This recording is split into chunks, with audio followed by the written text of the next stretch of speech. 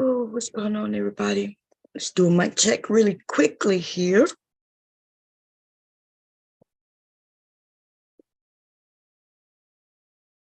Where the hell are you? Okay, there we go. There we go.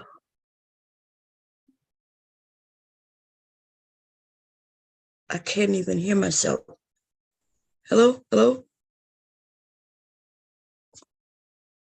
I don't have the sound down, do I? What's going on, everybody? Wow, that's the big delay. Boy, the delay is getting bigger and bigger and bigger. That is a huge delay. That's almost like usually I'm used to like a 3 to 5 second delay, but that seems a lot bigger than that. What's going on, Kira? So I've been thinking for a while. I really want to prepare for the summer. Hey, Kira, yeah, for the summer to what we're gonna do, because the summer, that's when we're gonna probably gonna be over here making moves. We're gonna be having some fun, and so I'm working on a few things, but I've been thinking about like how people are coming at some of the men. And so I decided we're gonna come. Let's talk business. Today we're gonna talk how we're gonna move forward.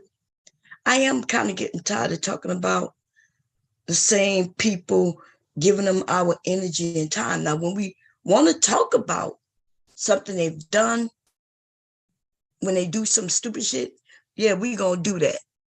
But I don't want to do that every day. Every time I go live, I don't feel like all I should be talking about is these dumbass niggas. I'm gonna be real. Okay. So we're gonna get back to where we was left off last year when we was talking about, like, remember we were gonna do a song, right? We were gonna have a Bomb Squad song. I was thinking about, how when the men go in other areas, they call them bomb boys, but I want to think about another name for that. I already thought about bombs beauties, maybe for the women, or we could come up with some other ideas, so I could call y'all the beauties and come up with a name for the men, you know, um, and and then move forward. Let's make it positive. I figure if I'm gonna do this, we can educate each other on different things, you know. Remember last year I was talking about having days where we talk about technology. It don't have to be a particular day, because I found that's where I was having an issue when I was talking about, hey, it's Tech Tuesday. But suppose on Tuesday I don't feel like talking about tech. You know what I mean? So I do think that I do want we could have some order. What's going on, Caitlin? Brownie?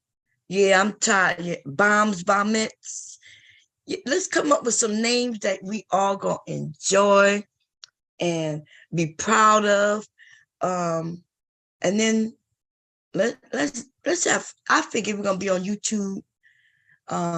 And it is our entertainment. Let's be real. This is entertaining for me. I know it's entertaining for y'all as well. And we can make it educational, entertaining. It could be a little bit of everything that feeds our soul, and that can even help us. You know what I mean? What y'all think about that? I'm gonna put the link out, and because I think I got stuck. You get stuck with these dumbass niggas. Every time we talking about them. And so some people were right. We're giving them too much of our energy. It's really low picking fruit. You know what I mean? Like, when I don't have nothing to talk about, I just figure, oh, we'll talk about them. We'll talk about them. You know what I mean? But then it leaves us stuck, because we actually are repeating ourselves. You know what I mean? I'm repeating myself to these dumb fools who really don't deserve not even 1 minute, not even a second of my time. Yes, I agree. I agree. It is they don't deserve 1 second of our time. Now, if they happen to creep over, like if they come over and creep in our space, then we will set their asses straight. You know what I mean? We will give them all the energy that they want from us. But when they're not around us, and not coming to troll us and egg us on, then we could be doing something else. Dude, what y'all think about that? Do y'all agree with that? Now, let's be honest though. It's going to be the drama that's going to bring the masses of people over. But I'm not really worried about the numbers. If y'all notice, I'm not worried about numbers. I just like a nice group of people where we could chill together, talk, have conversations. And what y'all think about that? Because, I find that lots of people, y'all know I don't look at the chat. I don't be caring. I just like you all. I like a group of people who, even when we disagree, you know what I mean? Like sometimes y'all, I be disagreeing with y'all just to give y'all a different angle to think about. So I'm really not really disagreeing with you. I'm just asking you this. I'm putting something on the table to make y'all think and stand firm on whatever you think. Like Kira. Hey, Kira. Kira comes up, and in the beginning, I noticed in the beginning, the women, if I said something, the women wouldn't disagree with me. I was like, I'm waiting for the women to disagree with me. I even started pushing them and getting on them. And now you ladies, y'all be like, nah, Miss Bomb. Y'all be like, no, Bomb. And that's when I was like, okay, now we're getting somewhere. Okay. Because in real life, y'all, just because a person is older doesn't mean they know everything. But more importantly, you can respect people and still disagree with them. You know what I mean? And that was when I watch some of you women, y'all are growing. You know what I mean? I feel like you go out into the real world, you will be able to stand your ground, and you don't have to cuss them out. You like Caitlin the other day.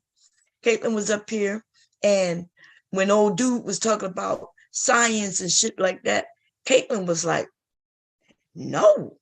She didn't even have to call him a dumb anything. She didn't have to get out of, because she knows what she knows. And she knows that she was right in what she was talking about. And so that's what I like when I see you women step forward out like that and just be like, no. I like that. Kira, that's you. Mm-hmm. Yeah. What's going on, Sapase? Yeah, Letitia, what's going on? I like when you women, listen, over here, I promise y'all, I'm never mad at y'all. I'm not mad about anything that anybody said to me, unless, I keep telling, every once in a while, you'll hear me tell you what I really get mad at. And that's the attack on families and shit like that, right? Other than that, y'all, when I sign off, I'm not worried about nothing. And us disagreeing, it's just us disagreeing. But y'all got to learn how to do that too with the men. Because when the men disagree, when they're giving us a point on how they think, because based on, us being here for a while, and I knew this even before I came to YouTube, because I'm married to a man, right? Forever, seemed like. But we think differently. And sometimes, even though it may seem like we are saying something totally different, we're actually not. For a lot of times, it's just a man, the way they think, the way they get to the answer is different than the way we get to the answer. And sometimes I notice that the women aren't paying attention to what the men are saying. You hear what he's saying to get to the answer, but you're not paying it. Like if he, like when Rue comes up and he says something that y'all think is outlandish, but y'all not understanding what he's actually saying. Y'all just don't like when he say things that y'all don't understand. But if you don't come from the background that some of these men and women come from, like, then of course you don't understand their thinking and their logic but it doesn't matter, right? Because the end result is what matters. Like, for instance, that woman who went on Kendra, and she wanted a man. She's like, I'm looking for a man. And Kendra said, well, what you want? She said, well, I'm looking for a dope boy. And Kendra was like, what? And she said, yeah. Remember, and then she mentioned, I'm going to find that stream. I'm going to go find that stream because it's always there. Maybe because I always talk about it. I always reference it. I always see them over there because she had those braces on. And that woman said that her man got to have a couple of bodies. And even Kendra was like, what? And I was like, God damn. You know what I mean? And then though you hear her and then she tells you a little bit about her life, and then you like, okay, you don't know anything about that life. So her frame of mind and the things that she's talking about is based on everything she's lived and experienced. So maybe she grew up where her parents themselves were in gangs and dope dealers. Like, when we run into those type of people, right? And when I'm not saying that in a bad way when I say those type of people, but I'm just saying people who are thinking in that reference, we don't know their background. Imagine when you grew up, all you know is gangs because your daddy in the gang. All the men who coming around, sitting around playing cards, they're coming to your birthday parties with their children. All those are gang members bringing their children because they like family. So all you know is that. And so you see these gang members as your protectors growing up. And then here you are, you're a grown woman, and yes, you looking for somebody like your daddy and like all your uncles and all them people who was around you growing up. That's what they know. But so skip all of that though. What is in common is the fact that she's looking for a man, just like other women. So we may hear all the what we consider, what we may consider bull crap or stupidity or whatever. However you think of it, the end result is she's still looking for a man to start a family. And so that's the example of, yeah, we heard her say she want a dope boy. He got to have a couple of bodies. We know what a couple of bodies mean. That means, he had to have at least shot a few people. That's how she knows that he gonna really protect her. In my mind, I'm thinking I don't want to be around no dude who shoot at people because that means people shoot back. But I bet you she keeps her. I bet you she locked and loaded too.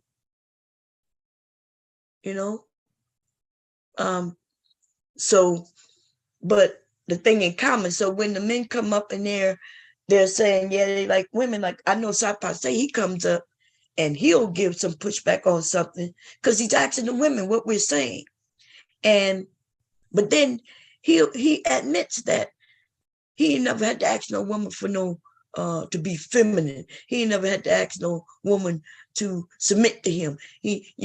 That's what I like about the men who come over here and be real. And sometimes though we prevent some of these men from speaking because we're like Sapasha came up here and he said something that most of us disagree with. I don't even know why. It's like we disagreeing with how other people live and how they see things. And then It prevents them from wanting to come up to participate. Some of the men get quiet. Some of the women will come on, and if devastating say something and think like a man, then bam, a couple of women will jump up and start, but what about this and what about that? Now, nothing wrong with asking. Nothing wrong with asking, what about this, what about that? But we got to be okay with the answers that they give. Because that is, you know what I mean? That is how we learn. That's how y'all, especially, that's how you learn how to even, first of all, understand how men think. They really, truly think different. The process, and they say this is scientific through the brain. Men uses more, one part of their brain more than women. Women, and then these men claiming that men are more logical, but that's not really necessarily true. Women, we we may overthink things, or maybe not say the word overthink. Maybe we think things through, and it's not even all of us, right? It's not even all of us. So, like I used to pull this shit up when the men used to say, "Yeah, men are logical." In fact, I pulled up so many, reports and articles and things like that that showed that women are more logical than men, and they explain why. Right? They mentioned that women, we multitask more, and that's due to us having to, because we end up having the children and having to do multiple things at once so many times. But remember when that guy told me on a panel that there are more women who end up on antidepressants and shit like that. Well, when he mentioned more, my thing was the reason why we may be more on antidepressants is simply because we go to the doctor more often and we seek help because we don't have no choice, right? If we're dealing with life and children, and especially if we got to deal with this all by ourselves, we can't just fall and give up, right? We may fall, but we got to get our asses off, dust our ass off, and keep them moving for the sake of our children and shit. And if not, if we don't do that, well, you see the people who don't do that. You see the people who fall and don't get up and dust themselves off and keep moving. They end up on drugs. They end up homeless. They end up, you could see them, they walking around mentally unstable, not really fitting in with society, right? Because they can't handle the pressure. This shit is really, y'all, life is hard. I know some of us, when I say that, you're probably thinking, no, not for me. Well, life is hard. It's not like you could just do what you want to do anytime you want to do it. You have to go with the flow of how they set this system up called society, right? So they got us getting up at certain times and going to work, and you're going to do what people tell you to do at work. And then all doing that, you may have other issues that you need to be dealing with while you're dealing with that, especially if you have a family, okay? You might have to be looking for a place for you to live. You might be having to figure out how you're going to even get the money to get this place to live. Or if you live in a place already, oh my God, rent is due. And this job that I work is not paying me enough.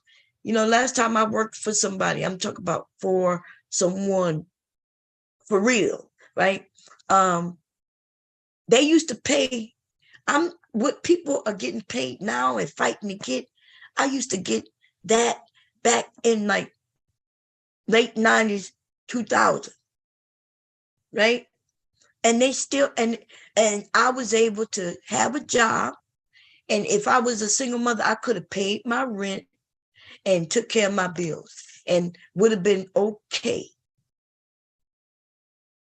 Right? Because the last time I worked for somebody, I was getting $15 an hour. And I'm talking about the last time I worked for somebody. I can tell you I worked for a company called the Associates National Bank. here in Delaware, right? Which then turned to the Bank of America.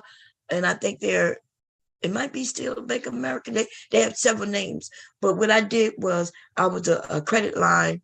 I increase your credit line to your credit cards, right? You called in, let's say you have a credit card and you have a credit line limit of $5,000.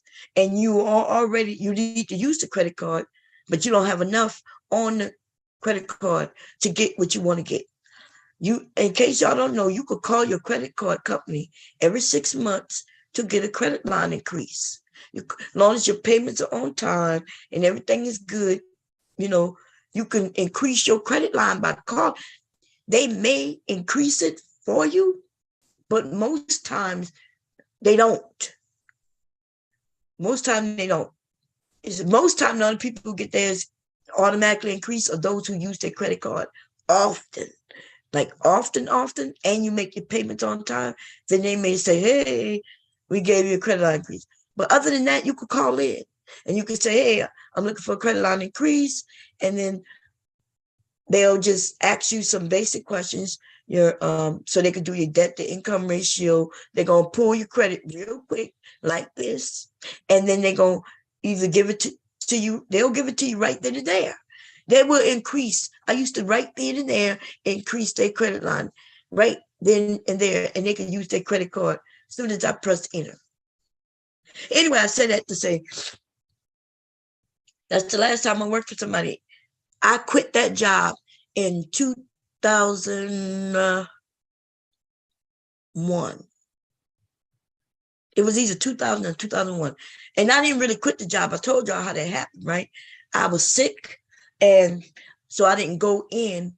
And then I was waiting for them to fire me so I could get unemployment. And the motherfuckers, because my supervisor liked me, he had a crush on me, right? He was a good guy. I don't even know if he had a crush on me. He would give me compliments all the time. He smiled at me all the time, but he never did anything or said anything inappropriate. But I could tell everybody was like, yeah, he like you, but he never did or said anything. Like, it was a white guy. Anyway, I did no calls or no show. I'm not even kidding, because I was waiting for them to fire me. I was sick though. I was legit sick. I was legitimately sick. And I was waiting for them to fire me. And because he had a crush on me, he never fired me. I mean, no calls, no show, no nothing. I had to call in and tell on myself.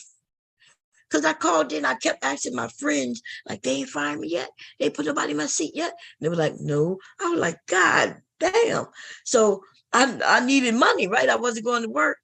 So I was like, I'm going to call HR and report myself. I did. I called HR and say, hey, I haven't been working a while, and I want to make sure when I come that I can scan my card and get in.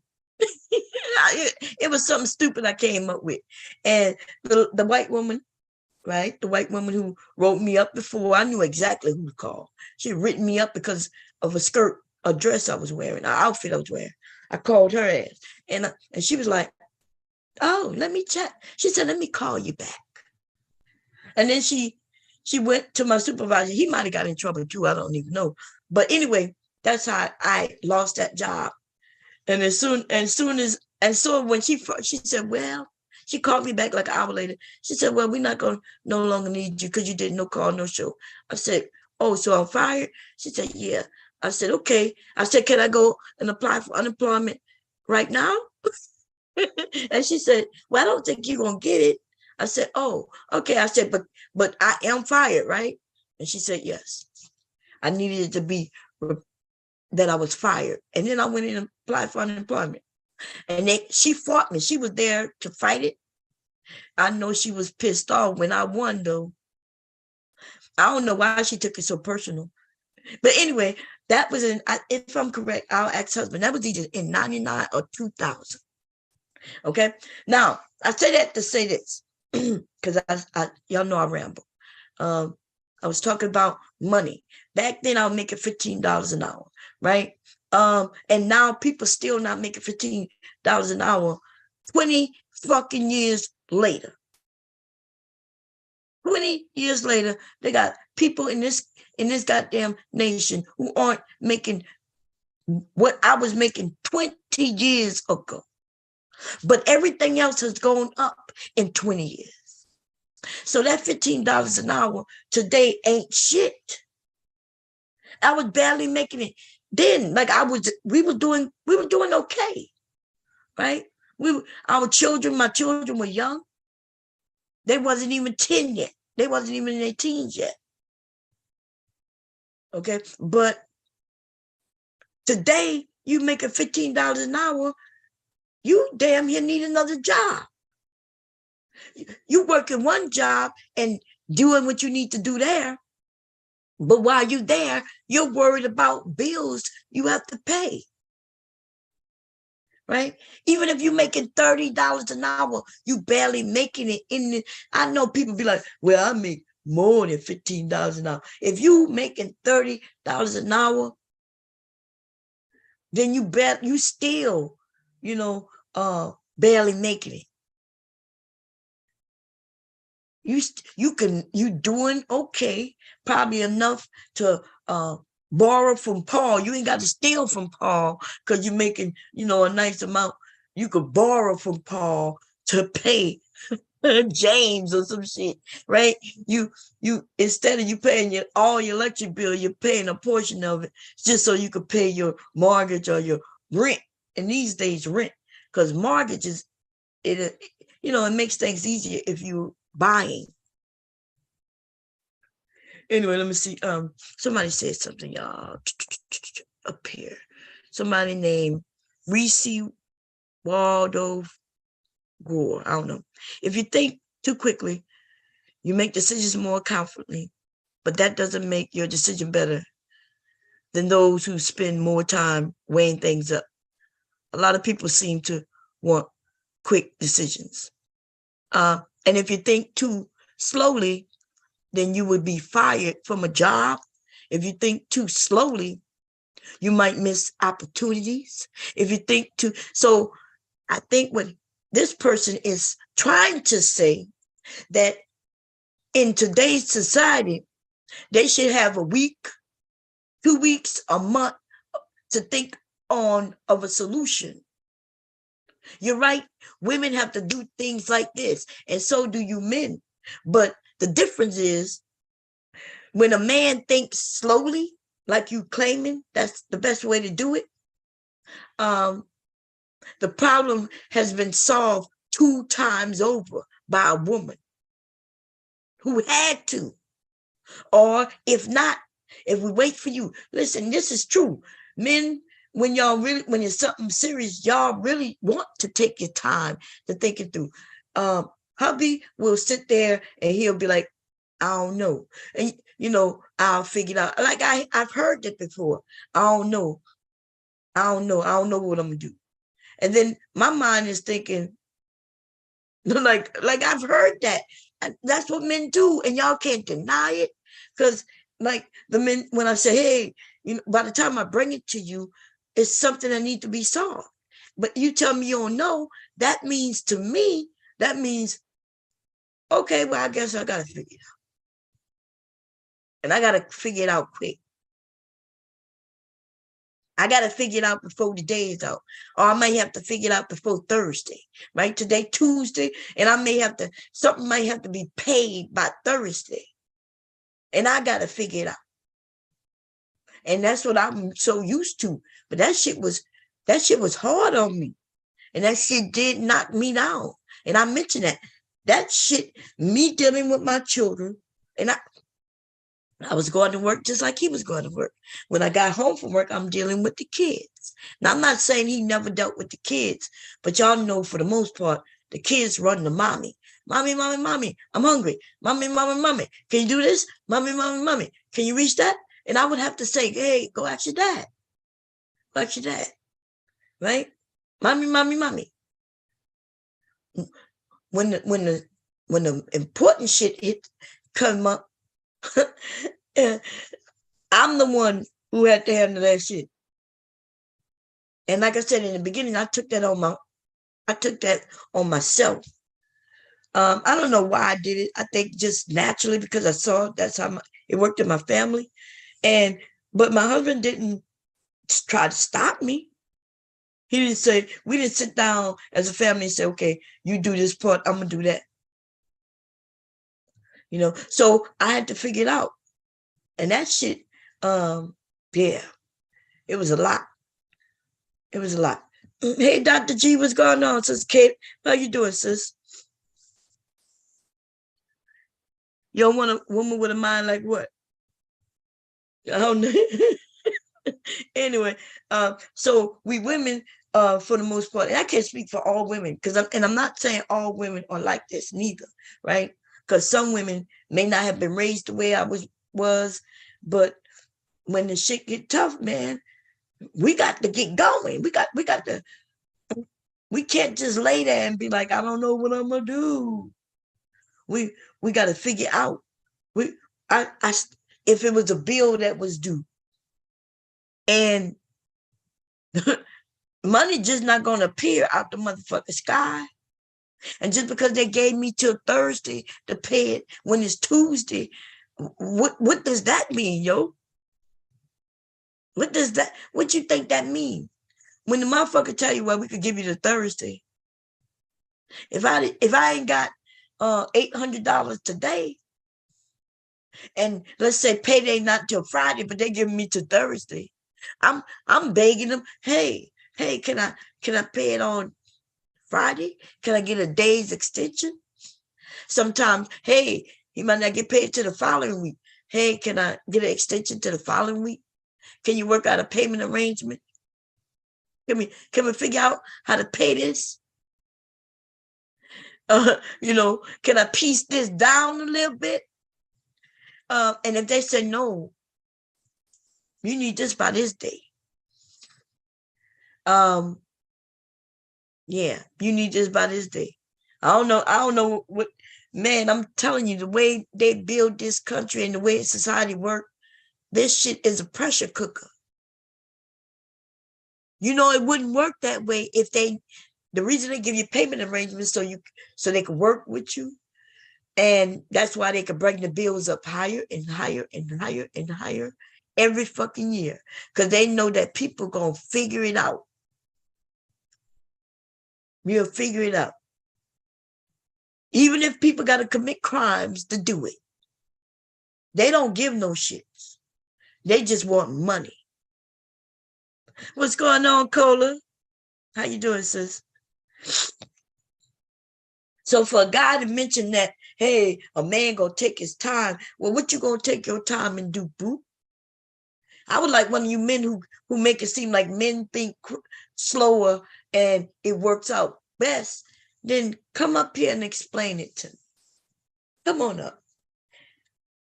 Today, Tuesday, the bill is due on Thursday. You get paid Friday. They won't extend it the one day. Come up here and tell me how you gonna get that done. Tell me how you gonna get that done. Most of you men, especially if you're single, you don't have not one clue. Because if you couldn't remember, if you couldn't borrow it, you already knew that before you called them to ask them for an extension. You probably already know that you can't really reach out to your parents, right? Because they don't have it. Everybody is damn here in the same predicament, unless you have a family member who really have money like that. You know what I'm saying? And you have a relationship with them. And then you men, even if you do, men have this ego thing. I'm not even saying it like it's negative, right? But you do have an ego that even prevents you from asking for help. And here we are, I'm a woman. Shit, I might not want to ask family members for help or come and ask friends for help, but I sure will start figuring out who out there giving help for this, who giving help for that. Help that's real help. Help alone isn't really help. I guess it's a little help if you got to pay some shit back. Because now after you done loaned the money, I want y'all to be with me. Y'all gonna know what I'm talking about. Even if you borrowed money from a family member, you promised to give it to them Friday, but you need it before Thursday, for Thursday. If you got to give all that money back on Friday, you may have been able to keep the water, the electric, or whatever on, but now you right back where you started. Because now you got to figure out how y'all gonna eat until the next pay period. Now you got to figure out this, that. So listen, for those who like to play and act like life is all gravy, cool. Nothing wrong with living in your delusion, as long as you keeping everything going and smooth, and doing your thing, or living with your mama while you acting like you bossing and six-figure earner, like somebody we know, right? That nigga would talk about, I'm rich, bitch. Mom, you dumb, bitch, you dumb. That nigga went on Kendra G over there with his eye swayed. He kept it swinging. His eyes was really swinging. That nigga eye was swinging from left to right. But he been telling us he's rich, drive a BMW and all that. Come to find out, we find this nigga through his own channel showing that he ride a bike to work. And then he don't really have no job. Right? And then he went on there talking about he need a 10, nothing less than a 9. While this nigga is a negative 90. A nigga is a negative 90. And look, I could quantify the numbers I give men. I don't even really give men numbers, but I bet you I could sit here and quantify why that nigga is a negative 90. You men, when y'all give women, well, she's a 6. Somebody gave Beyonce a motherfucking, I think, what it was, said she was a 6 at best. They gave Kelly Rowland a 7. That was Kevin Samuels over there with his bum, broken body ass, disease-ridden ass body. We know the type of men who put numbers on women. They're ill and sick. And now we know why they do that. And I don't understand these men who say they're so logical. Well, why you can't see that, baby? Why you can't see that the man who started this, where y'all got together and now collectively want to give numbers on women, why the man who's, who got y'all doing that, you don't see where he was? This nigga was, he made $15,000. I think in 20, what was that we pulled up? 2017, $15,000. We pulled up his 1 year he made $8,000. He couldn't even this nigga was claiming that he couldn't even pay his child support. He didn't want to give no he went to try to get his child support reduced. That's what he tried to do. Black Republican Kelly Rowland was given a 10 by Kevin Samuels. Well, I could pull up the video where he did not give her no motherfucking 10. In fact, he's the only person I ever heard him give a 10 to was himself. Now, don't make me go pull up the goddamn video, nigga. That nigga was calling black people ugly, talking about the symmetry of our faces. He called black women ugly. Now, if you call black women ugly, by virtue, just based on calling black women ugly, damn well you calling black men ugly. The only person he gave a 10 was himself. Which he proved my point that, yes, everybody should be giving themselves a 10. You should hold yourself in high regard. Okay, that's what you should be doing. But but at the same time, you shouldn't be tearing other people down. If you don't give yourself a 10, nobody else gonna give it to you. Okay. So I don't know what to say. That nigga was disease written as fuck over there. The men do that because he's thinking how it can affect you and him or the entire family if it goes negatively. So wait a minute. So the men, let's say this, he will die. What you mean? The men is thinking how it affects the family negatively. What the fuck y'all think the women thinking? Y'all say some weird ass shit.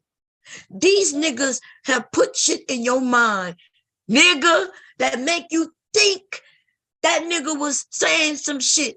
What the fuck you think the woman is thinking? You don't think she's saying, if the lights get turned off, how that's going to affect all of us, the kids and me and everybody? That nigga told y'all, well, yeah, the man got to think about how it affects the family. And everybody was like, yeah, he's right. Oh shit, this man's a fucking genius. See, that's why Kevin couldn't pull that shit on me and others. He couldn't pull that shit on me, Cynthia G, Taz, Angela, who's Black Woman Spirit, anybody who wasn't afraid to get that nigga any pushback. Any of us who was on the panel with that nigga. It was only a few that would get that nigga pushback because these niggas was dick riding and dick sucking. But the rest of us, though, we would say, well, what you think the woman is thinking about? And then he would get silent. The fuck you talking about? The men got it. He thinking about how it's going to affect the family. What the woman's thinking about? She's the one, especially if she's a single mother, she's the one who making sure the family stays straight. She's the one who figuring out everything. She not over there just thinking about herself. She didn't put the kids out and living by herself. You know, women could give their children up for adoption. Did you know that? But these niggas gonna act like women just care about themselves and they don't care about nobody else. Now look, they got some young mothers who are young and still trying to figure it out. She might not be doing the best the way you think the best is. Like you say, her hair is done, but her daughter's hair not done. I think about that. And if I had daughters, right? Let's say I had a daughter. I don't know how to do hair. Like in these stylish ways, right? So if I had a daughter, but I go to work every day. Yeah, you might see that I went and got my hair done. I would go get my nails done, right? Because I have to look a certain way to work the job that I worked. But if my daughter's hair wasn't done because I got to wait until I get the money to pay somebody to braid it up and give her fresh braids, then some of you niggas will be like, the mom always looking fly as she go to work and the daughter need her hair done. Okay. Wow, what is this gay ass dude talking about Kevin was a 9 and Meteor Couture is an 8? My man said that shit like that. Gay ass. What's going on? Who said that? Black Republic. In the How chat. you gonna rate another man talking about he was a 9? Kevin was not a 9. The wall fell on his ass. What are you talking about? Dumbass. He stayed twerking in the chat.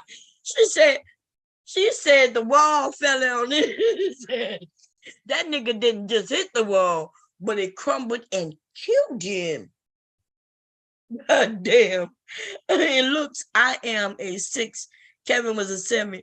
Samuels was a 9. Mediocre. You over there really giving niggas, Black Republican must be a woman. There's no mother. Look, I need to save that comment. Let me go grab that comment real quick. Wait, because them niggas like to delete shit. Y'all grab that shit. It's gonna take me like a second. These niggas will definitely rate other niggas. I ain't never seen such a thing before in my motherfucking life.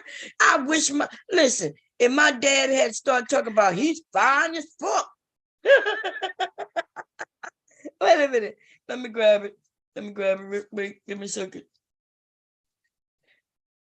These niggas, man. Black Republican must be a whole bitch. Okay. And looks, I am a 6. This nigga gave himself a 6. And he said that Kevin was fine as fuck. He's a 9. and mediocre tutor is an 8. And so is Sneeko. I sent it to you, Mom. Okay, thank you. God damn. Oh man. It's great if a man call himself a 10. A dime piece always referred to a woman. That's what it man, do y'all see this man? This dude, they gotta be a woman. Black Republican, you are weird and have low self-esteem. Get a life coach or mentor. I'm worried about you. Why you put yourself down? That's what I said earlier. Like, I understand why Kevin gives himself the 10.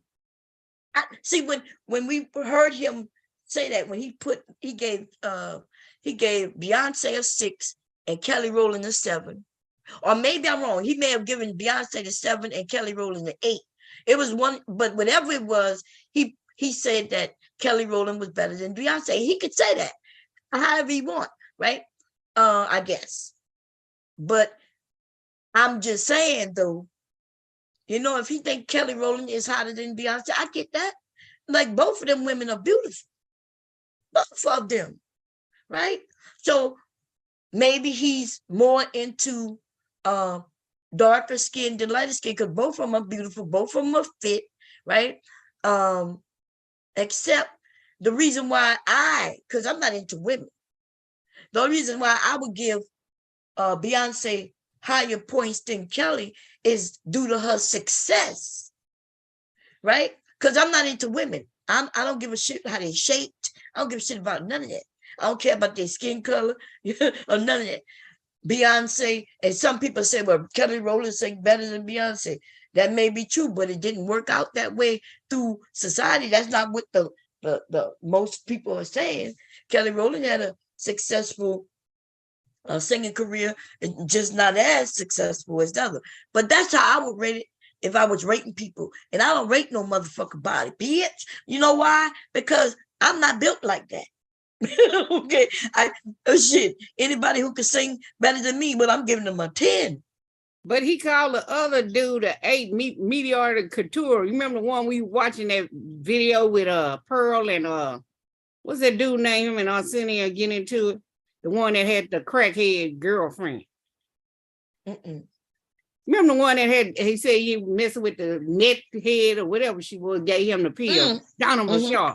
Remember we were watching that video? Oh, yeah. The other dude that was sticking his booty out, that's who he gave an 8 to. Oh, okay. I got you.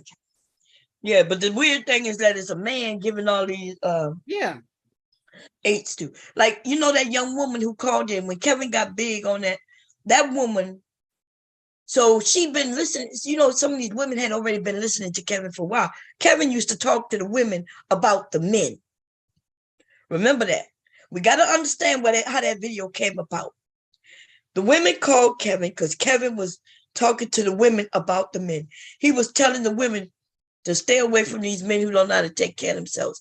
He was talking about how these men don't care, how they're not dressing to impress. He would tell the men, hey, you're supposed to dress a certain way, smell a certain way, like fake it until you make it. That's what he was telling the men.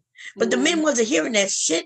I remember a whole discussion with them men being against Kevin when they were saying, why would I buy a suit when I don't wear suits? But Kevin kept saying, no, you wear a suit. Wear a suit. I remember Reg back got him over there talking about, nah. Why I gotta buy a suit, man? You know what I mean? Rude, no, I'm telling the truth. Yeah. Okay. So they wasn't against him, like beating up on him or anything like that, but they was not buying what the fuck he was selling. Now there was some men who was trying to buy what he was selling. Let's go take a look and see how that worked out for them. Hold on. We're going to share the screen. I don't really need the sound, but because we're going to take it off of YouTube. We're going to go to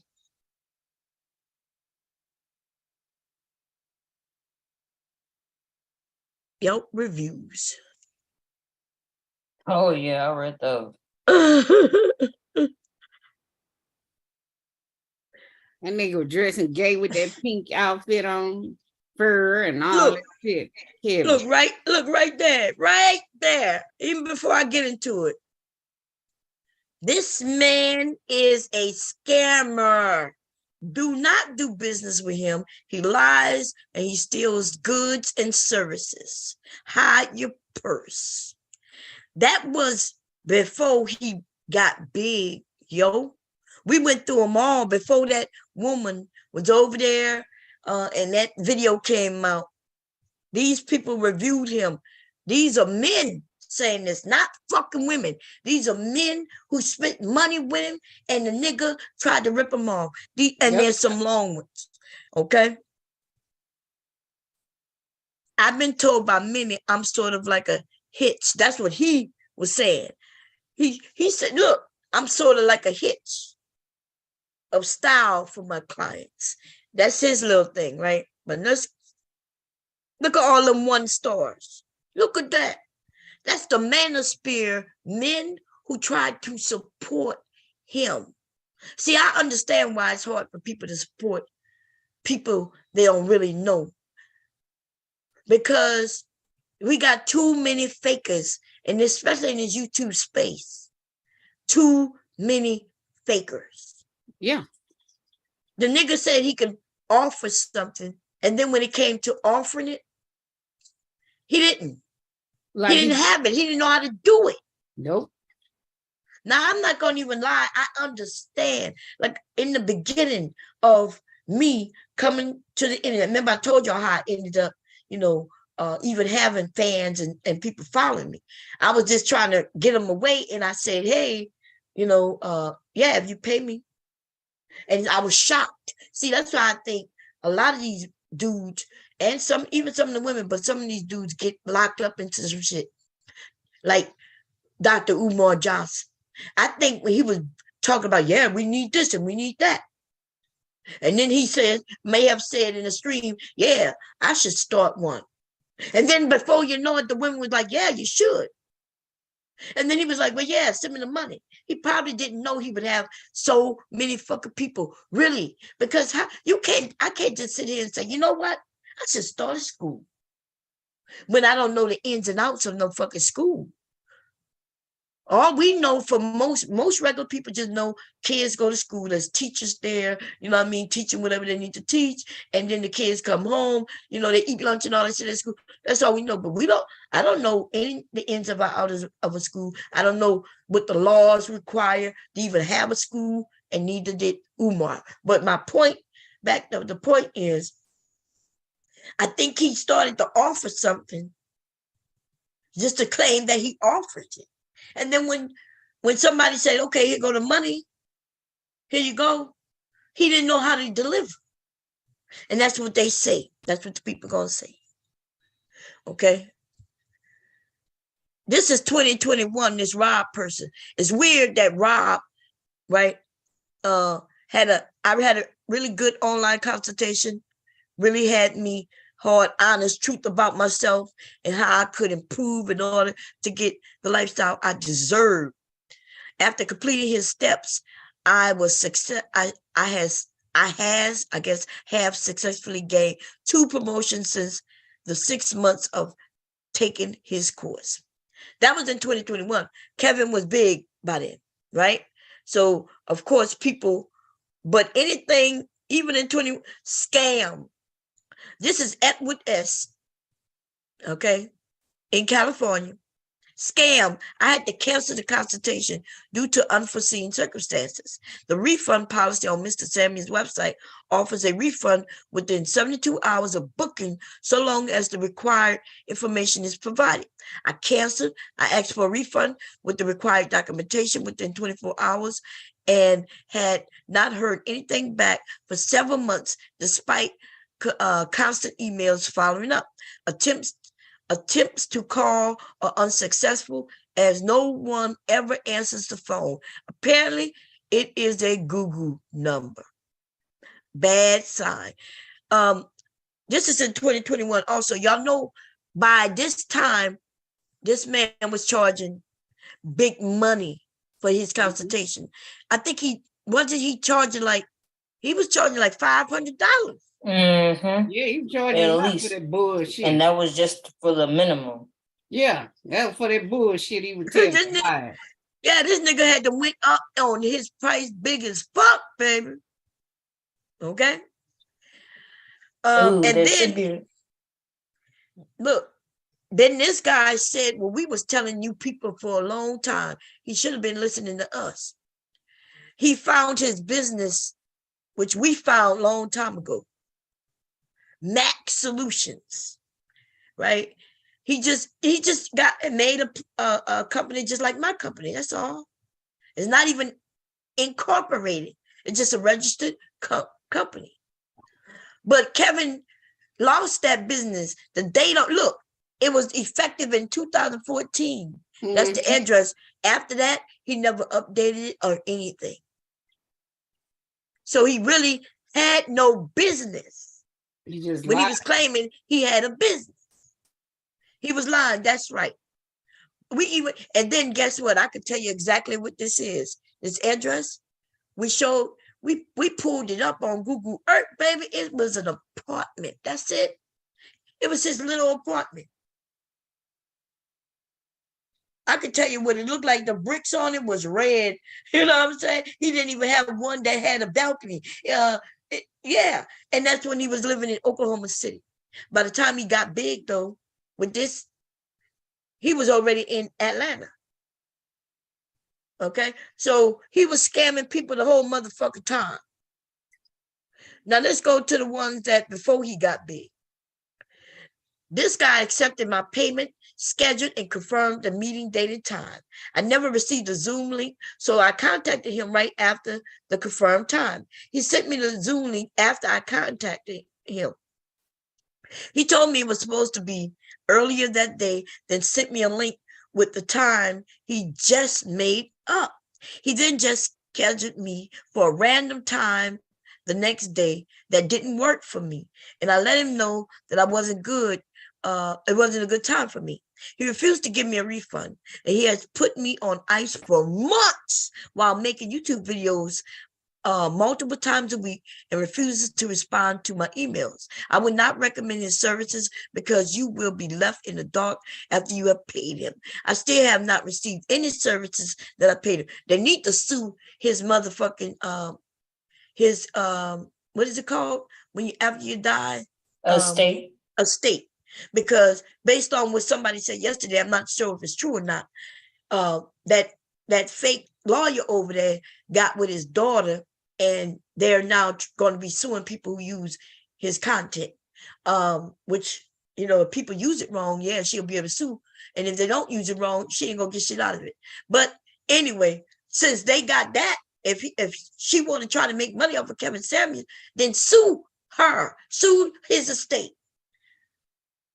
Sue his estate and get your goddamn money back. Okay. So for you niggas who like to love on Kevin Samuels, this is, look, Kevin Scammuels. That's how, look, that's what we started calling it. That's what this elderly man name should be. My husband was scammed by him. He will try and upsell you services on top of what you already mediocre production that he tries to sell you. This man is really a freeloading bum. He's a fraud, and if you are looking for an authentic professional with real credentials under their belt, I suggest you run in the opposite direction of this charlatan. That's 2020.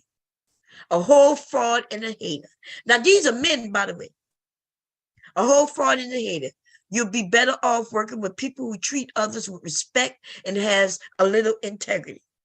Now, so Kevin he would say, yeah, you're fat. You need to lose weight. Thank you for the money. Bye-bye. People pay him.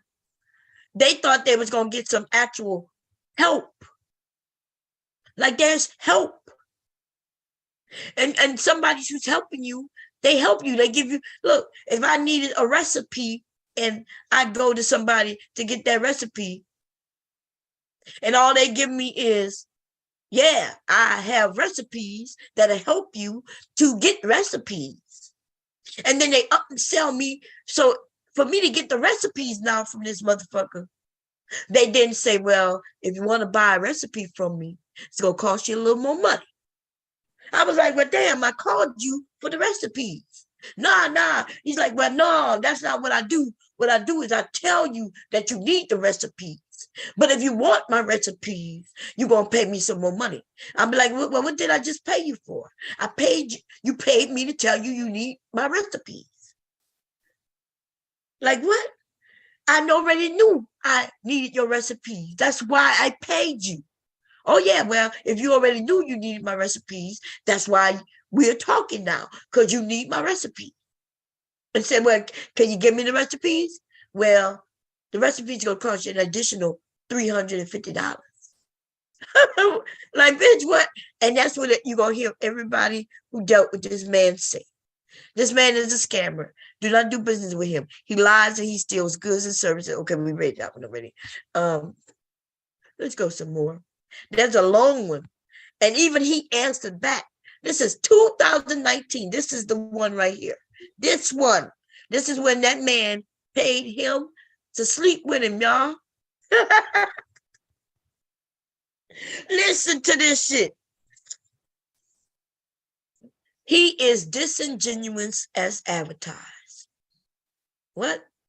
He is a disingenuous as advertised. Anyway, I have been following him for years and supported him. Upon paying for the attending 2 MITs, one in Atlanta and one in Dallas, where I paid to stay with him. Yeah, I read that one. He paid to stay with him as a VIP, a very important person. Listen to where this is about to go. He paid to stay with him. Like me, like they were going to share a room. Okay? The hotel room. Where at the second MIT, he tries to upcharge me $999 an hour and demanded I pay it. I said I could not afford it and walked out and got a hotel and Airbnb for 3 nights in Dallas. Now, in case you missed it, Kevin sold this man a package, right? And he charged for 2 MITs.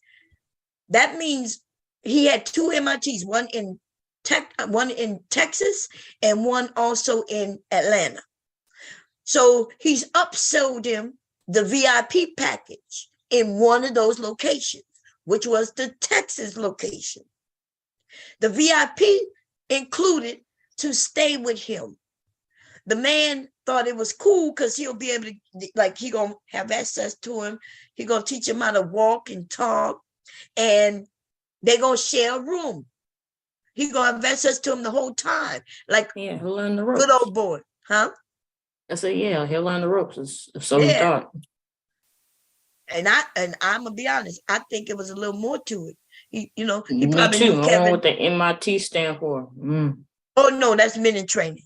The more to it is the fact that why would a man want to share a hotel room with a man? With another man. Know. Yeah, that's that right. part.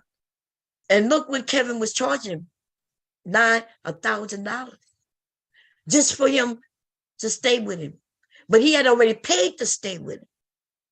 That man had already paid for the package. And then when he got there, Kevin said, oh, if you really want to stay with me, you got to give me $1,000 for the night. But the man had already paid to stay with him already.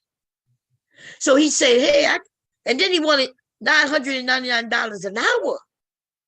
An hour.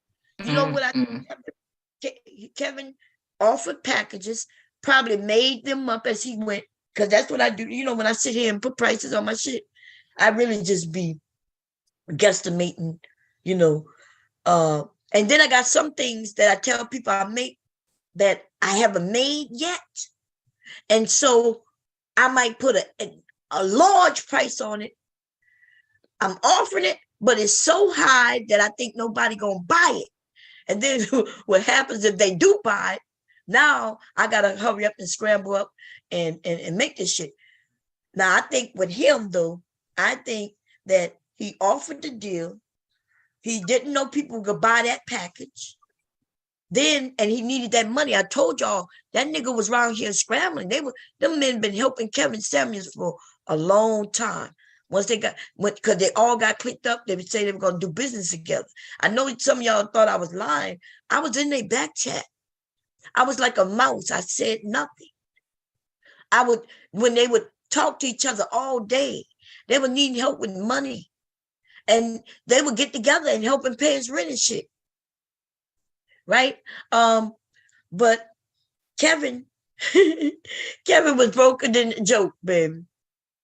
Broken in a joke. And what the people didn't like the fact is that, like that other man said, that he wouldn't do what he was supposed to do with him on the phone, but he was always making YouTube videos, always on live streams and shit like that. When he could have just got on the phone with him for 45 minutes. You know what? Why wouldn't Kevin do the phone call for 45 minutes that somebody already paid? You know why? Because he knew he couldn't do it. He couldn't perform. He couldn't give them what it is that they wanted. Because I swear to God, like if somebody give me a couple of $100 for me being on the phone with him, I'm getting on that motherfucking phone and get it over with. This nigga avoided people altogether. Okay, so in this case though, he said he already paid Kevin to stay with him when he went to Texas. He already knew he had a room because he was supposed to stay with Kevin. But then Kevin probably met him in person, wasn't sexually interested in him, and then he said, nah. If you want to stay with me, then you gonna have to pay me $1,000 an hour. $1,000 an hour. That is, y'all know what $1,000 an hour is. Y'all know what that is. I know I do. I could go and show you some women who charging that $2,500 an hour. You know what I'm saying? $1,000. It just depends where it is, what she need, and shit like that. But you know, it's 25. The lease right now is like $2,500 to $3,000 for 45 minutes to an hour for one of them women who go city to city. This nigga wanted $1,000 for an hour. And y'all try to act like this nigga not gay. Y'all got me fucked up. What the fuck this man can offer you for $1,000 for 1 hour? A lawyer don't charge $1,000 a fucking hour. Unless it's like some, like you know, some, that crump dude, which, you know, and shit like that. And even he not $1,000 an hour. It might be something like, you know, a couple of $100 an hour, $350 an hour, $500 an hour, but $1,000 an hour? And this nigga didn't have no background and nothing. He don't even know what he's doing. He ain't got no certificates, no degrees, no nothing. So anyway, y'all can act like y'all know this nigga was bending over for money. Fuck out of here. Living with men and all men. That nigga was living in a home, damn near like a homeless shelter. And you bitches want to talk about this me. This man was a high value man. This nigga was the lowest of low. He was really one step above homeless. What nigga rents a room in a house full of men?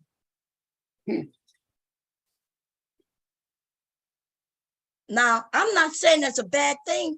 That's what elderly people do when they want to come together, a group of people who just not, they just trying to get it until they make it and shit, until they find a place, then they move to a new city and shit. Kevin was living in Atlanta for quite a while. And he was on here talking about he's a high value man. And then the thing about it, I would have some empathy for him if he wasn't such a dirtbag and a nasty motherfucker. That's all. Anyway, here we go. So he demanded that he paid it. Demanded, and I listened to the rest of this story. I said I could not afford it and walked out and got a hotel and an Airbnb for 3 nights in Dallas. He is every bit of condescending and disrespectful as advertised and makes stuff up as he goes to line up his pockets. After MIT was over, he calls me on Google saying I owe him the full rate of $9.99 an hour for the 5 hours I was VIP. Y'all hear this shit? He just listen to what this man said. He said, I owed him the full rate of $9.99 an hour for the 5 hours I was VIP with him on the first day before I walked out and had to pay again for accommodations. When I paid $6.99, which was agreed for the VIP for 3 days. See, he had already paid him $699 for the VIP for the 3 days. But when he got there, Kevin said, nope, $9.99 an hour. Anyway, he said, when I paid $6.99, which I agreed for the VIP for 3 days upon arrival at his request, and then tried to upcharge me. He is not trustworthy and dishonest, a snake oil salesman at best. He is only concerned with lining his pockets up. He will never get any support from me again. If anybody needs proof of my claims, I have proof of messages and everything of our correspondence. It's time to put an end to this disingenuous business and people that conduct businesses disingenuously. However you say that word. And this guy put his picture up. This guy, I have his picture. I know him. I contacted him. Young motherfucking man, met up with Kevin so Kevin can dress him. And he ended up dressing him like a fucking fool. Like he did, what's his name? He did that to a few people. What's his name? G Boogie? What's his name? C Boogie. C Boogie met up with him and said Kevin tried to dress him in some shit that he would never wear. And C Boogie is fly in the motherfucker. Even though he told that story about getting his booty licked. Yeah. But he's a good looking man. Yeah. He is a good looking man. I am not gonna lie. Okay. Yes, he is. So that's that one. Oh, and by the way, Kevin responded to this man. Looked like he took it down because we used to use it. We used to use it. Where is it? He responded to this man. Look at this. This is a white man. This is in 2016, y'all. In Kevin City. That's how you know this was a local guy. Because Kevin used to lie and say he had a boutique. Kevin worked at a boutique. Kevin didn't own no boutique.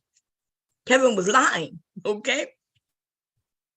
So this guy says, would not recommend the service. Pricey for what you get, and if the owner can't sell you on more services, he won't even finish the services you paid for. Not a good value. That's why I say these niggas, everybody above who had the same kind of complaint are stupid. Because right here, a white man told you this already. Okay? He told you that if he can't upsell you on things, your call is just so, like I said, the call is just so he can sell you shit. When you pay him $600, all you paid for was to get him on the phone. If he tried to sell you other things and you don't go for it, you don't even get the service you thought you paid for. That's a shame. So this man says, he won't finish the service you paid for. Not a good value. He edited it, and a couple of days later, the fact the owner feels like he has to write a book to finish. So this is what his original statement was. Kevin answered. Look what he answered with. That man wrote that one little thing, and Kevin wrote all of this. Look. Now let's see what Kevin said. Oh, I think Kevin he said, replied back to him. huh? The guy, I think he replied back to him at the bottom. That would be the same picture. No, the guy replied back to him. Yeah, he replied to him right here. I'm reading it in order. The man wrote this one little one. Oh, two, that's a different picture. Okay, yeah, never mind. Yeah. I don't know about the picture. I can go down yet. The man wrote this little sentence right here. That little bit right there. And then Kevin wrote all of this. And then the man wrote this in reply to Kevin's reply. So I'm going to read it in the order. Kevin says, thank you for your review. I checked yours and they are all bad. Obviously, theirs is a distinct pattern. As with any business, there are three sides to the story. Here's mine and the truth. Okay. I kept all documentation because I anticipated this from this client. After providing this client upwards of 3 times the amount of service and time and services he paid for, services in which he acknowledged his pleasure, drove to and fro across the city. See, this was in person, y'all. This wasn't over no phone calls. This was in person. He said he drove to and fro across the city, fielding his calls at hours being past closing, and the whole host of the other things responsible business owners do in an attempt to satisfy each and every client without being paid for my time. When I told I would no longer provide him with such services because nothing ever seems to please his inflated expectations, he now resorts to a smear campaign. Upset because I refused to work for free. So what happened? So I spoke to this person, right? So this is how the story goes. They met in person. Kevin was claiming that he could dress people, right? Remember that this was the cologne and dressing of people. But when the man went there to get dressed, Kevin took him to the boutiques, different boutiques, and he would try to dress the man. But the man didn't like how he was dressing him. He was like, nah, this is not my style. Nah, this is not my style. Nah, this is not my style. So, but remember that Kevin doing what he was doing, he was guaranteed that he could dress people, right? And he also was saying that, you could get up to so many dress styles. One for work, one for business, and one for when you're going out, some shit like that. That's how he would upsell you too, right? He gonna say he gonna spend time with you, and at the end, he gonna have you dressed up, right? And he kept they kept meeting up, but the man was like, "Nah, I'm a man. This is not my style." And then Kevin just gave up. That's how he knew this man was gonna be, because he couldn't dress him. Kevin is a gay guy. But then not only is he a gay guy trying to style straight men, he don't even have the training, right? I'm supposed to tell you what it is I do and my style that I like. And you as this person who's going to dress me, you're going to take that into account and then go get me some pieces that match what I say my style is. But Kevin didn't do that. He wanted to style people the way he dressed. And that's what happened here. So Kevin is talking about how, I couldn't dress him. You know, he said he didn't like this, he didn't like that. And I kept trying and trying. And so then he said I just wouldn't work with him no more. It's not this man's fault that you didn't really know how to do that job. You see what I'm saying? If you know how to do your job, he would have already had the boutique. Once this man say, well, I like this type of style. I'm more of a rugged man, but I do want to, I have a wife who wants, who's in business, and sometimes I have to go with her places. But he's a rugged man. Kevin should have then decide on, okay, this is his style. What places do we go to buy clothing that fits what he needs? But Kevin wouldn't do that. He was taking him to boutiques, trying to sell. Okay, so this was the scam with Kevin. Kevin was he was a salesman at a boutique. Remember? He was taking the men to the boutique that he worked at to sell them clothes. But if that boutique didn't fit your style, then he couldn't sell them nothing. He have no other place he could go to and sell. He couldn't go to all these different stores. He have no backing, no background, or no how should I say it? Relationships with other boutiques and other companies where he could bring clients in. If he was smart, that's what he would have done. But Kevin is nasty. Kevin don't go in a place and say, hey, my name is such and such, and this is what I do in the area. I'm wondering, can we do business of some sort where I bring in clients? You going to get sales. I'm going to be doing a business, and I'm going to give my client an experience. That's what all he had to do, to go to some of these places and say, yeah, because the company going to make money, right? Because you're going to buy the clothes from the company. Kevin going to make money because he's doing this. He's consulting and giving these people a hand up on how to, on their clothing, on their wardrobe. Everybody would be happy. But Kevin, it was dumb. And he was doing something he didn't know how to do. And I understand in the beginning when you might not know how to do it, but you figure it out before you start charging people $80+ an hour. Okay? Kevin sure took the money though.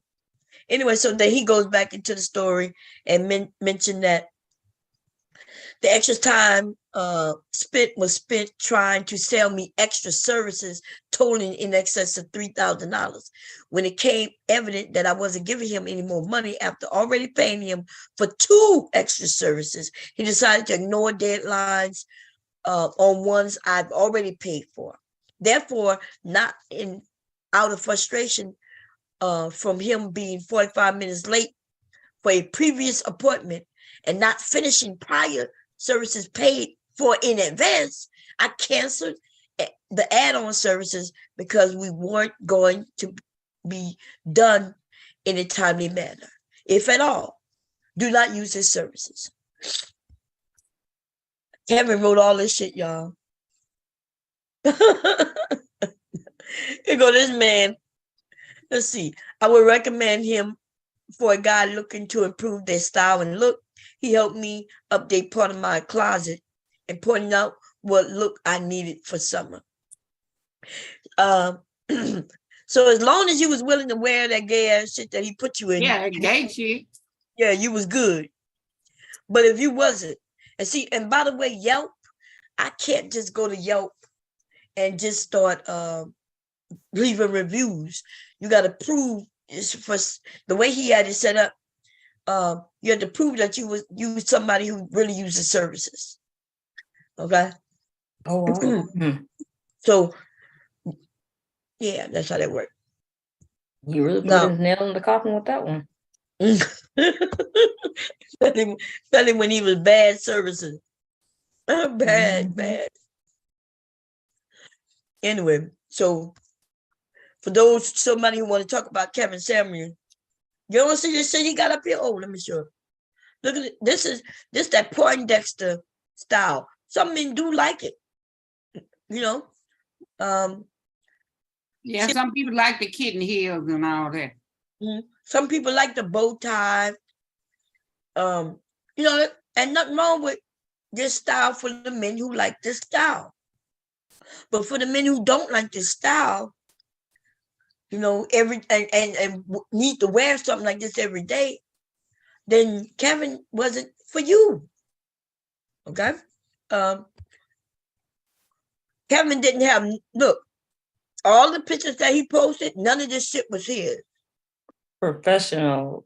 He grabbed photos off the internet. Yeah, photos off the internet. And because he didn't dress men like this. Still photos, that's what it is. There you go. Trying to figure out the name. Yeah, this definitely isn't his style. Yeah. His style is that one that you saw on the front, that bow tie shit. Like this one. That's not even his that's style. the one. Yeah. But yeah, Kevin was, and I like in the beginning, I understand in the beginning when he's getting his business, you get some stock photos and you put them up and you say, hey, I could do this. But we seen Kevin Samuels and how he dressed. And I'm not even talking about after he made the money, because after he made the money, he didn't dress himself. Somebody else dressed him. You could tell, because that style is completely different. Okay? Listen to this right here.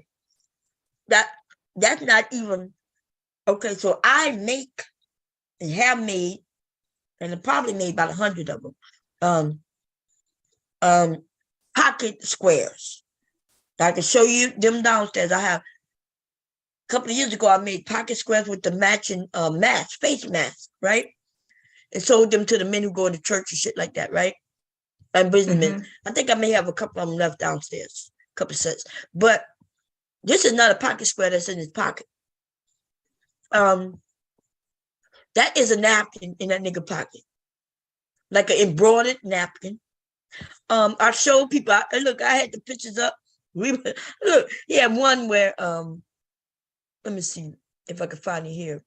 I don't feel like going through my, what you call the money. He had one, like the embroidery on it was really nice. But I was like, Kevin got this out of his grandma's kitchen. It was like the, you know, I'm talking about like the embroidered napkins that your grandmother may have had sitting under the plate. It depends. You know, everybody didn't have a grandmother like that, but that's what this was in his packet. And it was nice. So he folded it up and put it in his pocket. Because pocket squares cost money.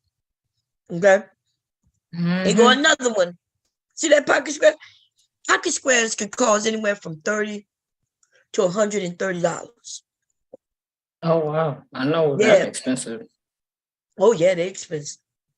And you know he couldn't afford that. So, you know, this is too big to be a pocket square.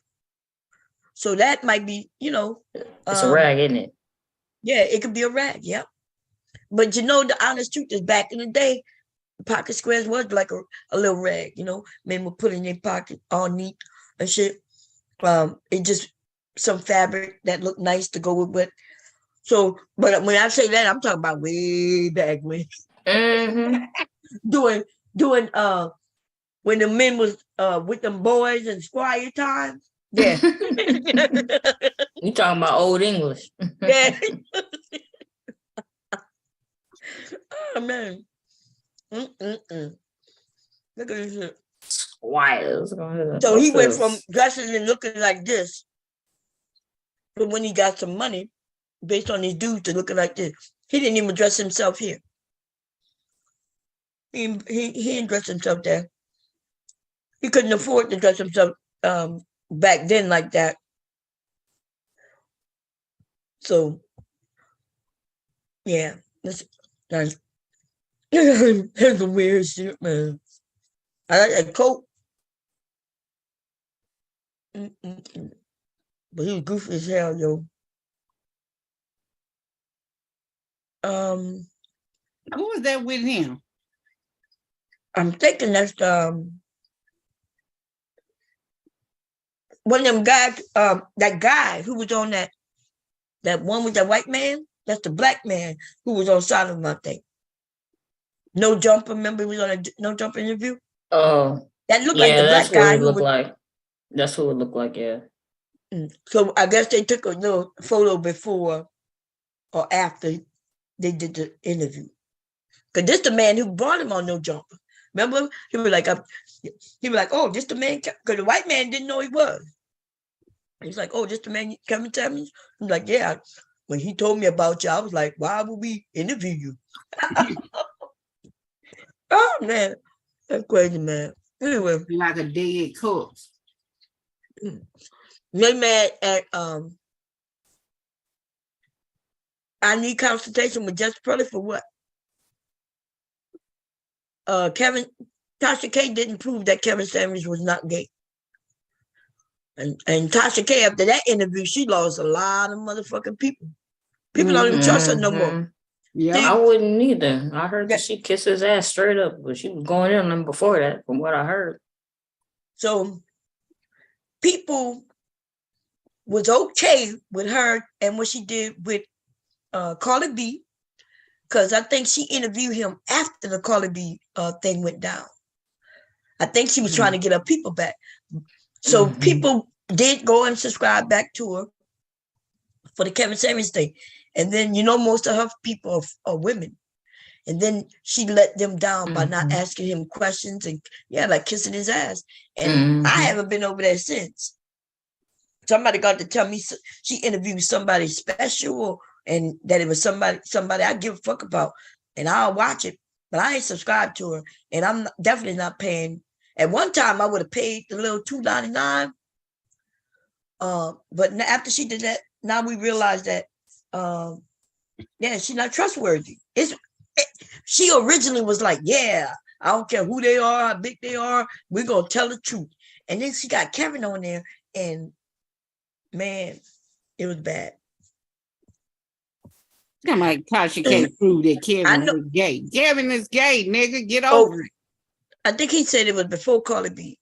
I think it was after Carly B. Because I didn't subscribe to her because of Carly B. Won't you just already stick Kevin dick in your mouth? Go to the grave and get his dick and stick it in your mouth, Black Republic. It don't make no sense. He said somebody who paid, he said Jess Pearly paid for, Jess Pearly was already big in another way. Didn't you ain't see that Jess Pearly was big, right? Before she went on Kevin Samuels, you dumb nigga. She was over there. She was over there with her boyfriend. And they were big on TikTok already. So you're lying, dude. Oh, okay. It's TikTok. I knew she was big. I just didn't know where it was. I knew it was YouTube. Yeah, she was over there on TikTok with her boyfriend. So I'm telling people, please stop asking me about her. I'm not dating her no more. Yes. I like the way he did it because he's a young man, and he don't want women thinking that he tell that after they break up. So he was slick with it too, and fun to talk about. Help me.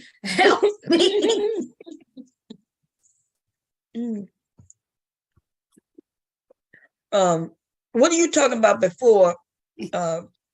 Black Republic, what are you talking about before what? The Carly B thing had been going on for years, a couple of years, dude. What are you talking about? I thought it would have died down by now. I'm surprised it's still going on. Because she want her money. I don't think she really care about the money, but she gonna keep bringing want my money, Proving a point. Tasha K keep on saying I ain't got it. She done made some shirts say I ain't got it. And made some merchandise off of I ain't got it. What you talking about? I ain't got it. Ain't that something? Yeah. She gonna make that money. She gonna make it. If she's more, I remember when people messing with her. So she'll make it.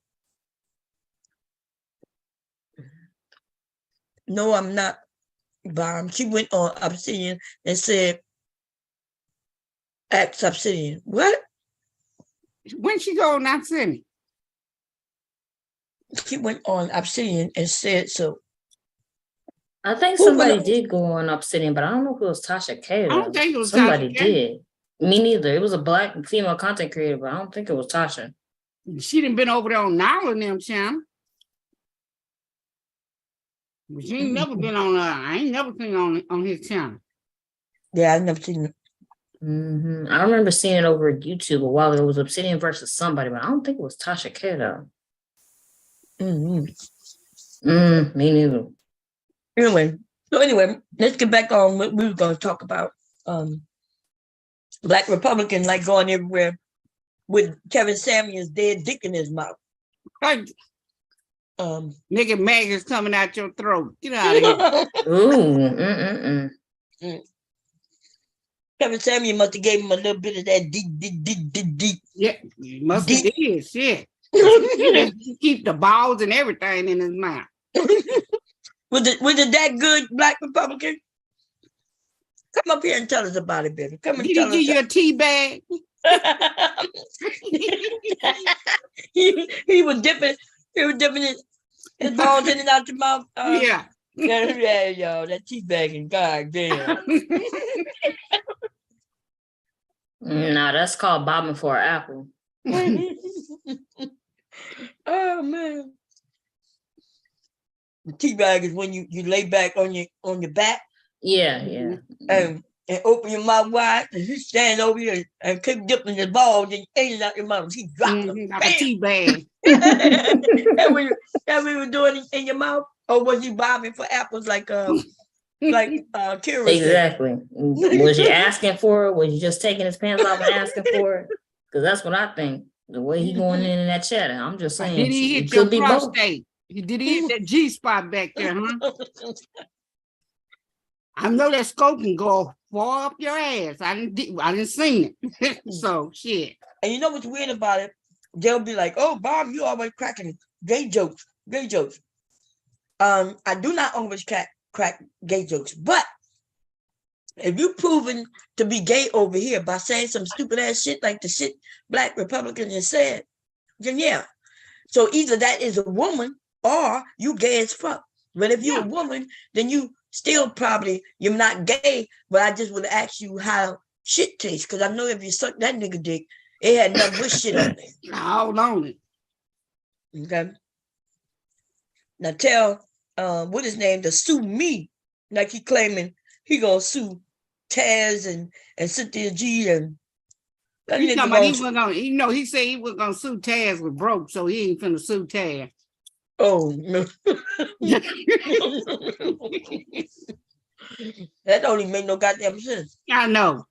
Because lawyers don't sue because they broke to get money. They suing to make a point. He was suing me even if he broke. But his dumb ass is over there trying to get money from the men. So he gonna say, for me to sue these people, to make them stop talking about the passport bros, I'm gonna need y'all to send money. Good name. And then you can't stop nobody from talking about the passport bros. I mean, I don't know. you can't stop nobody. But y'all need to get sued where y'all talk about Black women. We can all get together and sue y'all.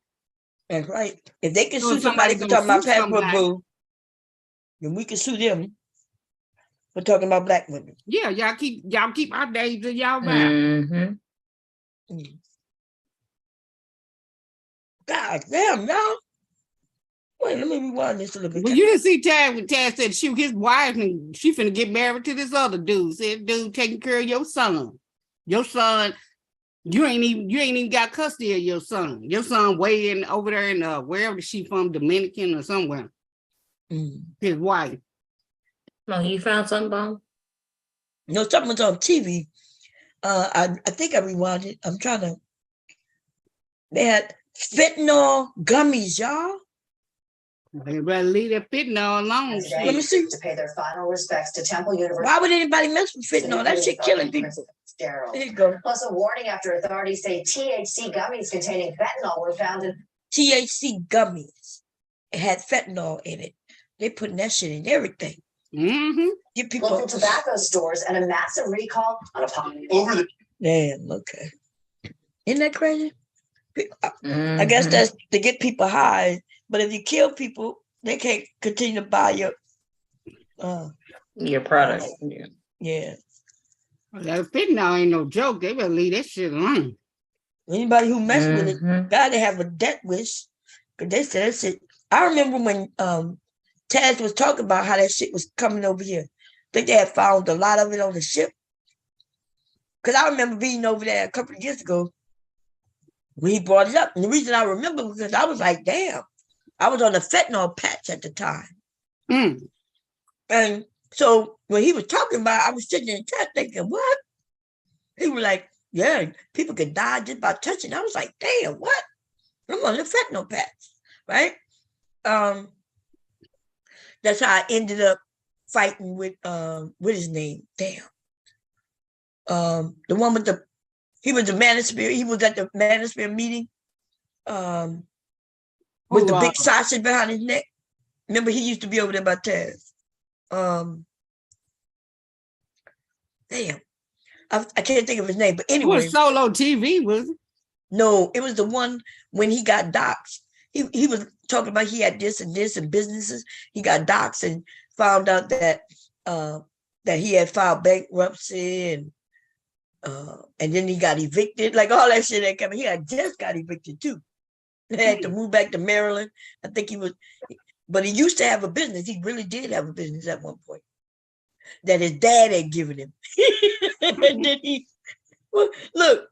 The example of when your parents give you businesses that you really don't know how to manage, and as soon as your parents gone, you fuck up the business. The business go downhill from there, bankrupt and everything.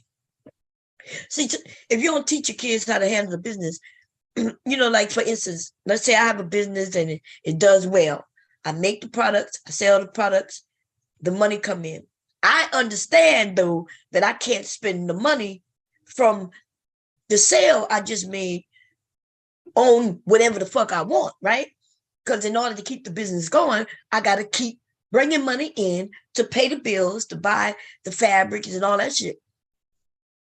But when our children don't know about the business, they think every sale equals money that goes in their pocket. I used to manage this black business. It was a small black business. They hired me because the money, like they was selling a lot. Cell phones, 911 happened when I was working there. And boy, everybody wanted cell phones then. And what we did, we sold cell phones and repaired computers, right? So he hired me to be the manager, especially because I was the tech person. I was trying to, when I applied for the job, it was to work in this tech portion. But he hired me. He knew I had managerial experience in offices and shit. So he hired me to be the manager of all of it.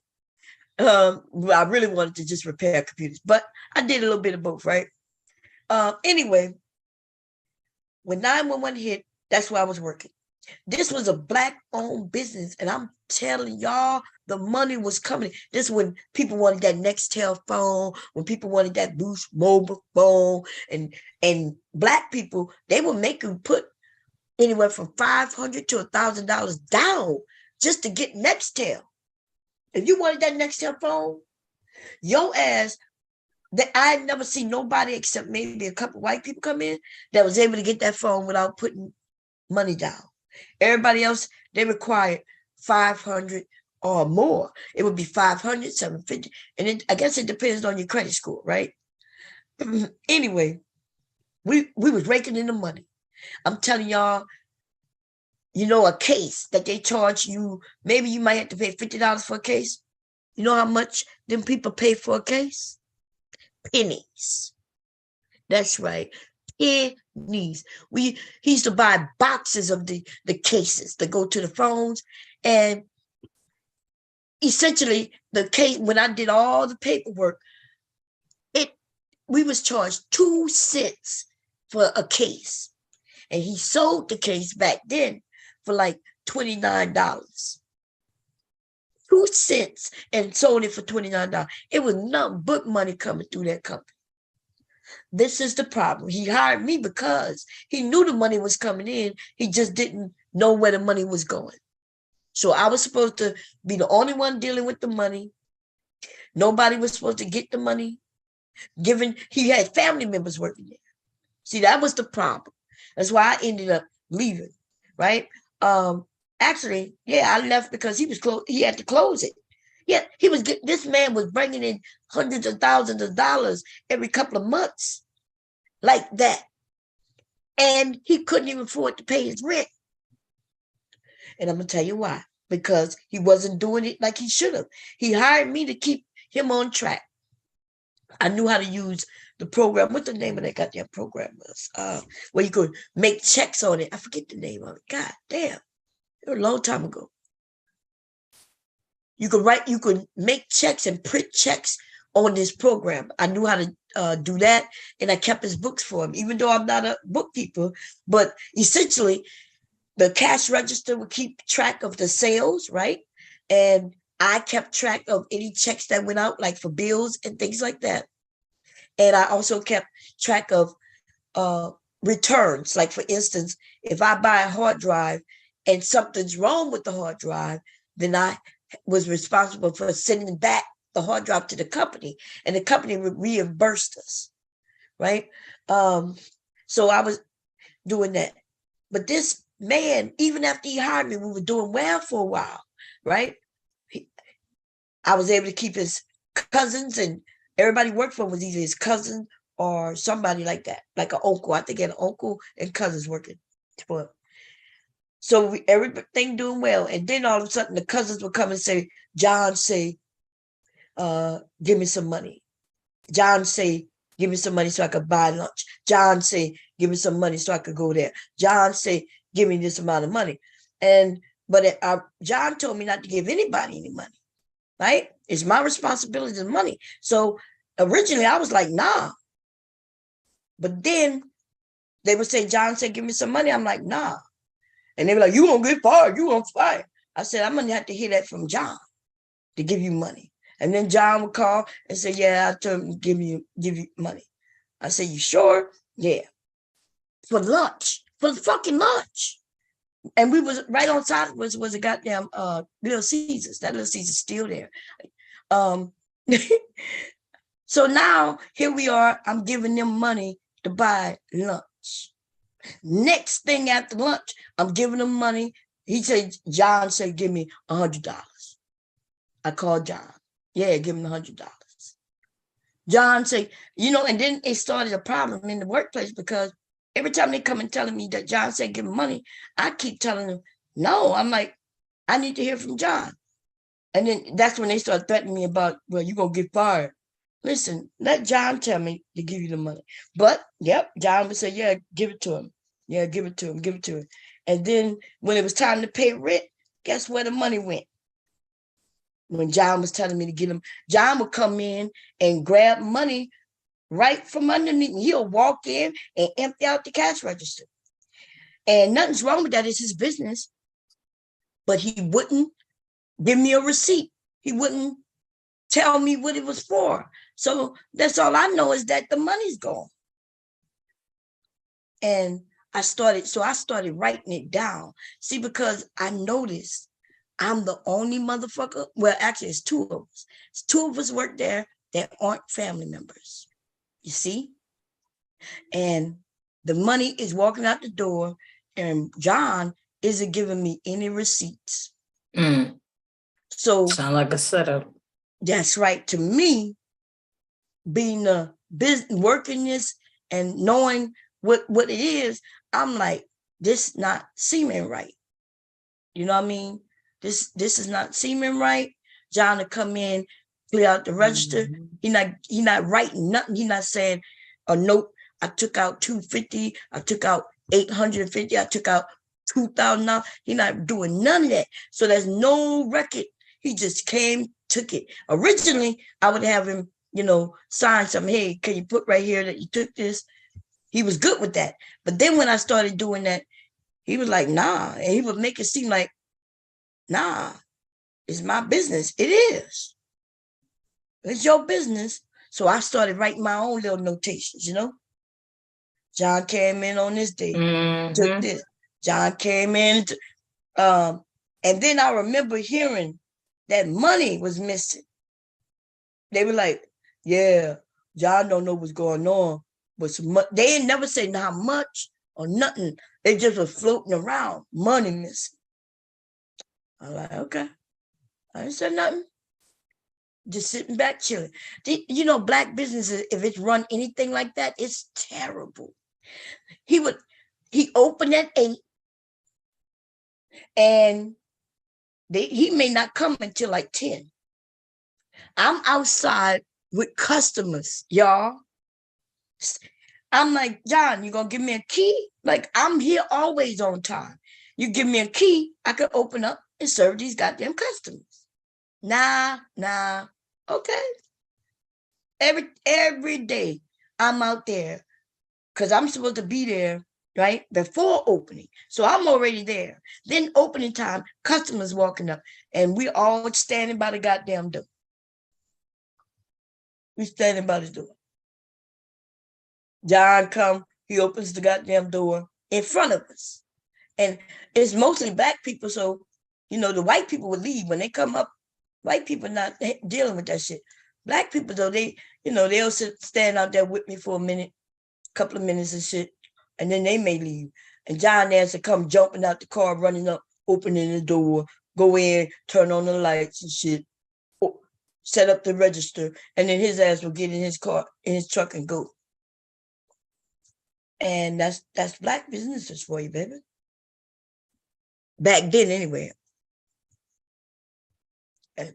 And then that shit was so sweet. And originally, I was making big money. I was making my hourly money, which he paid me $20 an hour. Like I said, I didn't work for less than 15. He offered me $20 an hour to work that job. But I don't count that because that wasn't corporate. That was just a small business, right? I worked there probably about 6 months. 6 months to a year. I wasn't there a year. Probably about 6 months. And then he closed it. Came in one day talking about, actually, nope. Know how I knew he was closing? I went to work that morning, right? I'm standing at the door just like normal because his ass not there. But there's something on the goddamn door, y'all. Y'all want to know what it was? An eviction notice. An eviction notice right there on his business. I was so embarrassed. Like, I was embarrassed for him. I was embarrassed, right? Because I used to be proud. It was a black-owned business. I'm the manager of a black-owned business. You know what I'm saying? Although, you know, besides the work that I did, they didn't treat me like I was a goddamn manager because everybody was his fucking family members. The only people who wasn't his family members was myself and the computer tech guy, which was a white guy. We were the only two. And actually, he's the one who told me that I need to be careful. Because, yeah, both of us had an issue with his family members. They would come in and act like they could do what they want. They had him build them a computer. A job would come in or have one of his nephews come in and say, John said, build me a computer, or here go a computer, fix this. And he had a man fixing computers and putting in new parts to the computer, and it wouldn't be selling it. It would be for a family member or something. And so he's the first guy, the tech guy was the first one that told me I need to be careful, you know, and keep notes and shit. And I was like, okay. Because hard drives back then was expensive. But he would let him put a hard drive in somebody's computer. And then his time fixing the computer, I think he used to charge him based on the computers he fixed and the money he brought in. But then he wasn't bringing in no money because he was having him do shit for free. And so they ended up with a disagreement. And then he started paying him hourly. And I think he ended up paying him like $70 an hour. He didn't like that. So he fired He him. didn't have no choice. He wasn't paying him. Yeah, it wasn't because originally the deal was a good deal originally. Where if he It was. built the computer or fixed it and sold it, he was getting a percentage of those computers, right? Which was a good deal. But like I said, he wasn't selling any of this stuff. He was like giving it away to friends or family, and therefore it seemed like he didn't have to pay him, because if he giving shit away for free, even though he doing the work, that shit was crazy, man. Like, yeah. So we was the only two who wasn't related to him. But I was embarrassed with that eviction thing on the door, because I was telling people, black owned business. Yeah, I'm the manager of it. And then I was doing the advertising, telling people, we sell, cell phone and this and that.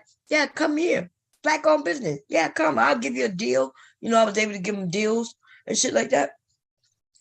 Because like I said, the cases were 2 cents. So anything over 2 cents was a goddamn profit. So instead of selling the case for $30, which was the cost, I could sell it to him for $10, $15. He would let me go that low. Not too much lower than that, but he would let me sell it for that low price. So I'm having everybody come in the neighborhood, everybody I met, I was telling them. And then one day I get out and I'm standing there waiting for him to come open the door, all late like normal. But this time when I got out, there's a goddamn notice on the door. You got till so-and-so time to be out. And he grabbed it off the door and he didn't say nothing. I'm looking at him though. I'm looking at him like, the minute you said eviction notice, I already had the scenario painted in my head. You gonna snatch it off wherever it was and act like nothing happened. Yep. And like nothing happened. But I'm looking at him, thinking that he's gonna say something. Because like we could see it. Big ass eviction notice. They you tape looking it at to the door. expecting to explain like Yeah. what's going on? Yeah. Let me know, whether like if he would have said, oh, I'm gonna handle it or something. You know what I'm saying? Because and the reason some people might say, well, it ain't your business. It actually is. I'm the manager. It's because she's the manager. Right. She's a regular employee. She's a manager. Yeah, and I'm an employee too, right? That too. Even because if your employees rely on you having a business for a job. So if I'm not gonna have a job, could you let me know? They should be notified, yeah. He know, goddamn. But yeah, he acted like nothing was wrong. And I don't know what it is about those businesses when they get subsidized or bought them. People wait till the last minute to tell anybody. It's like, really, gee, thanks. and then I think on a Friday, he said, I ain't gonna need you to come back. I think like it was a couple of weeks after that notice. He said, yeah, I'm not gonna need you to come back. I think it was the end of the month. And maybe because the eviction notice was for the beginning of the month, he had to be gone. And yeah, and that was it. And then when it wasn't that far from my house, so it was in the shopping center, not far from me. So when I went to go shop, and I saw that place was empty as a motherfucker. And GameStop ended up getting that spot. That's crazy as hell. And it wasn't because the money wasn't coming in, y'all. It was not because of that. It's because if we don't know how to handle business, just because money come in doesn't mean it's for you to spend. Mel said pin the link. Oh, I never pinned it? Oh, okay. Oh, dang, I'm sorry. I didn't even notice. Oh, it's okay. Yeah, I know I'll be forgetting. Sure didn't pin the link. Hey, Steve-Ball, how you doing? AC Ball say, Oh, while you doing Kevin that, you Samuels don't was have gay any as fuck, co-hosts. Sorry. and that's coming from a black gay man. Hey, Eric Archer, how you doing? Linwood, what's going on? This is a constructive conversation. Yeah, we talk really in the moment. We're talking about business. We have to like. So I'm changing the name of my business, y'all. Okay, so today, that's why I came up. I would say this summer, I'm gonna have everything in place. I just made kind of like a logo. I'm working with it. Remember, originally I didn't want to have my business name Bomb Cherry, right? But I like Bomb Squad though, right? Squad Customs. I think that's what I'm gonna go with. Because I keep thinking, when I think about my business, I want it to be able to, if something happened to me, well, my kids can still, move forward with it. So I kept thinking of names, something that they'll be okay with, right? Good If evening, they ladies. even decide.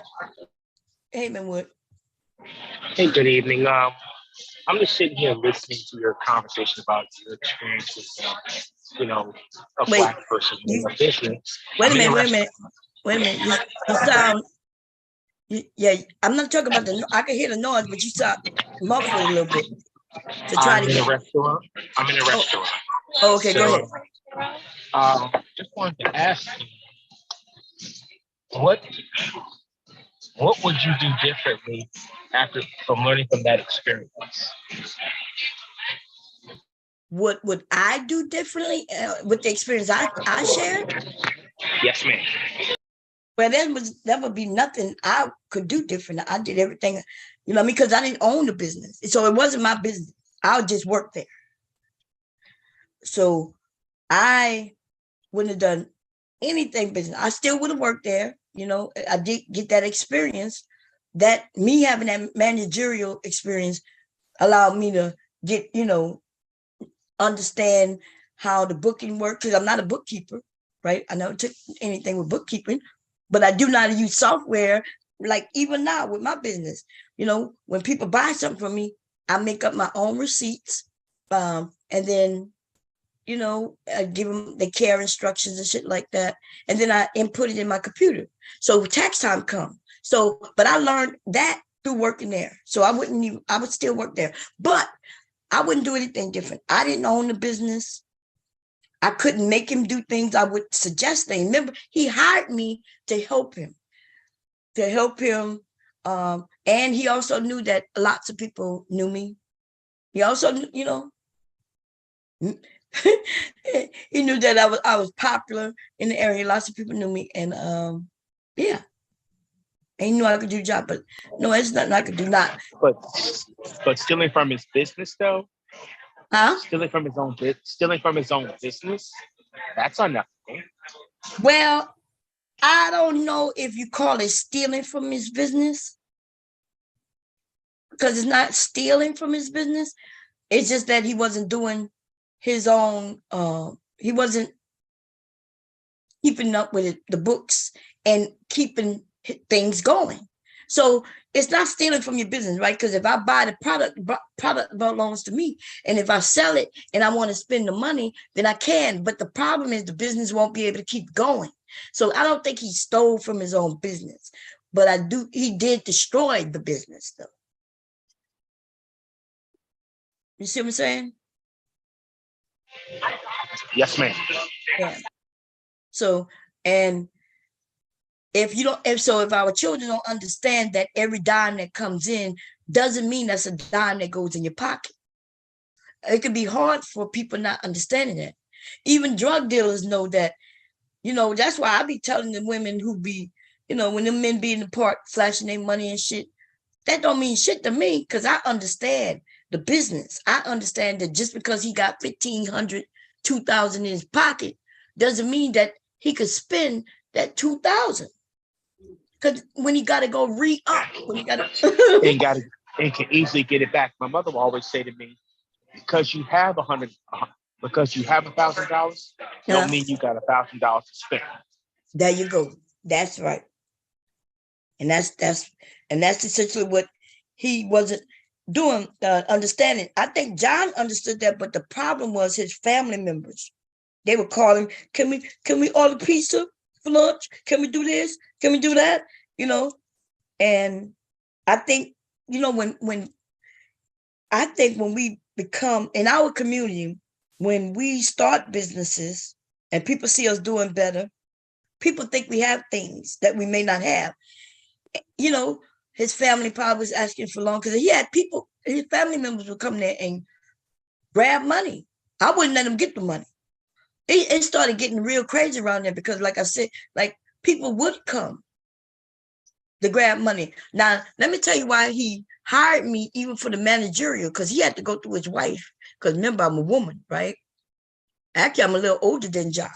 So, but still a woman. And his wife is the one who really hired me.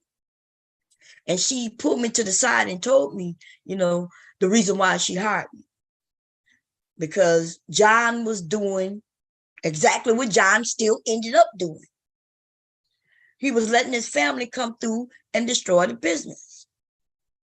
So that's what, remember I mentioned that he hired me and I was supposed to be the only one deal with money.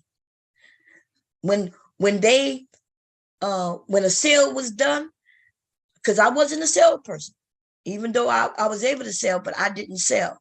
But when the sale was done, the money was supposed to go in the cash register.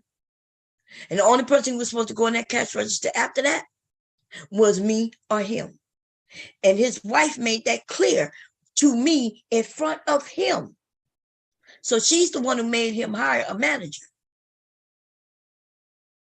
Right? So she explained that what was going on, like the upkeeping of the money. Where's the money going? She not knowing where the money going.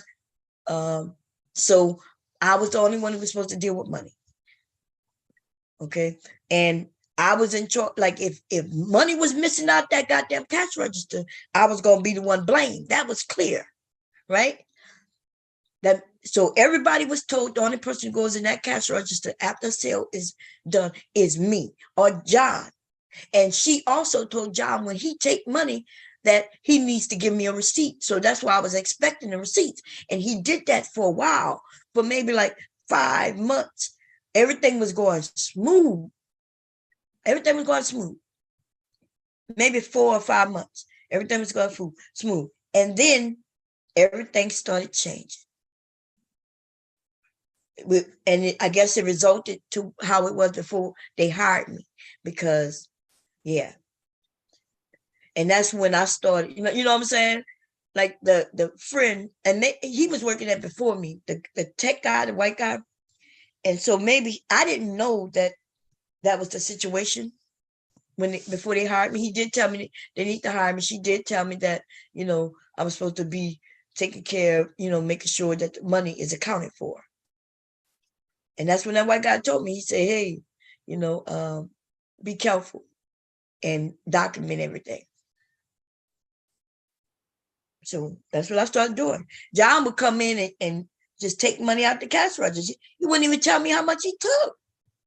He would just come in and take it all sometimes. Sometimes he would come and take $40, right? And he would give me a receipt.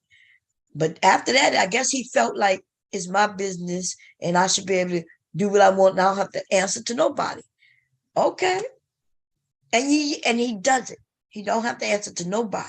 There's nothing I can do when the owner is coming to get his money. The only thing I was doing when I was taking notes, that wasn't because of him. That was just for me. So nobody could claim that money came up missing and it must be me. Fuck out of here. You ain't blaming me. I'm not gonna be no fall guy, baby. I didn't even need that job. You see what I'm saying? I didn't need that job. I did like that job, but nobody gonna accuse me of stealing that motherfucking thing. So, but yeah, so that's the thing. Like Linwood said, just because you have $100 or $10,000 doesn't mean that you could spend $10,000. And so that's, our children may think that, hey, I made a $10,000 sale, and now they think, oh, I could go buy what I want. Nah, this money, this is for the business, right? I call it re-up with drugs, but I have to do the same thing. I buy fabric to create what I make. I sell the things that I make, and the money that I make is for me to buy more fabric. So just because let's say I made $1,000 this week, a lot of that going right back into the business, if not all of it, to be honest. It just depends. Okay, it just depends. And so businesses are not, some people just don't know how to do business. That's all. I'm not even great, at business shit. I don't be wanting to do the tax part. Yeah, sometimes I be trying not to sell over a certain amount of money, so I don't have to claim no goddamn taxes. I don't even know what the amount is. I think they may have changed it. If I don't make a certain amount of money, I don't even have to claim that shit. And I'm talking about profits. Okay, there's a difference between the money that I got coming in versus profits. Profits is the money that you make after you put, like if I started with $100 of my money and I bought $100 worth of stuff, right? But then I made items and then I sold the items, and let's see, I got $300 from the sale. I don't have $300 in profits. I only have $200 in profit because there was $100 initially put in, right? But then I can't even spend the $200 because now I want to buy more stuff to make more things. So I may have to use $200 just to buy more fabrics and things, right? If that, I need all 300. The $300 I just made, I need to need all 300 to buy more shit. And that's how the business be in the negative for the first. It could be in the negative the whole time. You could have a business and not make money, but still make money. Well, the business don't make money, but I make money, if that makes sense. And that's the smart way of doing it. And you have to know. So I have a business, but instead of me being the CEO, like some of these, I'm the CEO. When you're the CEO, you get paid on dividends or profits. But when you are an employee of your own business, my income is a part of the business expenses. That is how white people get away with this. Now, when you talk about dividends and being the CEO, that's a large business. And yeah, that's when they bringing in lots and lots of money, lots and lots of sale. And yeah, you be a CEO. And yeah, that's a good deal, right? Because you will get the dividends may be in the hundreds of thousands. But in small businesses, for these dumbass niggas who make themselves CEOs, you's a dumb nigga. You dumb. You dumb. You don't make yourself no CEO. You make yourself an employee and pay yourself hourly or even salary. And then that means the business incurs that. And now when I do taxes, that is an expense on the business. That's an expense on the business. Now the other side, the negative to that in essentially is when I do taxes for myself, what I got paid is what I gotta pay, taxes on. But for the business sake though, your business can rock in the negative all the way through. It can rock in the negative, but you still, as the employee of the business, you still getting paid. And that's how I do it. Okay. you should make a manosphere flag page, you know. I should make a manosphere flag page. My money is extremely low. Nothing wrong with your money being extremely low, I guess. Somebody called who transgender yesterday? Who called somebody transgender? Did somebody call me transgender? Nobody be giving no goddamn. Why you want people to subscribe to the House of Bomb? Yeah, subscribe to the House of Bomb. I hope that's the right House of Bomb, because you know I have several of them. Anyway, what was I saying? Yeah, so we as understanding business and how to set it up and what's more beneficial to you and your family, right? Because it would be from family to family, because it may be better for the business to pay taxes, because it may pay less taxes than you would. It's weird. It depends. It's from person to person, y'all.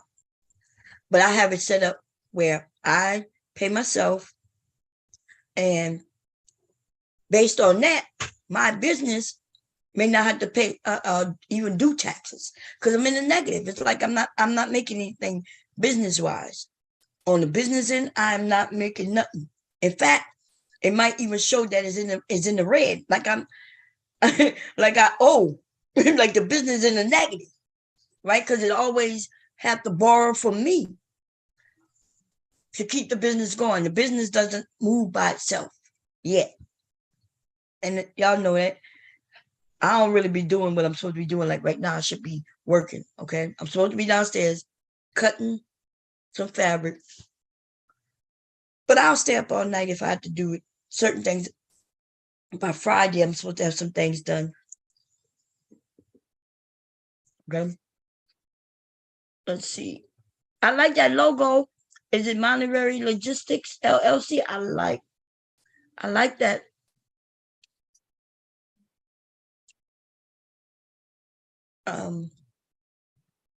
Anyway, your money is extremely low. My money is extremely low too. I don't know what that really means. Does that mean like you're broke?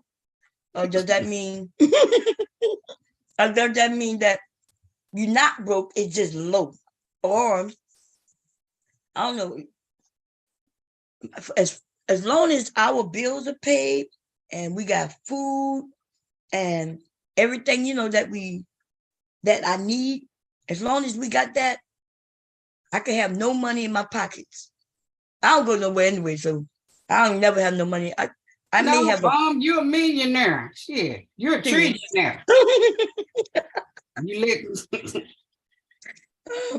let I wish I was a trillionaire. Shit, that sounds interesting, huh? I'm not. Listen, I ain't never get on this bitch and profess to be wealthy. You let them tell it. Everybody a millionaire. That would be nice if we all were, but I'm not. I don't know about other people. I don't understand why people, because we ain't never used to do this. This is a new phenomenon. All this capping. Yeah, wow. All this lying about having something you don't have. And you know when it came about? The internet. Because, you know, and the reason why I say it hasn't always been there, you can't lie to your neighbors and say you're a millionaire when they see how you living. Yep. But when we on the internet, and there's lots of people who can't really see how we living, then we can lie to them. Yep. Right? And that's when this, like you said, all this cap and all this just straight up lying. And I don't know the benefits of it. If somebody could come up and tell me, what is the benefit of me telling you that I'm rich when I'm not? And because, you know, I find that if I was on here lying about me being wealthy, what happened to Kevin Samuels and Sinful to P and Alan, Roger Curry. Yeah, what happened to them? What's that other dude that died first? The one who died of COVID. I forget his name. What's that dude name? that management dude you talking about? Yeah, I can't think his name. I know you're talking Died of about. COVID. Yeah, he the one who died of COVID. Yeah. But, you know, them men died, but they were high value men based on what they were saying and what you all was believing and repeating. And then when they died, their family, like, had to put a GoFundMe up. Look, my family might have to put a GoFundMe up for my ass. And then y'all gonna know Bomb was broken than a joke, baby. Bomb and joke broker than a joke. Well, they ain't got to put up one for me because I got plenty. So shit. Girl, look, I'm about to get all that shit straight because I thought about it. I do have insurance, you know. Insurance. I know I'm gonna check up out of here one day. I don't want my kids left back embarrassed. I know that's right. My mom did everything right, you know, but my mom had insurance through her 2 jobs and the insurance that she had. The one insurance that she had wasn't that much, but it was enough to do everything we needed to do to bury her, you know. And then the other 2 were just, you know, for the kids. You got something to say, Randy? Hey, you guys, Bomb Cherry is a washed up prostitute. I'm doing a live stream about you, Bomb Cherry. She's jealous of Jessica X because she looks better than her. She's ain't nobody even talking about no Jessica X. She's ugly. She's mad because Jessica X is beautiful. She's young. She's pretty. Bomb Cherry. You don't even know how she looks. That's a man. She behind her. Jessica X is a man. You got a dick. I forgot you. I'm live David Carroll. Yeah, that's the name, David Carroll. I'm live streaming right now, Bomb Cherry. Nobody give a fuck what you doing, nigga. You ain't got nobody over there. Why you telling us you live streaming, nigga? Shaved her pussy online, you guys. Like she shaved her. Okay, we know that, dumbass. Bomb Cherry is nasty. She's ugly. He lying. I ain't saying my pussy online, nigga. Shut up. We all seen it. You see the video of it online. You mean? Hey, you guys are here. That's all he come up here to say, like a little old child or something. Like a kid, y'all.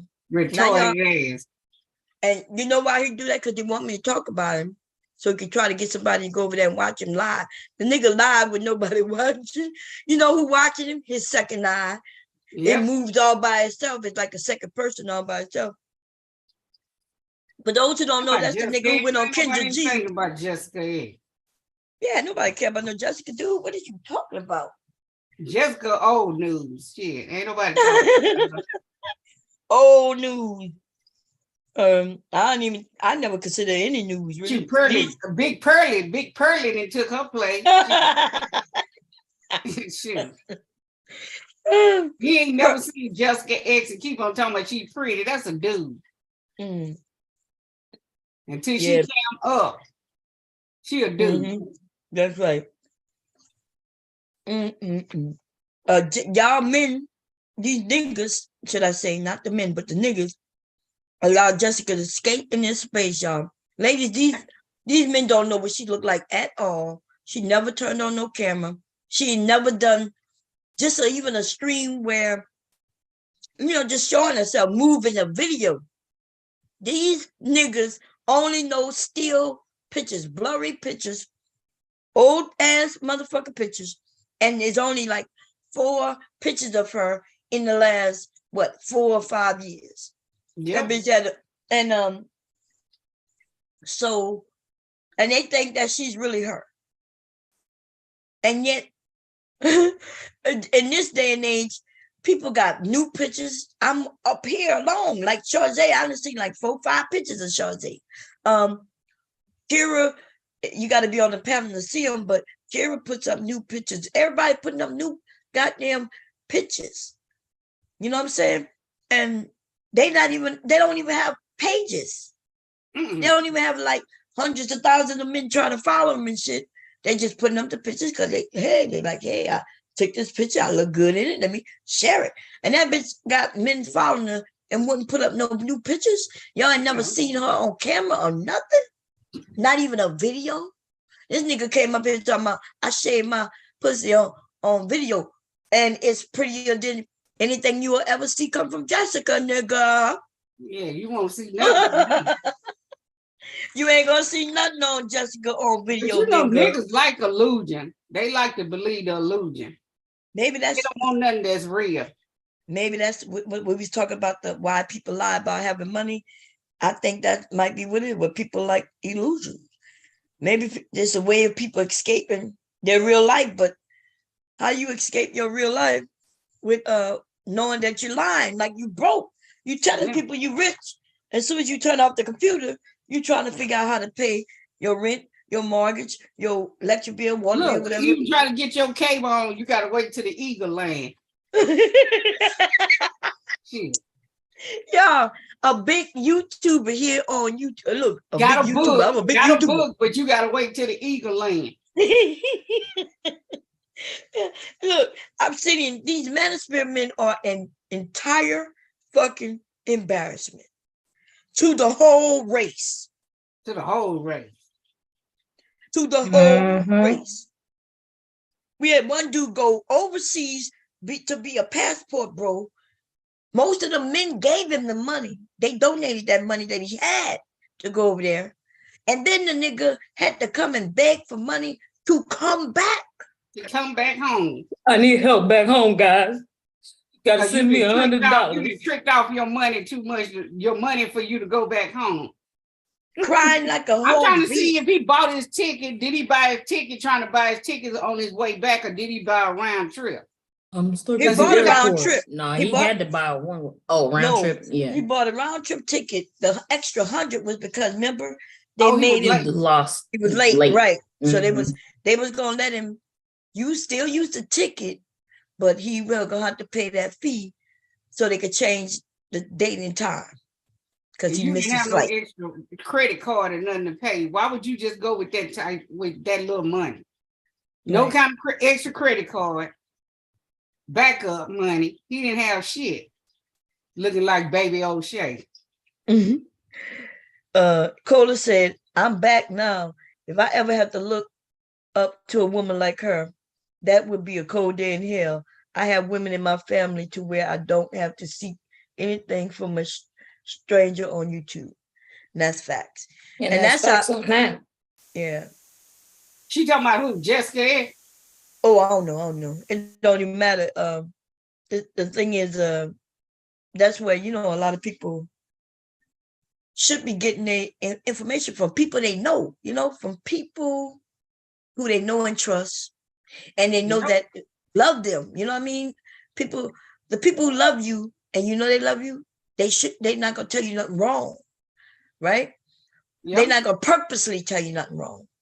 Put it like that. They're not gonna. But online, we got people just saying anything. I don't know any of y'all personally, so when I give advice, it's just generic advice. It's fitted to me in my life, but it's generic advice to you all because by me not knowing your situation, I can't give a woman tell her what to do with a husband or whatever to help her if I don't know her, if I don't know them, if I don't know their situation. So anything I share is generic, or fitted to me.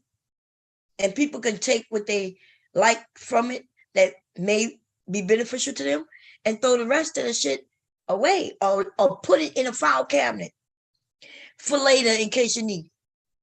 And that's how YouTube should be. But I just want to warn people, there are people on here who are giving out information for money. In other words, it's generic. Their information is generic, but not only that, it's not even generic to them. It's not even fitted to them.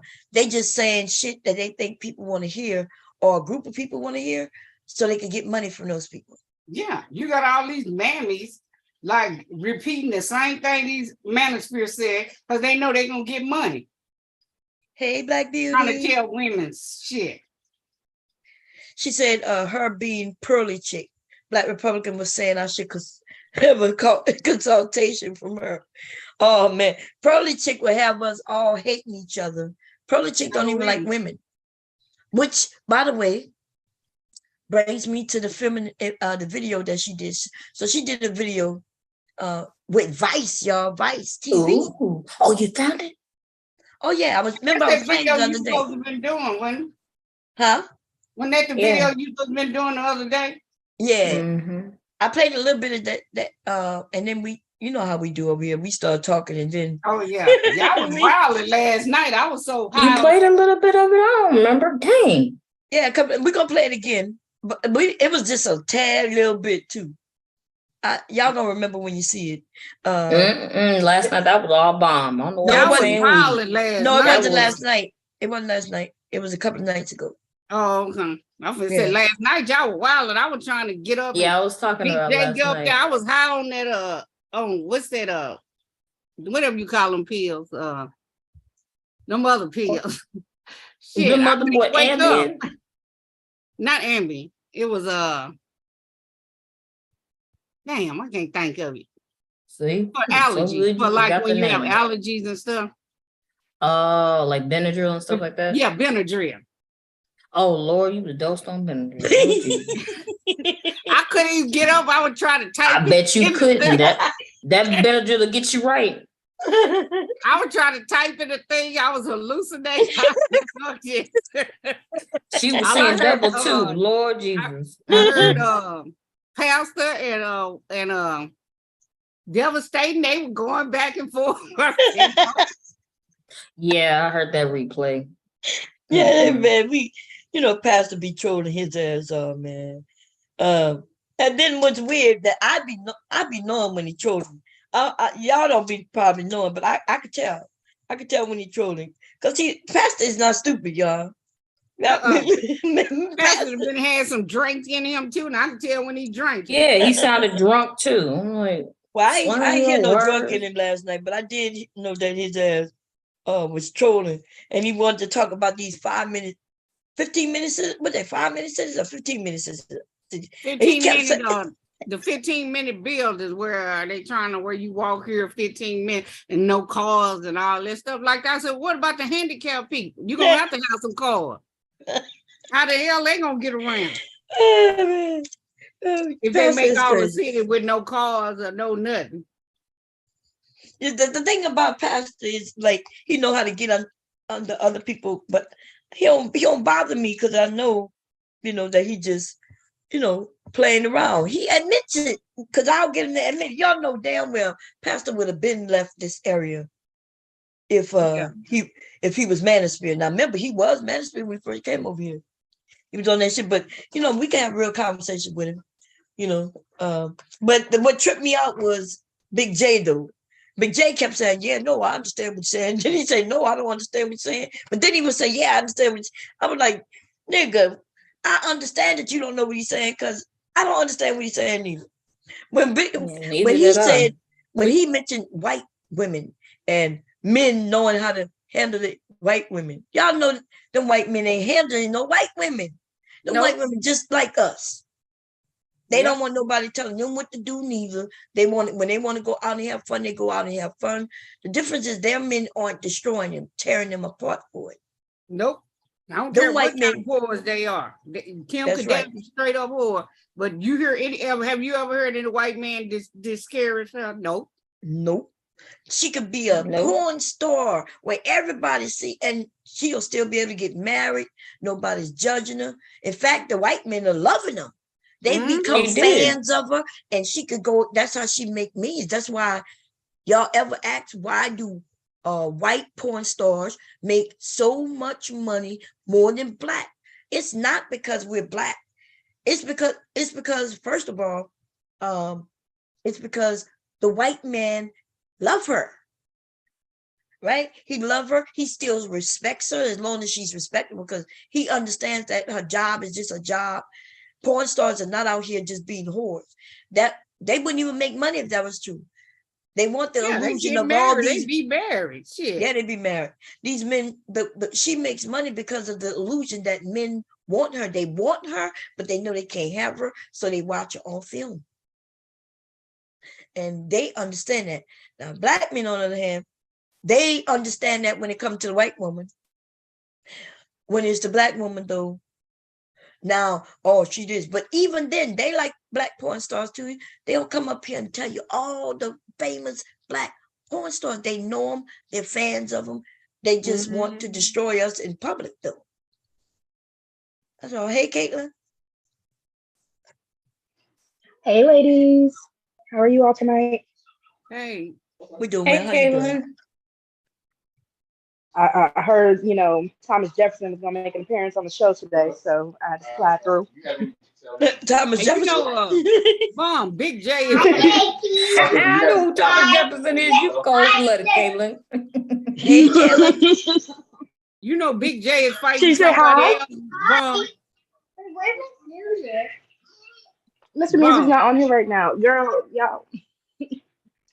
What Say you hi, say, ladies. Shante? Hey. I said, you know Big J is fighting somebody else. He fighting Twin over there now. I said, What? Twin man. Big J be Twin. starting shit. Because he'll go to. Mhm. So what did Twin do it? nothing him. You Yeah, know, I was Twin, wondering, they what don't does like that each be? other.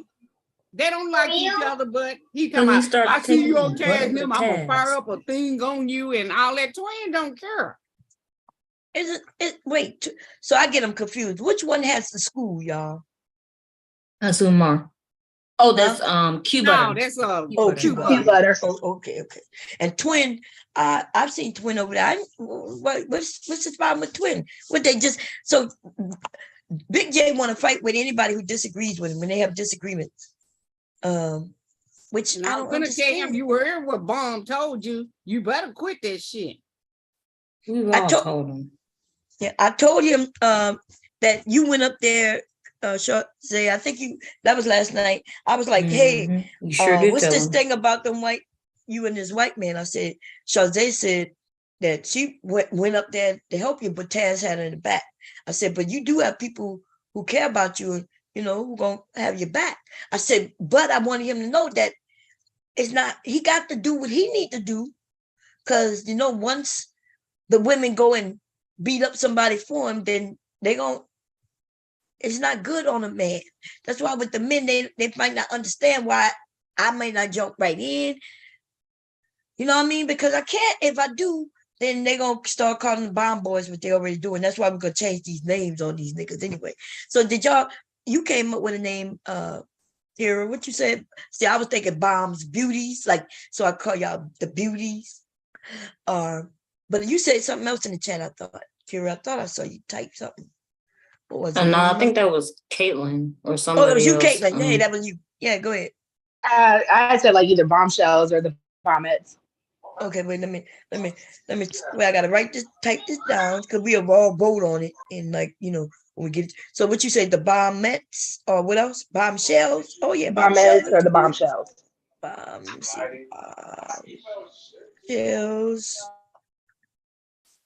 Oh, I spelled that wrong. Because we all bombshells up here. Yeah, that's what I was saying. That's why I said the beauties too, because y'all all beautiful, right?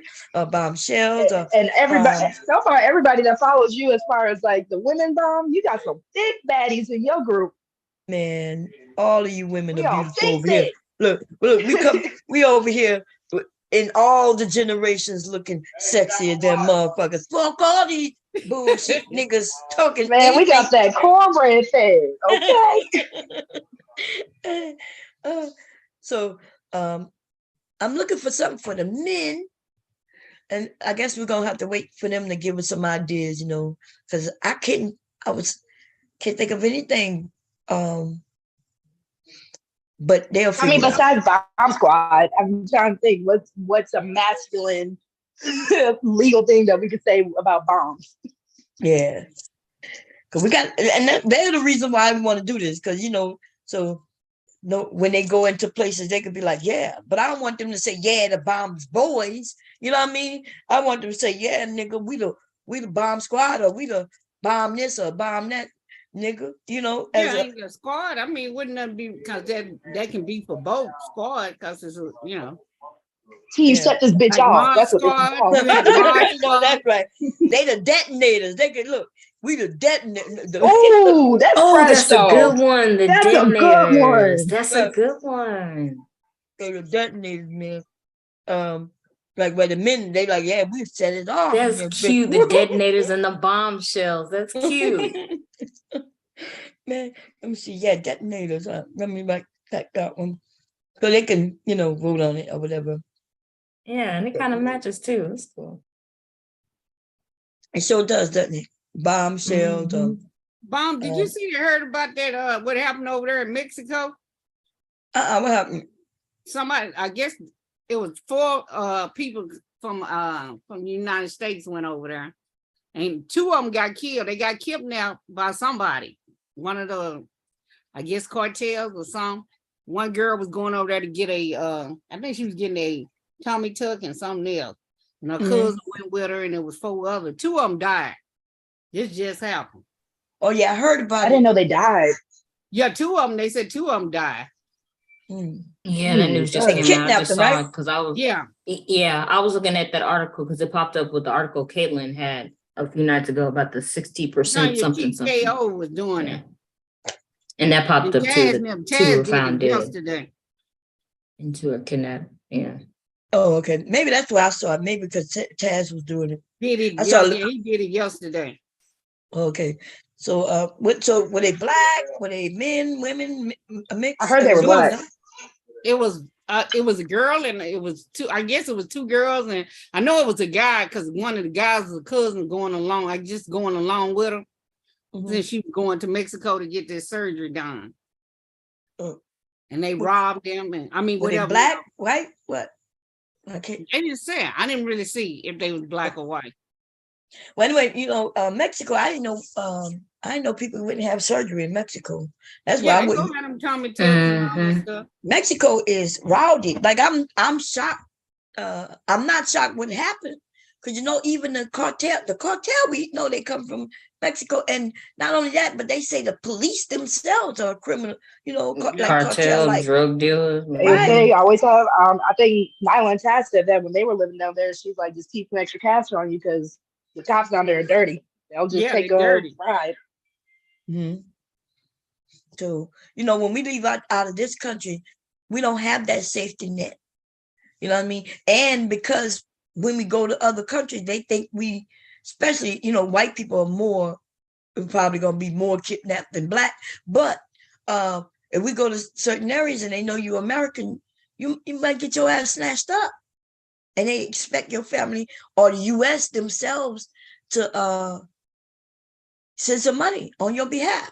Yeah. But if you ain't nobody, and you ain't got nobody who can even reach out to the embassy and try to figure this out, nobody coming for your ass. And if you one of the men who going over there for sex tourism, nobody coming to save you. And they telling them they got a advisory for us to stay from over there right now. Yeah. But them dudes don't listen. No, they don't listen. Because it's sex on their brains. That's it. They ain't thinking about it. But they don't go to Mexico, do they? Some of them do, but they think they're above the law too. Oh, I know they went to Mexico to get cheap sex. Is it cheap over there?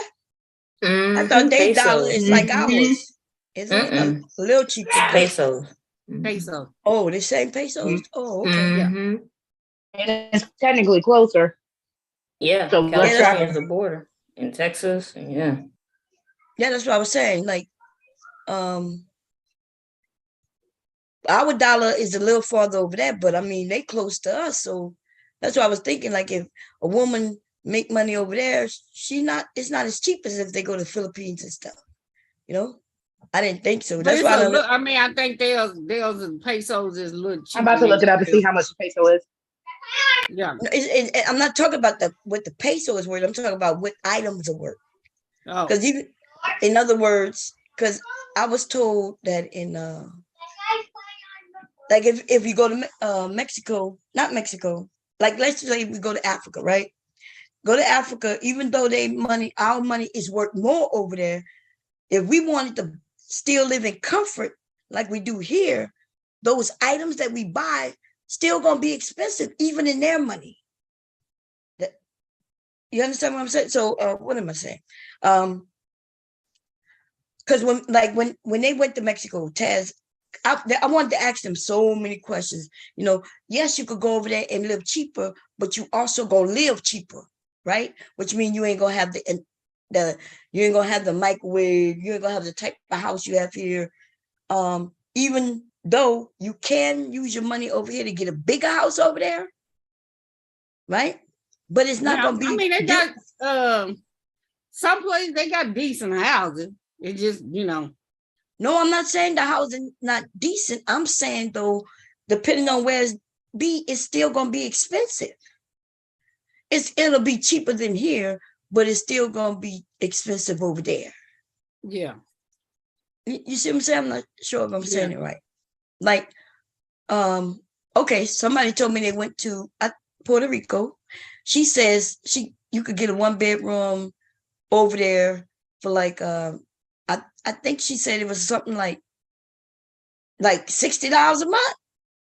Shit. But then she said though that they have no running hot water, and something else. I don't think they had air conditioning and stuff like that. So yeah, you could get you a $60 a month is cheap as hell. But yeah, I get what you're saying. It's cheap, but you're still losing stuff. Yeah, you lose a lot of the enemy, the things that you're Amenities used to hear. Yeah. So that's what I'm saying. So there's a trade-off, but if you could handle the trade-off, then that'll be good. Like, it's third world prices, but it's still a third world treatment. So yeah, and then not only that, even in Africa, there's people over there that gotta have security. Or they'll make you pay even more because they know you got money or because you're an American. But yeah, the bodyguard thing, that too. You gotta have security to protect security to have your children go to school, because you don't want, people, you don't want nobody snatching up your kid because they think that you got money. Which to them you do have money. The American dollar is valued, but if they asking you for, I guess $1 million pesos won't be $1 million over here. But if they think they can get 100,000 pesos for your ass, they might torture your ass for you to get that. I don't know. It just seemed like a life I just don't want to, put on my children. Just the thought of you got to drive around with security just to make sure you don't get kidnapped. Can you imagine that? So I just can't imagine that. Now, if I went over in somewhere and I had my own little area where nobody's around, where I ain't got to worry about none of that shit. But even that's dangerous, right? Because they say they have a group of army, military, militia, or whatever they call it over there, where they go through areas and I'm talking about Africa right now, where they go through and shooting up, killing and murdering people, and nothing happens to them. So, but Cass and them came back. That's when the pandemic started. They said they didn't want to be stuck over there. Oh, that's when they came back from the pandemic? That's when they came back here when the pandemic started. Oh, I thought they were back here before that. No. Could you imagine though? I wonder if another pandemic were to happen, what the PP bros would do if they were stuck over there. I said, could you imagine what it would be like though, to be stuck somewhere outside of, the country you're in? So I was saying, I wonder if another pandemic did happen, what would the PP bros do? Shit, I don't know. I'm shocked that they still doing what they do. The pandemic ain't gone nowhere. People still dying. But I'm talking about, I guess when it first started, it was worse, a little bit better, Now, yeah. I wouldn't want to be stuck over there when they was shutting down everything. Right. Oh yeah, because I know they ain't got no Uber Eats and all that shit over there. Yeah, I ain't gonna lie. We relied on Uber Eats. Yeah, actually, I think we get alcohol. You still all that. Yeah, I think we just stopped using Uber Eats. Well, it wasn't Uber Eats. We don't use Uber Eats. It's called something else. Like, no, it is called Uber Eats. I think. I don't have the app on my phone. My sons did it for me. But a Dash, you got Dash. They got so many. DoorDash, that's the one we use. DoorDash. Yeah, DoorDash. Yeah, that's the one. We stopped using that when I used it for the first time by myself is when we stopped using that shit. When I realized how much money. So I ordered something from McDonald's, y'all. I was hungry one noon, right, for lunchtime. And I said, okay, I'll get McDonald's. Usually when I get McDonald's, it's like those cheap sandwiches, like they cost $1. Like they got a crispy chicken, but it's on the dollar menu. I bought that. I bought 2 of those and a soda. When I put it in the cart, originally, it like regular, if I was going to pick it up, it was only like $3.17. Then my son said, no, you got to do it in the DoorDash app. So I download the app and then I do it in the DoorDash app. And that shit was $17. How I go from $3 to $7?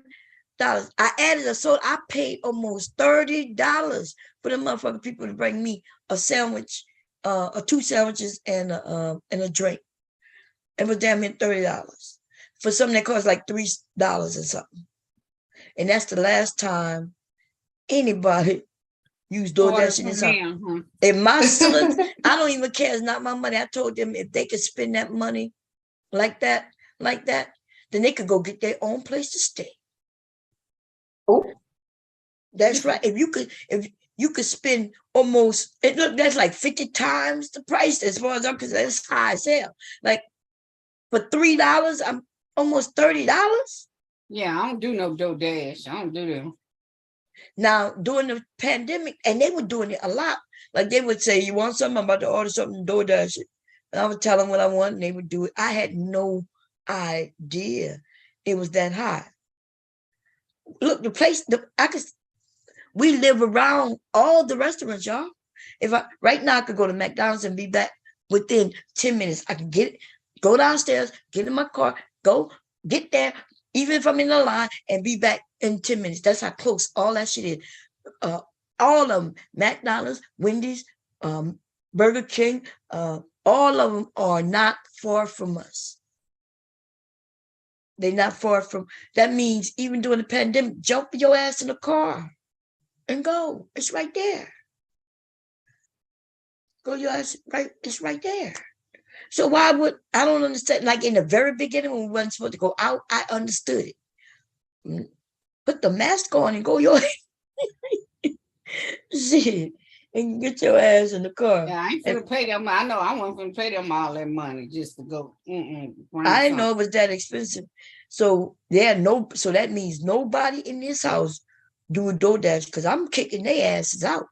I'm like, look, yeah, I'm gonna kick them out. You got that much money to spend like that, then you could go get your own place.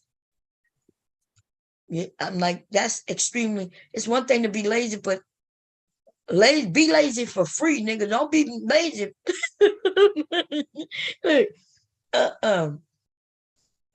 No. I could get in the car. They could get in the car without putting clothes on. You know how quick it is. I'll put my bonnet on and some slippers. It's cold, so I'm gonna have to throw a jacket on. I don't even have to put clothes on under the goddamn jacket, right? And jump in the car. You ain't got to be beautified and nothing. My windows is tinted. Even in the daylight, people can't see me. You can't even see me. And you can pull up on the side of my car in daylight and look over, and you can't see me in that car. My whole car is tinted like a motherfucker. It's illegal, but it's not illegal because it's my car, right? I suffer from headaches. You could go get the doctor, give you a script, and you could get that dark ass tint on your car. So, and as long as it's my car, the license plate is under me, that give me that special ability, to have it. So you can't see me in the car. So that's why the car's in my name. That's why everybody got my sons wanted that dark ass tint, and they knew I would be able to get it for them. But yeah, so that means you ain't even got to put on your goddamn clothes. You go to that thing, put it down low, just enough so they can hear you. And then the only time I guess they see you is when you roll it down to get the food. Yeah. Shit, wear a mask if you don't want nobody to see who you are or what you look like. Fuck out of here. No. Because you know, if I gotta go, look, if I gotta go and be in public, y'all, I'm gonna have to wash my face and, you know, put my hair up or something. But if I had to run out there just to go grab some food and drive through, I put a bonnet on. Fuck these niggas and what the fuck they talk about. Caitlin, I like your hair. Oh, thank you. You know, the passport bro's gonna get on me because it's a wig in the picture. So, Well, you know, it's a wig and weave. Yeah, they're gonna get on you, huh? Fuck them niggas. You know what kind of wig Mom, I I want? found this other delivery. Go ahead. I said I found this other delivery job where you just deliver pharmacy medicine. You ain't got to Really? do nothing but deliver pharmacy medicine and make a whole lot. See that? I'm thinking y'all gonna have me working the job for real, y'all. Because I honestly, this You ain't sewing got to shit. lift nothing heavy, nothing. You just they sign for the medication. If they don't, you take a picture. Mm-hmm. One of my where he come and pick up the stuff from Whole Foods. He was telling me about it. He showed me how much he made. He said I did them 20 runs, just delivering medicine. 3 hours, I made $150 something. You See, know, because I work at Cosmoprof, and you know that Sally's and all them deliver with DoorDash now, so you can even get your beauty supplies. Like here in North Carolina, a bunch of the beauty supply stores they have also deliver all like hair stuff, makeup, wigs, weaves, all of it. Damn. Yeah, I know Sally do. Yeah. The thing about I want y'all to teach me about makeup, y'all. I'm getting older. I feel like I want to learn. I can't follow you young people when y'all doing the makeup. Because I'm watching people put layers and layers and layers and layers. Okay. Yeah, I can't do that. I can't stand that too much. Yeah, now, see, this is the part that I can give confuses you any tips you also need because you know I love the products, so I can tell you what to look for. You just tell me what you need or what you're trying to do. Yeah, listen, you said you had a channel, you're gonna start doing it. I want you to, you know, start. See, because everybody I find they're not starting from basics. They'll say, "Here's the base," but I'm like, "What the fuck is base? What do I?" So when I went to Ultram, I think when they opened one here, is that how you pronounce it, Ultram? Yeah, Ultra. Yeah, that makeup supply thing. I used to work there too. Yeah, so like I said, whatever y'all need. Yeah, they opened one by the mall. This was maybe about 5-6 years ago. And, you know, here on YouTube, you know, I started looking at the women do the makeup tutorials. That became big, and they opened that store. And so I went there. They were doing a what they call it, like a grand opening. And they was talking, and I was looking at the videos, and then I went there, and man, nobody came up to me to ask me, did I need help? I really need, like, when I say I need help, I mean like as if I'm a baby help. You know what I mean? Like, I don't know. Only thing I know now is, of course, I know what eyeshadow is, and I know what lipstick is, right? Lip gloss. I found out what stain is, the lip stain, because I keep telling people I lick my lips too much. So I've never been able to wear lipstick because even when I put it on, I lick it off. Like I'm constantly licking my lips. And then, but somebody told me to get a stain, and I think I licked that off too, because I did buy a stain that motherfucker. Well, they got the lipstick you know, that don't Rihanna, come off. the Fenty one. They got the lipstick that don't come off. I get that off of eBay, where it stay on all day. That's what y'all keep telling me. But when I bought it, and maybe it's the brand I need to buy. Yeah, it's a brand that you have to buy from. I get mine off of eBay. So listen, I even went. Amazon got some good ones too. They didn't walk up to me at Ultram. So, and then the deals, even though I guess it would have been deals, but it wasn't deals to me because I wasn't trying to spend no $500 in that fucking place. They got me fucked up. So then I made a appointment with what's the other one? It was in the mall where Fenty was, when she was selling her makeup. Rihanna, I went there to buy Rihanna shit because she made a kit. Her first one was a kit, and I wanted to learn how to, do all that, what they call it, contouring and shit. And so, I love Rihanna, right? I love her. Like, I like her music. So I wanted to support her, of course. And she said it was going to be a kit for the beginner. So I went and bought that shit. But at the same time, because I was spending so much money, they did a free makeover, right? I scheduled it and everything. But all I told them is that, hey, I don't want the eyelashes and shit. I don't want it too dramatic. Like I don't want the eyelashes and stuff. I said, but yeah. And then that woman sat down and put this makeup on me. And it didn't look like I had makeup on. And I was like, the fuck? And then she didn't even put on the Fenty, nothing Fenty. She put on this brand, that brand. Like, I came there to buy Fenty. I told her that. I'm like, I'm coming to get this. And they were like, as long as it's you paying this amount of money, this gonna be free. And I was like, yeah, I already know I'm here to spend a couple of $100 already, right? That Fenty shit was I think it was $110. And then I ended up getting some stuff, to clean my face. But this is the point. The point is, why would she do me a makeover without the shit she know I'm about to buy? And then, but it didn't look like I had on makeup. Why would I put on makeup and not look like I got on makeup?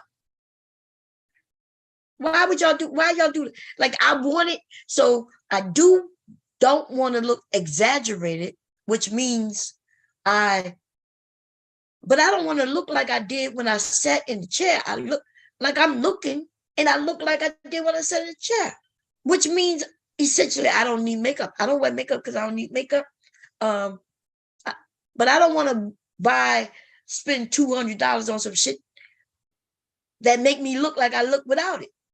Does that make sense what I'm saying? But I do want a natural look. I think when women say they want a natural look, they want the makeup.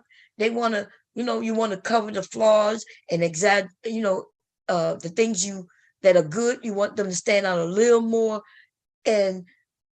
But if you look like what you look like before you put the makeup on, what the fuck are we putting the makeup on for, ladies?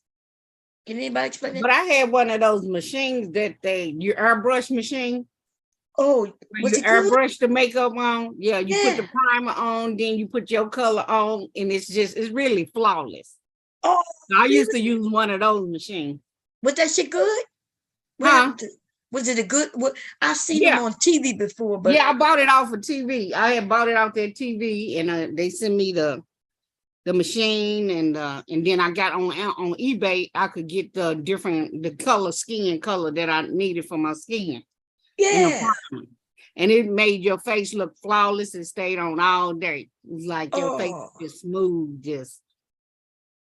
But right now I just wear foundation and eyeliner. See, that's what eyeliner, and I don't even know. I want to learn how to do the cat eye.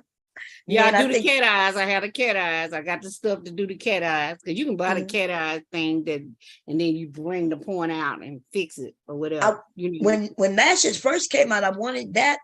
I bought some. I still look. I bought them lashes 15 years ago. I probably can look in that thing on my dresser and pull it out for y'all. Never. One time I tried to put them on. I didn't know what I was doing. Like it. Now people, but since 15 years ago, all this shit has changed. Younger people come out. I'm an eyelash consumer. I've got eyelashes with diamonds going across it, everything. I think that would be so cute. I mean, I got my eyes. People think my eyes are one of, because they do stand out. I don't need to put nothing on. My eyes are really light, very light. They really light blue, or they turn green, or they'll be gray. But I think the eyelashes would be cute. But I don't know how to put that shit on. I got purple eyelashes. I got blue eyelashes. Really? I got red on the end, yellow. Yeah, I got all, I wear all kinds. I'm a superstar. So, she said, I'm a superstar. Looking like a superstar. You know who I am. The Mardi Gras ones are really cute. That's when I started getting into it, all the colors. I wear them diamonds, them customers be saying, oh, we love your eyelashes. They're just so pretty. Man, I wanted to get me a gray wig. Then I wanted a teal one. Now see, well, it's not gray, it's called silver, right? The silver wig. People, it looks so good, but maybe I'm too old for that because maybe I think it looked good on the younger women. But I've seen older women with the gray. No, what you would need to do if you wanted to not look like gray, if you get what's called a shadow root, so the root will be like slightly darker than the actual gray, so that way it kind of looks a little contrast. So almost like a reverse ombre. Oh, okay. See, you younger. And that lipstick is called Lip Sense. So I get that Lip Sense. I get that in the gloss, and I put the lipstick on, then the gloss on top of it, and it stay on all day. But it's like $19, so it's on $19. Yeah, I'm okay. I think I bought one, the stain. I think it was $30-something for this stain I bought. I was at what's the name of that one? The one where Rihanna was something. The one that did the makeup for me. Wait, let me look over there. I could probably. I used to have the bag over there. I don't see it. I must have threw that bag away. Look, I kept the bag. I still have the card. Where my purse at? Because I returned. Okay, so I used that stuff from Rihanna. It came with this stick where you were supposed to just roll it on to give you the highlight on your cheeks. Like it was supposed to be for newbie, for starters. Right? Oh, the kilowatt sticks, the highlighting kilowatt sticks. Love those. I wanted, that kind of stuff. So it was a kit, and I bought that. But then, man, I put that shit on my face, and my face turned dry as fuck, baby. I went back. I had to take that stuff back, and that's why I got this card. Let me see. I got a card. You won't hate me. Go ahead. So first, do you know what your skin type is? Do you especially combination going through? So you have combination. Mm-hmm. Do you know? So around your cheeks, is that where you're the driest, or is that where you're the oiliest? Yeah, that's what it around my cheeks is where it's the driest. Especially now, it's changed through the years. So I want y'all to know your skin gonna change as y'all get older. But even right now, I'm feeling. And that's what I was wondering. Yeah, it's dry right now. So when you put on any type of highlighter, even if it's a cream-based highlighter, it can still dry you out. So usually you're still going to want some type of primer, and that's why they have 1,000,001 different primers. They have one for combination skin that will be moisturizing where it needs to be moisturizing, and then you can get like a mattifying one if you need somewhere that's super oily. But what's a primer? What's that? Does it say on it primer? Because I've never seen. Oh, it does. And Rihanna has like a bunch of different ones. She has her mattifying one. She has her normal one. And then I guess her one for more dry skin, her moisturizing one. So pretty much that's just going to prep your face for the actual makeup application besides your regular skincare routine. So instead of just putting makeup straight on your face, you're putting it on top of something so it has something to hold. A lot of them close your pores so the makeup's not seeping into your skin and stuff like that.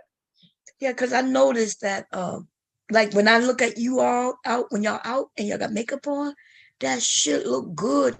But when I do it, like if I put foundation on, to me, it looked like I could see my pores. Like it, you know what I mean? Like, but if I could, maybe that's what I need, a routine for my face, because that's the only time. So, I have freckles. I know most people can't see them.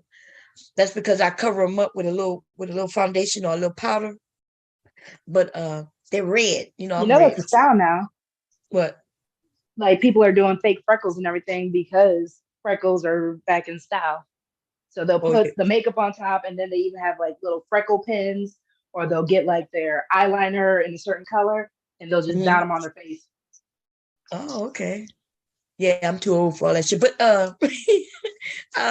but yeah, you got them naturally. You don't have to do it. That's why everyone's doing it, because they want to look like they have freckles. Yeah, but they're red. Like they're red. So like you say, you red, so it works. Yeah, because I'm red. Just like my lips. Like people, I don't wear lipstick, but my lips are already pink. So therefore, but I'll be wanting color. I'll be wanting pretty colors. Like y'all be, I'll be wanting. I like those dark colors. I ain't gonna lie. I be liking colors that probably don't go with my skin. Them. I like the neutrals, and I like the bronzes colors. Those I like colors that probably just don't go with me, to be honest. I was thinking a coral or a burnt orange would look cute on you. They're like the color of my lip. And see, that's what I'm saying. Isn't that those are the colors that look good on me, but the colors I really like visually are the colors that don't go with me. Because they're too dark, you know. Even when I tried on a black wig before, man, I look so weird. I'll be wanting to do different things. So maybe I'm gonna try colors. I like teal, I think. But hubby, when I asked him, I was right there, y'all. And I was like, I want this wig. It was right there. But see, my dumb ass asked him, what you think? No. I don't know why I asked him. I should have just got it because I really wanted it. You know, I got to stop doing that. But yeah, we could do some, you know, there's a few of y'all over here who are, I know that, what is her name? I'm not looking in chat. That she does professional skincare and makeup with people. And then we have you. I think when we have these type of conversations, some of you will learn from each other. And I know I'm gonna learn from all y'all. Because I know that she's what they call it, a esthetician. Esthetician. Yeah, esthetician. That's what's her name? Damn it, y'all.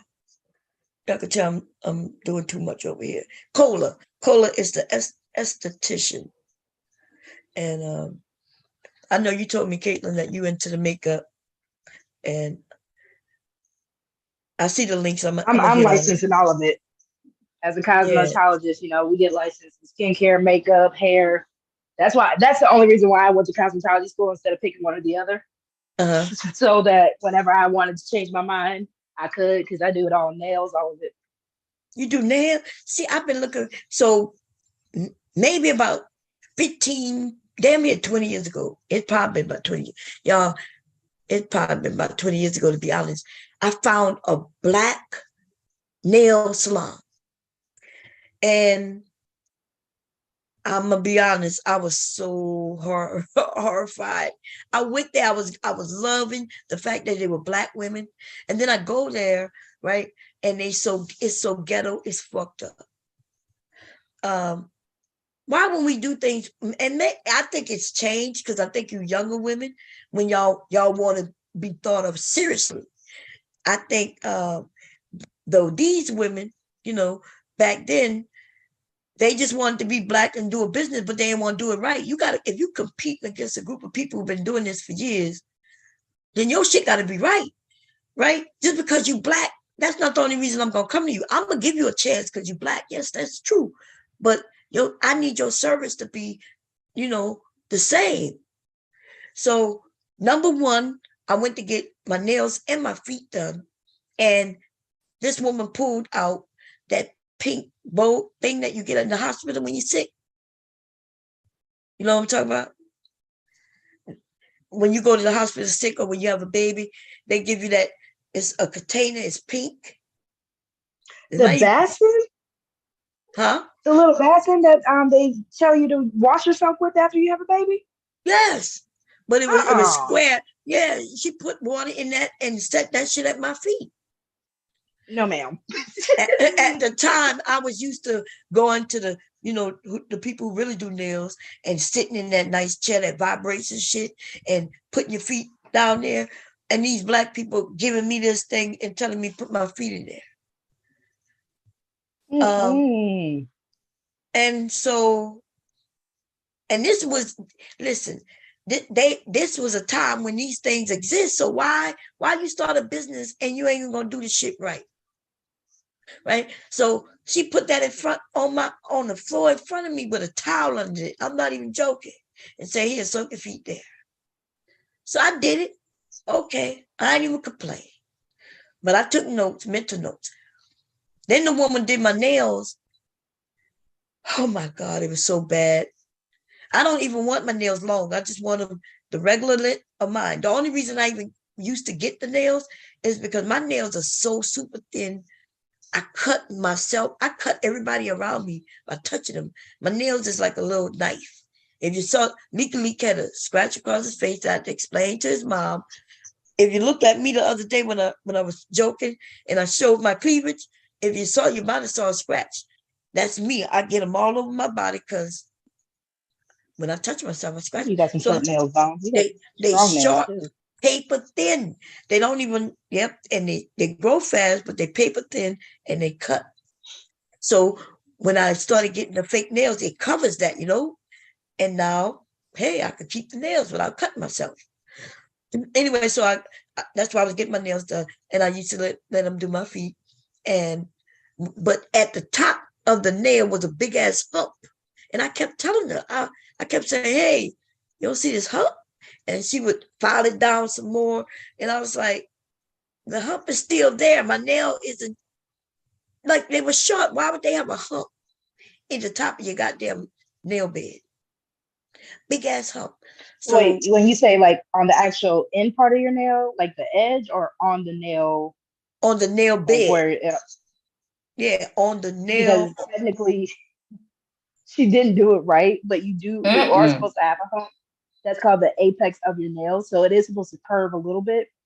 So she probably didn't file it all the way down. Yeah, it's supposed to do a little bit, but it was so noticeable, almost like, the women with the long nails that curve. That shit was a big ass hump at the top of my nails. And I was like, ma'am. I was like, no, ma'am. I said, you don't see that? And she filed and filed. I said, look, there's still a hump there. A big ass hump, like noticeable, big ass hump. That stuff was thick as fuck on my nails. It was so thick, I could feel the weight on my nails. She was doing acrylic with it? Yeah, back in the day, that's all they had was acrylic. No, because she was putting way too much on there. So she put on too much product. Yeah. Back then, though, because I really used to get what they call silk. Silk was like, it was like a paper or something. They would use this paper and put it underneath the prop, and then they would put this thing on. But because my nails, like you said, they are super thin and super sharp. So that's what they recommended at the time that I get. And it was expensive. Let me see if I can look that up. It was called silk nails. It was like a silk wrap. And that's what I used to get. So because when that acrylic, these people were putting acrylic too thick on, that my nails ended up getting the fungus. What? Yeah. Because water got trapped up in there. Either that or they weren't cleaning the tools either. Oh. Water. It was the water. Like I actually was able to see the water. Like I was like, what the hell is? Yeah, the black lady messed me up big time. And she fucked me up. I only went there because I was trying to support. Yeah, she fucked me up. She fucked me up. They got some real good black nails if you find a good one. Oh yeah. Now, we talking about back in the day. Yeah, now you younger women y'all really, first of all, the only thing I'm upset about is the motherfucking prices. Because now what I used to get in my nails and pay $20, $25, upwards to $50, depending on the style, if I wanted it to be real pretty and styled up. Now, right here in Delaware, got somebody, you go get your nails done. She ain't doing your nails for less than $125. And I'm like, yeah, I'm gonna stay my ass at home. Why they go $125? Now, in our defense, the products that you buy, especially if you want to get really good products, it does get pricey. Like especially, I've been posting some stuff in the back chat as far as like beauty that is black owned.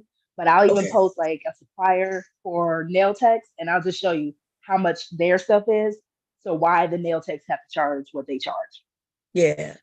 Let me hit on some of these links and share it for you. Oh, that's the YouTube. Let's see, the Hill blog. Oh, that's Kira that posted because nails have become like my new obsession. I love nail stuff. Nails make my hand look so pretty. I have these small, chubby little hands with these little sausage looking fingers. But when my nails done, though, they are pretty. And men love. I've seen your hands. There's nothing wrong with your hands. Yeah, Mom is so funny because she knows she's beautiful all the way. Exactly. Why she's Whatever. talking about my stubby hands. It's like we've seen your hands several times. Ain't nothing wrong with Man, your these things hands. are stubby. When Like, my we nails watch are you done, sew. Your hands are beautiful. when no, Talking when about they, stubby hands, the stubby, somebody put a ring on her shoe. Ain't that stubby? Right. well, some men like stubby shit. You know what I mean? Nah, but so yeah, whenever y'all want, when y'all have time, those of you who into the beauty stuff, we're gonna make sure we put in the title, get some, and I want to learn about the Black beauty products, know what's going on, so I want to get right in tight. I want to get back out there. I mean, go outside. Fellas, I know some stuff for y'all too. I know about the y'all first deserve two. self-care and pampering too. Yeah, y'all got skin too. I don't know why they keep playing around. Skin is skin. Yeah, I got my son, y'all. Skin. I don't know if he's Yeah, up I there. know. You said you need to go and traipsing in there like a spy so we can get us some stuff. Make Yeah, sure let you me take go. a picture camera with you too. Let's go see. Let me see if the computer. I'm gonna make first. I didn't make y'all co-host, did I? Let me do that real quick. Kira, Sky, Kayla, you speak. That is my only nail brand I got in my house. that's my Girls, brand is right that there. not the sickest brand right there? Yes, That is the baddest brand and for with nails. the best colors. They're the only people I buy now. So if I get Like, knocked girl, when I off, tell you I'm obsessed with the dip powder, that's all I use. Is dip Yep, powder, and dip I have the powder. jelly tip. Yep, me too. I use them both. Yeah, you said that you give us just in case you get dropped off. All right. Okay. Oh, sorry.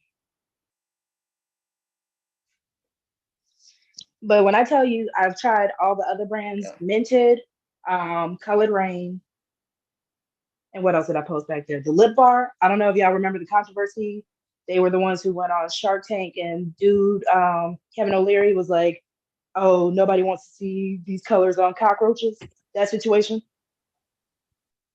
Oh yeah, I knew there was a controversy on one of the brands. I just didn't know it was lip bar. Yeah, but I know about the first two. But the last one you put in, that's the one I don't know about. But yeah, the first two, yeah, I know about them.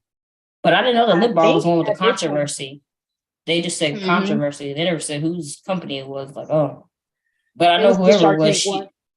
Oh yeah, I know whoever it was. She ended up getting a lot more people because of it, though. But they never said the brand though, which is kind of messed up in the article. They're in Target. Oh really? Now. Okay, Well, they've been in that's Target. good. good access. I just know when they kept saying controversy, they never said the brand of the company. They would just say controversy in the article. Like, I just know Bomb said she wants to start trying like really nice different colors, and they have beautiful different colors. Again, Black owned, so it is dedicated to making sure that these colors look good on Black women of all shades.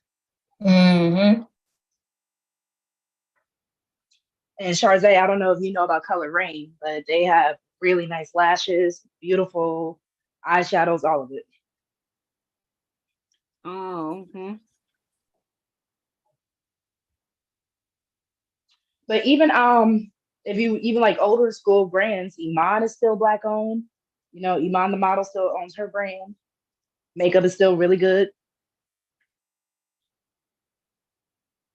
Trying to go through my little treasure trove of makeup to see all my Black owned brand stuff. no, I don't have time to What'd you say, Charzay? I said I don't have time to put on no 3 layers of makeup. Well, so that's the cool thing. So a lot of these brands, instead of just like the liquid foundation, a lot of the brands are going back towards the cream and stick foundations. So you literally just do a couple of swipes, and then you just take your brush and blend it in, and they're very flawless. Like Minted has a really good one. Color Rain finally dropped theirs. So these are all really good. Saying, God dang, they be sitting there, they put this one color, then they put the contour up under here, then I said, that's too much. I'd rather have that. See, I'm not a contour girl. I like my face to be round. The airbrush machine was cool. Shoot, you put the primer in, clean it out, then you put the whatever. It was done. Put your powder on. Well, I actually enjoyed the process of putting on the makeup. So I enjoyed the blending and all that. So it's not like extra work for me. That's what that machine was for. Mm-hmm. We never got to. We were never able to use it. We were younger. What the But yeah, airbrush? I remember that airbrush machine. I didn't know that they had Yeah. all that. Yeah, I done tried everything. I done bought wax machine. I got so much shit. I just love gadgets. I didn't know that they did all that. I Make sure just they thought it put bought on this Any money. kind of foundation. gadget, I got it. Oh, that's cool. I didn't know it did all that. Well, that makes sense why it was so expensive. I thought it just put on foundation. You can do highlighter with it, all of it. Mm-hmm. That airbrush machine was cool.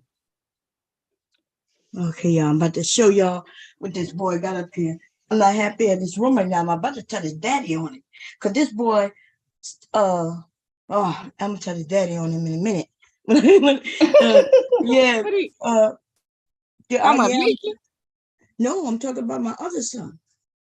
My oldest, up here on the third floor. You know, we rarely. That's why we laughing. She talking about oldest. Her oldest son. I rarely come up here. Like this whole floor is his. You know, got the bathroom, he got his room, everything. He got his own refrigerator up here and everything. And this, I done come up here and I see a heater plugged in, and it looked like this shit caught a fire. I can't even unplug the heater because it's melted to the goddamn cord. And I'm gonna tell his daddy, because I was wondering, like sometimes I would play my, I'm sewing, and when he's here, he must be having his heater on, because when I'm sewing, and then it kept tripping the power, and I kept wondering, like, why? Like, now I know why. This nigga about to burn the house down, and I'm gonna tell his daddy on it. But anyway, yeah, and I'm pissed off about how this room look too. See, and I charge him to clean me a room for him, and then he don't want to pay. Nigga don't want to pay. But let me see some of this stuff, y'all. Hold up. It's so much of it.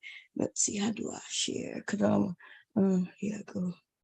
Yeah, I'm not happy. That's my fault though, because I should be coming up here, I should come up here on his ass, but I don't. So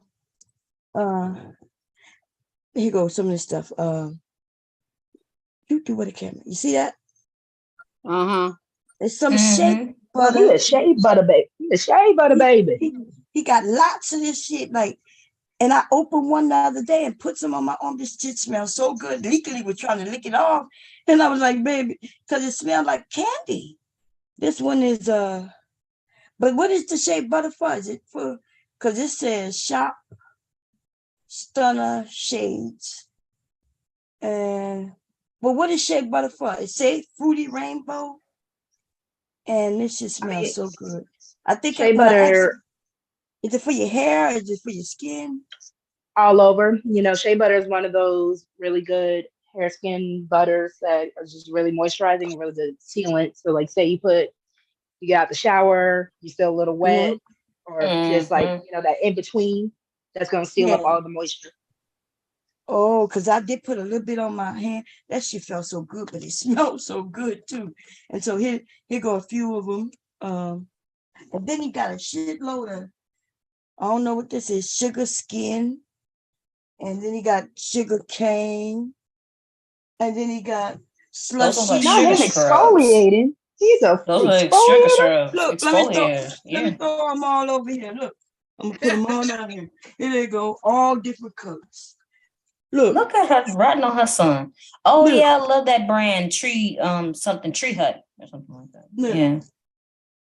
I bet you that boy got beautiful skin though. Yeah, he don't play no games. Skin. He got nothing but sugar scrub and sugar cane. Does he buy any for you for Mother's Day, Bob?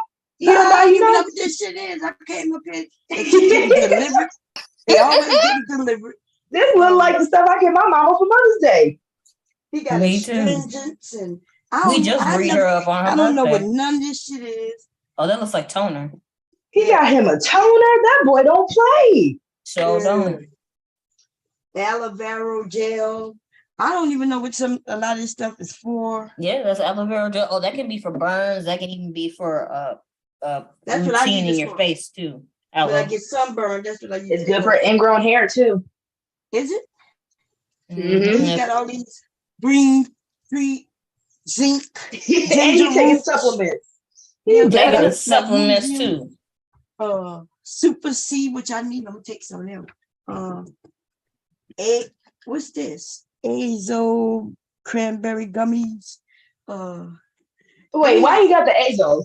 That might be for a lady friend. Yeah, he must don't know what that's for. But those are cranberry pills. That could be for just because. Yeah, because it say urinary tract health. Yeah, I was gonna say those are for UTI. That must be for a lady friend. But I'm ratting all her some business out. And so is you, Caitlin, because you have to explain that. No, I wasn't gonna say nothing. Listen, we all grown women. We know what cranberry pills are Rather for. him and his girl smooth I up. didn't even know what it was for me. I never Talk carrot about we and grown. tea tree. Tea tree oil? Yeah, that's Is good that for for your his hair. Carrot oil is really good too. Hair and face. Carrot oil is really Yeah, good it for say you. dry hair and skin down. This boy do take care of skin. Or if it's itchy too, or if you got like dandruff or something. Mm-hmm. You know, That boy be taking care of his skin. Sure do. He got, it's a lot more than shit. It's all over here. I'm gonna tell him all about you. Your mama going through all your stuff. Yeah. Look, he got Dr. Till's body lotion. Yeah. Mm-hmm. Look all this shit. Look. Yeah, I've had some of that body lotion. Tree Hut shea butter, but it's a tropical mango. And then he got the slushy in this. Good. So that's why I'm wondering, like, why he got, like, they look like the same thing, just different smells, I guess. But I think they could be used for different reasons. I think he has a subscription. Because it keep coming. Because it keeps coming. And some of them are the same, I think. Some of them are different. But yeah, most of them are different, but these two are the same. So he must have a subscription and they're gonna just keep sending them and he's gonna keep accepting them instead of stopping that shit. But I'm gonna take some of this shit. So this stuff is good for your hair too, or just your skin? Shea sugar scrub, that's for your skin? Yeah, that's for the skin. Sugar scrub for your skin. It removes all the dead skin, or say you have like super dry skin. Dead skin, dry skin, dead cells. Yeah. Mm-hmm. Look, let me smell this stuff. Why does he have so many scrubs? That man can sell all that. Maybe he couldn't choose, or I don't know. Like she said, it could be a Tree Hut smells good though. It's a subscription. That subscription, they be coming fast before you can even use the last part that they gave you. Yeah, they become fast. Yeah, I think they come every month or something like that. Yeah, this one is pink lemonade, and I think this one pink lemonade too. No, they look alike, but they're not. This one is strawberry bubble gum. This one is pink lemonade. Some be walking around smelling like a whole fruit aisle. Well, you know, you definitely love to smell good because he got a collection of belts. I'm not mad at it. They can take care of themselves. I'm here for that. He better get and clean this goddamn room. Y'all ever heard of this? Y'all can't see it. BB Simmons. No, I see it, man, but I like the symbol. I'm liking the symbol. I love butterflies, so I'm looking at that. No, but I think it's you're a butterfly girl too? I sure am. I got a butterfly tattoo. I love me some butterflies. Mm-hmm. This one is. Let me see. He got like 20 of these. It's this BB Simmons. It's 20 of them in this closet at the top. What are those candles? Nope, look, y'all. Fancy belts. That man can make a killing selling half this stuff. He got like 20 to 30 of them up there. And Mom, you might need to take some. That might be your rent money. His rent, the rent money is them goddamn shoes stacked up in that closet in boxes that he never even worn. You sound like me. Here we go. You be getting mad, my friend be looking at stuff. You haven't worn this. Like, how you know? Tag still on it? I've never been a shoe girl like that though. If you come into my closet is the beauty supply store. You ain't never been. Yeah, see that I got about 500 pairs of shoes, all in the garage everywhere. Boots. My money goes to makeup and skincare and nails. Mine shoes. Shoe. He got. I'm not much of a shoe person either. Them are some Jordans though. Yeah, everything in there looked like Jordans, all of them. Nike. It's about you got maybe about 100 pair of shoes over there. And then he go to me for the holiday. So he's sad. He was depressed. And talking about, when I asked him what's the problem, he talking about money. I'm like, money? Not that he ain't got no money, that he keeps spending money. And see the problem. Oh, this is the one that spins. Okay. Well, no. And dudes who love shoes, that's an addiction for them. They love them some shoes, and you mess them up, it's fighting. No, the depression comes from with him when he explained it, right? When I talked to him, it was that chasing the bag, and he feel like he's not getting nowhere. And this thing where everybody, he felt like everybody was 6-figure earners, and he's not. He's like, he's working hard, but he's still not making 6 figures. See, this is why these men are dangerous. Oh, the internet is messing with them. Poor baby. But it's not just the internet, it's the music too, right? It's the music saying get the bag. So think about that. It might fall off, y'all. Am I still here? Mm-hmm. Yeah. Okay, so when these men who line already make it seem like you got to be a man to make 6 figures, that's what Kevin was telling. So when men go out and get the jobs and everything and doing what they should do, but still not accomplishing what men are saying you need to accomplish just to be a man, that takes a toll on people, right? Just imagine being a woman and they telling you that you only nice looking if you got the big butt and this, right? So you don't have the big butt, so you go and get the surgery. But then even after you get the surgery, what you thought was going to come doesn't come. Mm-hmm. So now you thinking that it must be something you're not doing right. And that's why I said their message is very dangerous to our young boys and the women, because they're lying. They're making it seem like, yeah, I'll make 6 figures, which now most of these men are lying, talking about they make 6 figures. So what about the ones who really not making it? He know he's not making it, but he think he should be making it. They get depressed. These men gonna be the result of a lot of men committing suicide. Just like the belief that you need to be married to be happy, the belief that you gotta be with somebody just to be somebody in the world. Like all that shit is not true. So, but he got depressed, and I had to look at him. I'm like, boy, what do you like? I'm like, you got money, right? This boy got enough shoes up here. If he wanted to damn near get a down payment for one of them goddamn cars, he could sell all these shoes. You see what I'm saying? The shoes alone. And then he buys it like this shit. This is on a what do they call it? Subscription also. This shit come to the house every goddamn month from these people.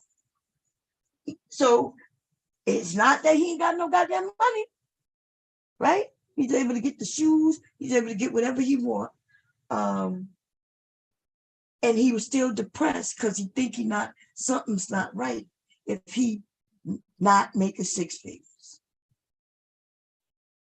I'm like, yeah, you're not making the 6 figures. I said, but you living nice. Like, and then I had to explain to him, as long as you got food, you got your vehicle, you got gas money to get to and from work, you got lunch, you know what I mean? You got everything you need. What you complaining about? Because people are mad superficial nowadays. Like, I do have to understand why women are saying, yes, we want men with money, but there's a realism that a lot of people are escaping. And it's causing these self-esteem issues because it's happening around a lot of people in this generation because they're chasing a dream or they're chasing something that isn't tangible for a lot of people, or at least in the position that they're in. Mm-hmm. Like some of these shoes, $300, $400, y'all. And the only, when I asked them, like, why are you spending that kind of money on shoes? You know what they tell me? Well, I can sell them if I have to. But they are right. My youngest son sold 2 pair of shoes for the holidays. and was able to get anything his son wanted for Christmas. All he did was sell 2 pair. He sold 1 pair for like 3 something, and another pair I think he sold for like 175. But I didn't ask him how much he bought the shoes for. But see, they thinking is, hey, even if I paid $190, I got to wear them and then resell them. They usually resell a little more than what they bought them. It depends on how long ago they bought them, what condition it is. These are cute because the different colors. See that? This one is that color. I made him a shirt to match these shoes. Yeah. But he got so many. I'd never seen these before. And all the mother boxes. That's in there. My brother actually made that into his side hustle. He's one of the, I guess it's like a shoe trader. He knows all the websites where they'll do all the newest drops at the time, and you have to hurry up and catch it because they go on the auction, and then you just resell them. Ain't that something? So I paid on them, I guess. But shit, they living larger than me in my own house. Yeah, damn.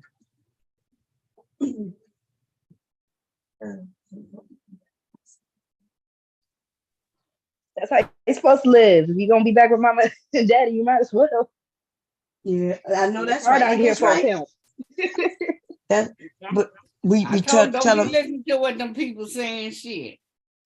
Yeah, girl, I had to. It's hard out there. I had to talk to my son for the holiday. He was depressed, y'all.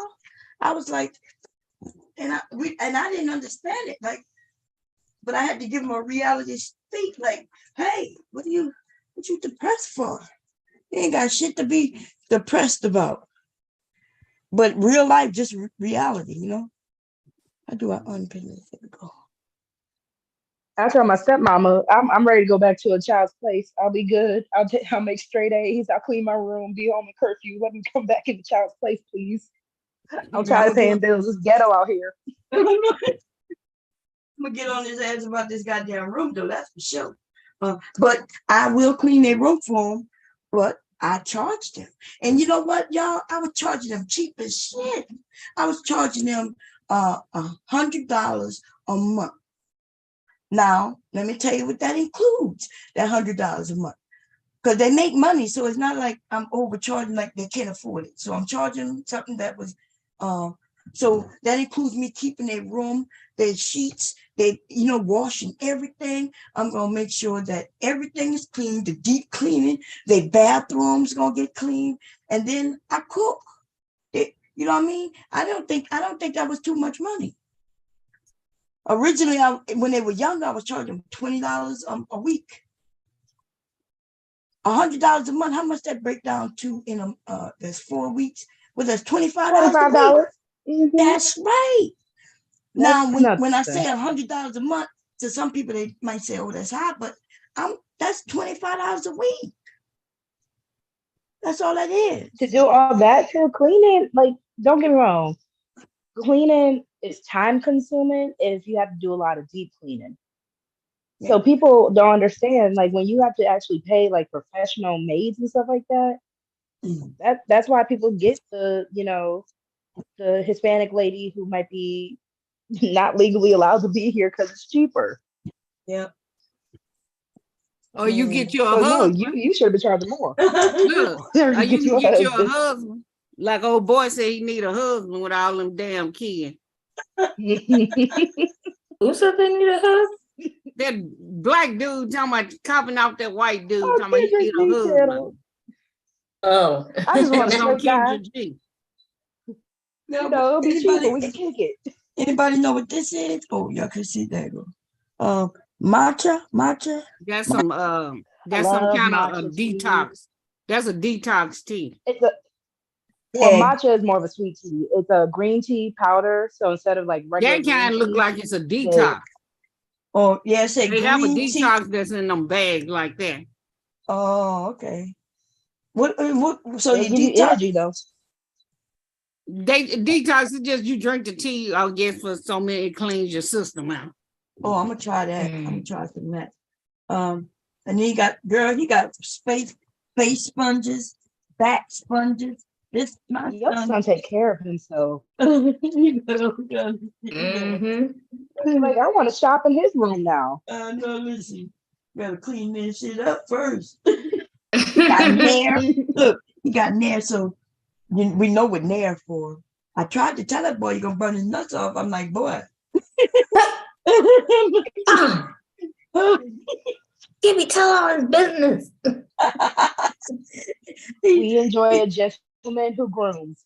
Yes, Manscaping he's is into- a must. We do, but we can't be telling their business and they won't do it. You know how they are. He's into grooming. Listen, Bob is going in on her son.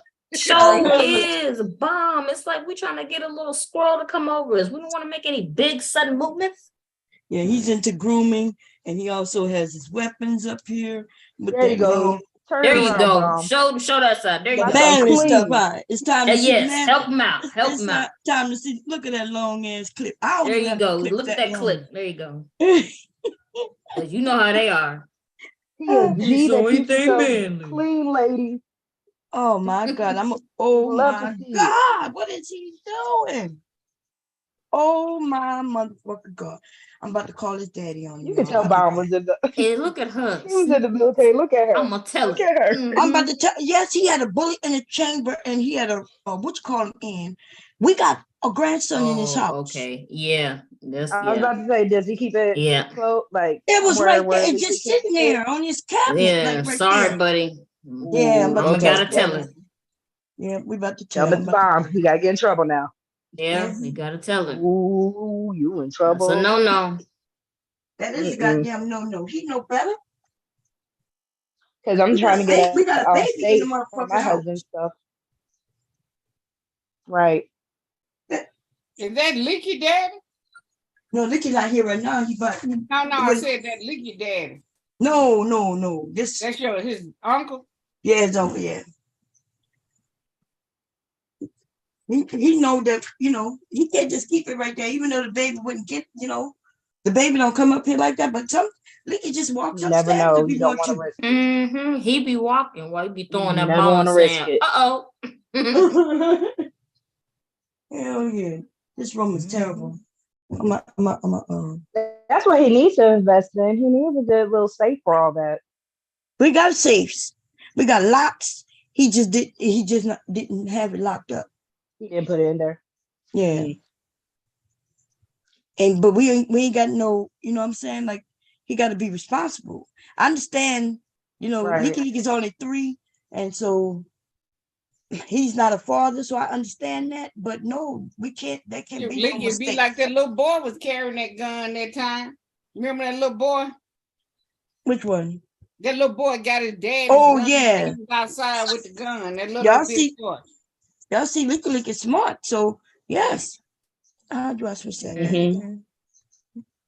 Licky is smart. He walks up and downstairs how he want to. He got to run in the house because it's his house. And so it's just up to us as responsible adults to make sure that he can't get hurt. You know how many kids shoot other kids or themselves every year? It's a lot. And I don't want to. I wouldn't know what to do if no. No, you're right. Because my mama, she says the same thing. We make sure nothing is within Caleb's reach. We don't play that. If he can't be responsible, then he don't need to be no gun owner. You see what I'm saying? Not he could go live somewhere else and do how he want to do it. I'm shocked because it always sitting there, but usually it won't have nothing in the chamber.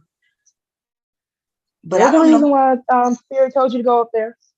Yeah, sure. The other day when I was up here, it wasn't up here. Never I stop was being a on mama. accident, it was. But Maybe he's finna shoot somebody. Shit. well, that's what you keep it for. I think he was probably He cleaning had a them. bullet in the chamber. Shit.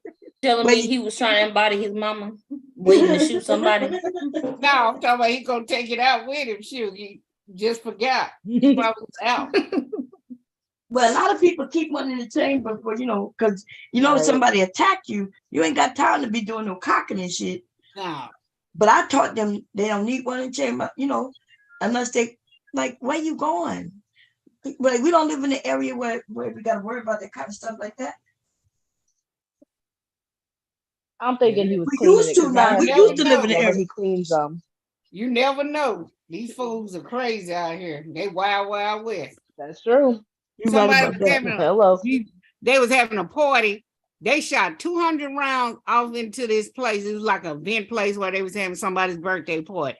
These two got into it. They shot 200 rounds, killed these two young girls. One was an entrepreneur, the other one was going to college, and killed them. Do anybody know what's going on with that young girl who got a friend beat her and killed her? Who? Like, anybody got an update on that? On which girl? When they went to Mexico? Shaquela? Yeah. Mexico? Yeah. Oh, they still trying to They haven't prosecuted expedite any of that them girl yet. or whatever. I don't know what they doing. Yeah, we gotta people got to They keep up still on it. trying to expedite her, but they ain't got her yet. And Well, I don't know what they doing. Someone brought that up when people were talking about the 4 people in Mexico that got kidnapped. That actually came up in conversation for a lot of people too. yeah. Yeah, they should have been a goddamn. I don't know what's taking them so long. They shouldn't have never left. Nah, yeah, but that's Yeah, that's the part for me. Bomb, you got a message for you in the back chat. Oh, okay. See, stop telling his business like that. I could tell my motherfucking son's business all the fuck I want. What the hell?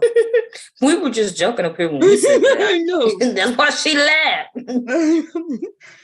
We black. She his mama. We know she can still tell his business. We were just I didn't joking. even tell anything bad, but yes, when Not it comes bad. to that gun though, right? But if my son take care of his face, he take care of his face. He take That care man of his take care body. of his whole health. That was a full body health. Ain't nobody mad at that. From the top to the bottom. Yeah. So Half these men, you don't know. Apparently, they need Kevin Samuels to tell them to keep the creepy crawlies out their booty holes. Take their fingers All them and little dingleberries. Why y'all y'all keep Y'all need to re-traumatizing me check with y'all that? men. Make sure they ain't got no take a dingleberries. towel and go up in there and clean it out. somebody L Umbra said them shoes too small for me. He said size 13 fits me comfortable in shoes. But that's what size shoe my husband wear. A 13 or 14. Like it's hard to find shoes for him. My son say the smaller the shoe, the more they could get for the shoes. Did y'all know that?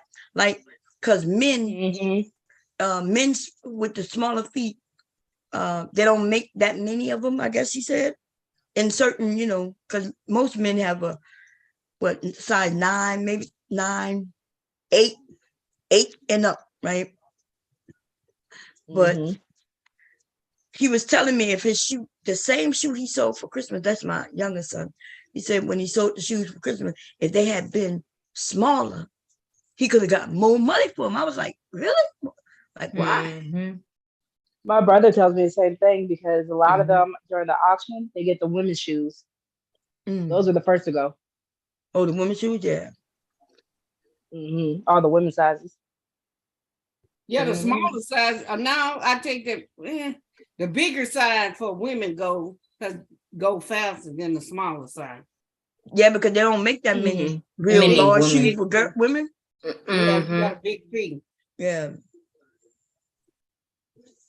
Like I could find my size almost every time. I have real small feet.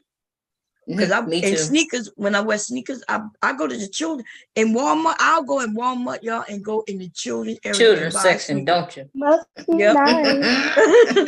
My mama does I got too. big feet. Yep, I wear I gotta get these New Balance tennis shoes. They $139 because I got a bone spur and a Achilles tear on my left foot. Ooh, This that don't shit sound hurt good. too. That does not sound fun. I'm just flat-footed. I'll get out. I have no arch in my foot, so my feet always hurt. But she said it's probably been there all the time and just started acting up. Oh, okay. The Achilles too? Yep. Yeah, because she did You an went to a X-ray on. I podiatrist gotta or go to your- third. Huh? You went to a podiatrist or you went to like a chiropractor? Put down whatever foot doctor need foot doctor. Podiatry. Yeah. I heard because a lot of people have been telling me to go to a chiropractor too, just to get a second opinion, because they can also see all the little ligaments and joints down there as well. Yeah, I got a chiropractor too.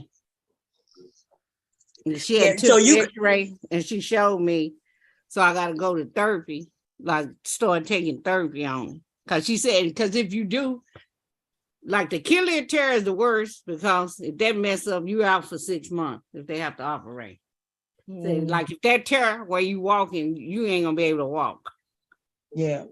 Remember, that's why they beat my brother on the Achilles heel right there. Yeah, you ain't gonna be able to walk. So Please take care of that, you have brother. flat feet.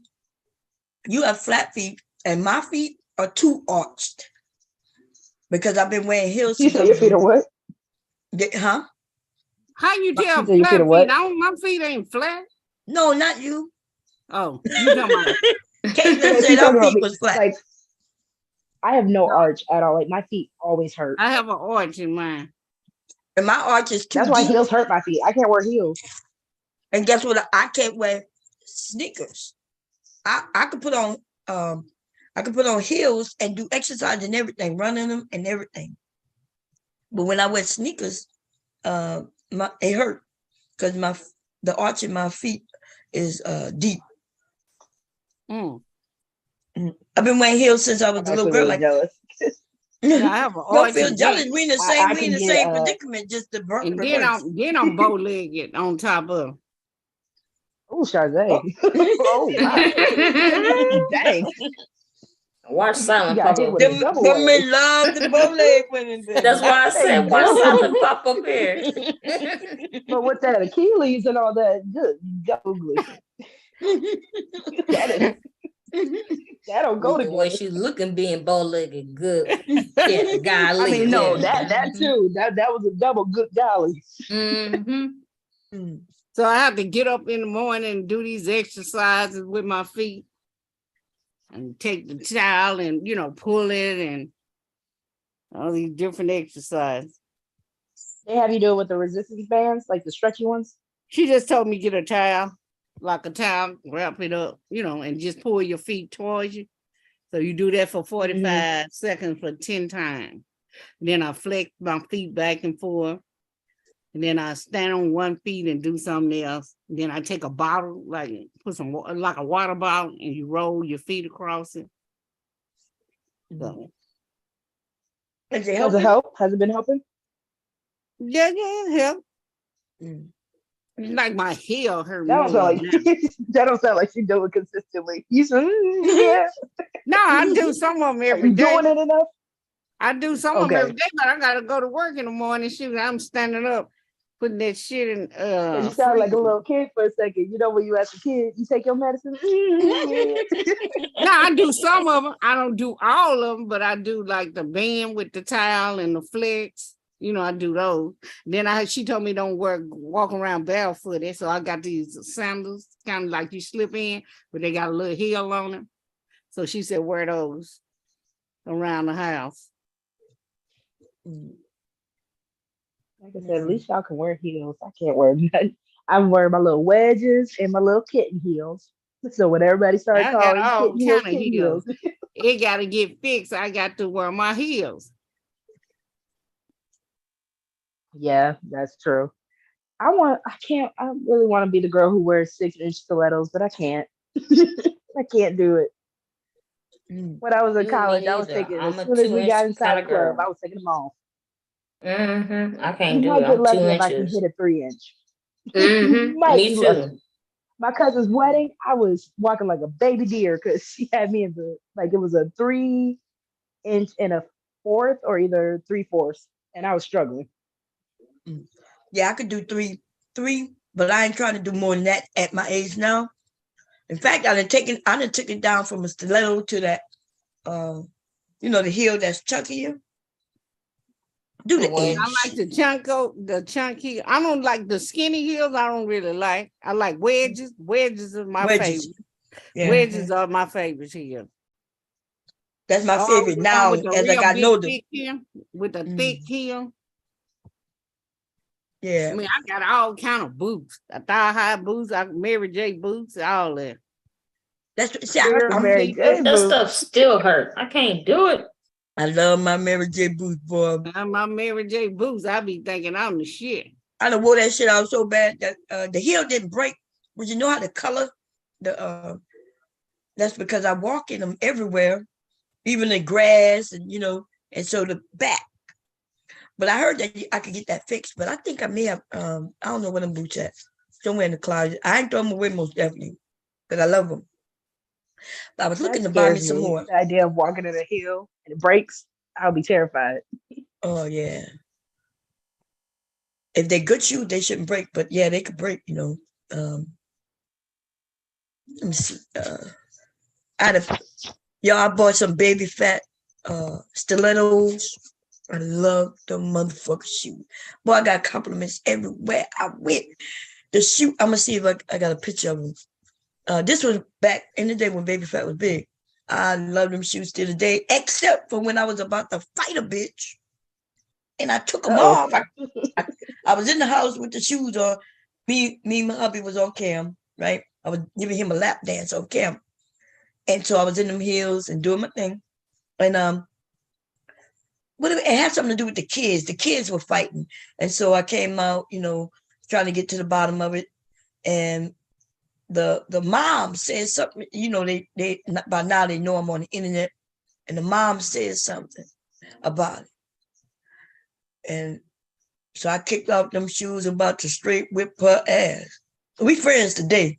But so let me tell you how They'll it be really the works. best friendships. I'm nice. I deal with the children in the neighborhood.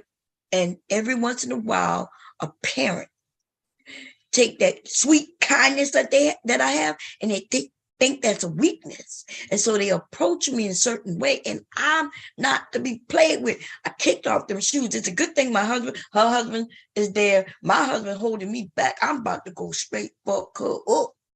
Her husband telling her to stop, but when I went to go for her, she ran. See, when you're doing all that talking, you're running your mouth, and I'm chill. She was doing a lot of talking. I'm chill. But when she mentioned that internet shit, she mentioned it in front of children. See, listen, adults know what adults know. Every time they claim some shit, some children know something, it's always an adult who told them. You understand? Mm. They don't mind when they children all in my house spending the night, when we taking them to the movies, when we taking them, fishing. They don't mind none of that.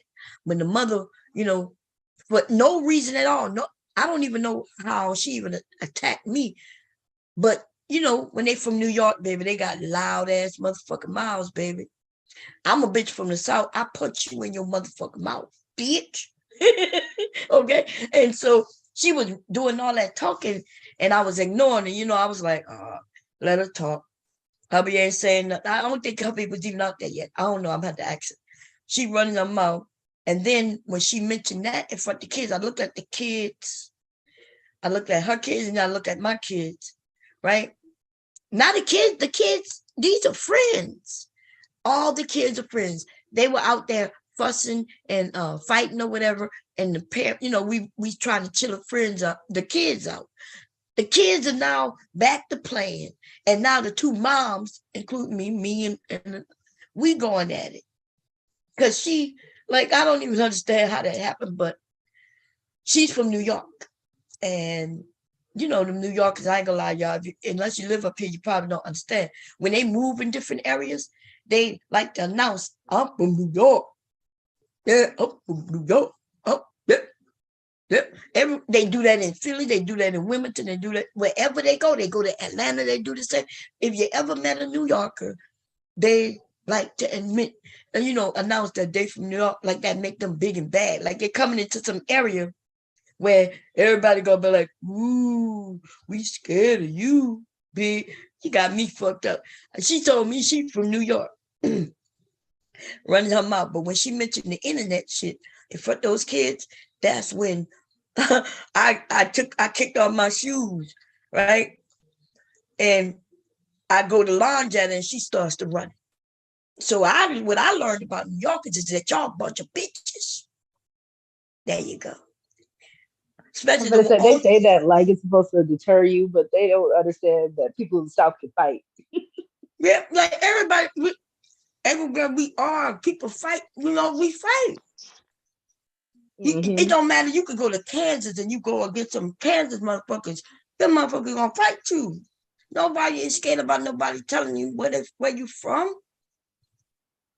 Shit, you know, I'm definitely not gonna tell you what I look like being up here talking about. Yeah, I'm from New Orleans. New Orleans, we don't move. I mean, I'm gonna say I do know some niggas in New Orleans, but like I'm from Ninth Ward. What you want? What you want? What you want? What's happening? They be in a different state or they in the same state? Because you know, while we in the state, we will announce what area we from.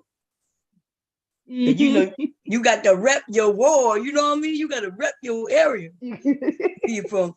I'm from Holly Grove, bitch. I'm from Fifth Ward. What's that?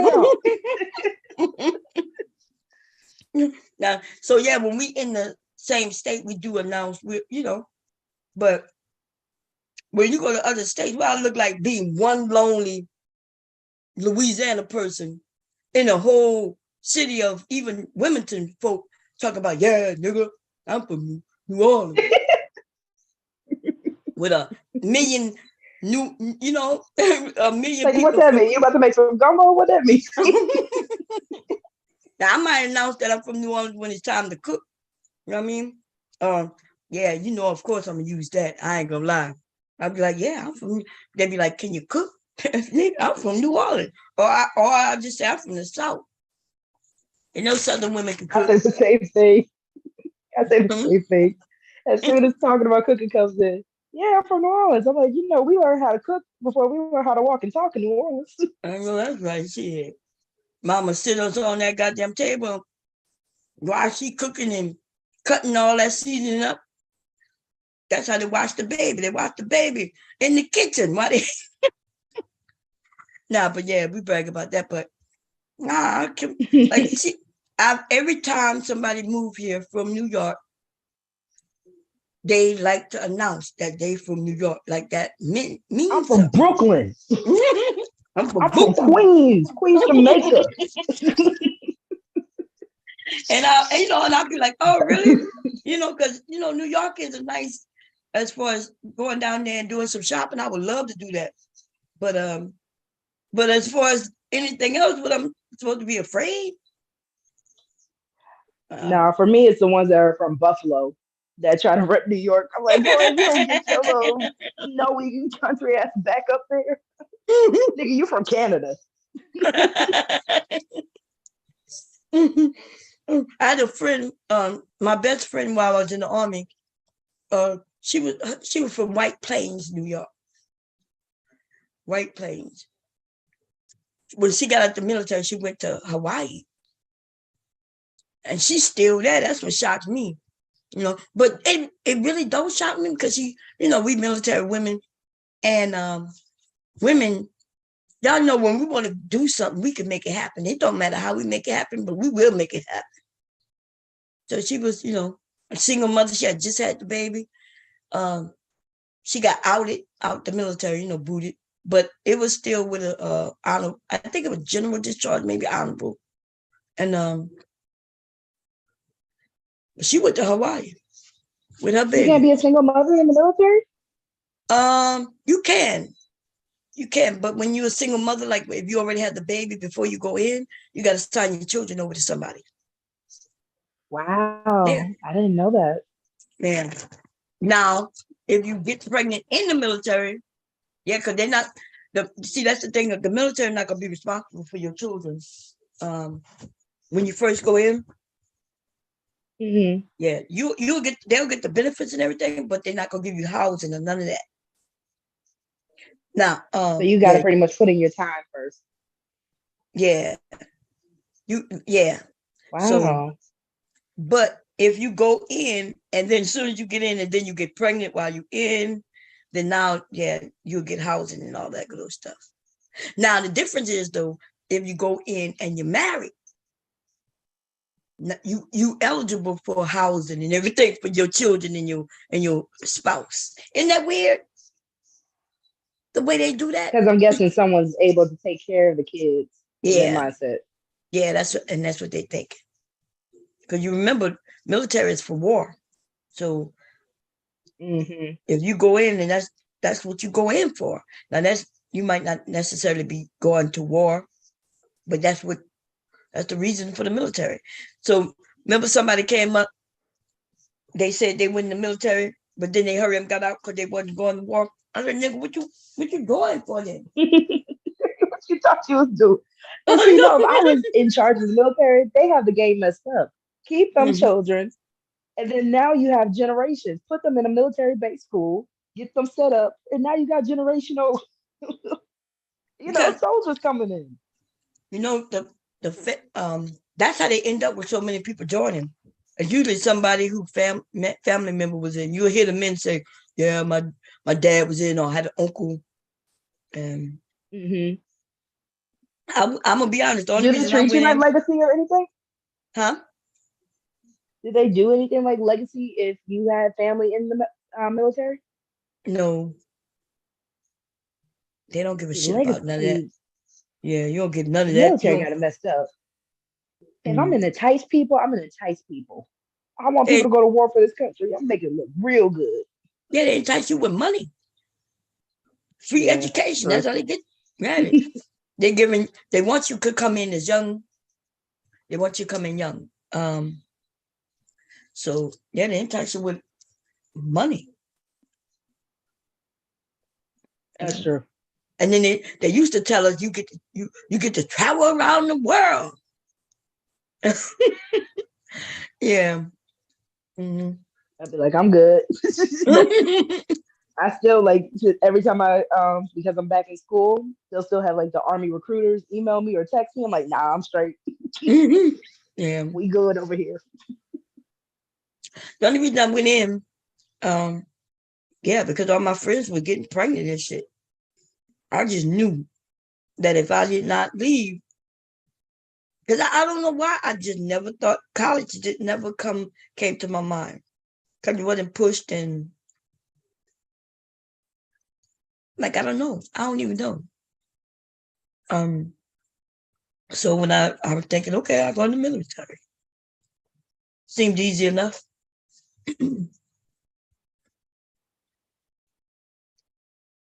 When when you're young, you're not thinking about war anyway.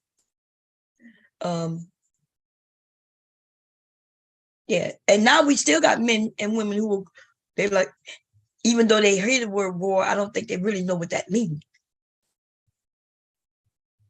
You think that, hey, I'm gonna get a gun and I'm gonna go shoot at people. You don't think when I'm shooting at them, they're gonna be shooting at me. Right? You don't think that when you're young like that. A lot of them, from what I see, think it's like a video game too. That's what I'm about That's to say. the issue. Yep. That's the issue. The video game, these men want to go and they want to shoot at something, but the video game, if you get shot, you get another life. In real world, yeah, they learn the difference when they get the basic. When you get the basic training, reality hits you real fucking fast. That's why I couldn't do it, because I don't do people screaming at me. I can't.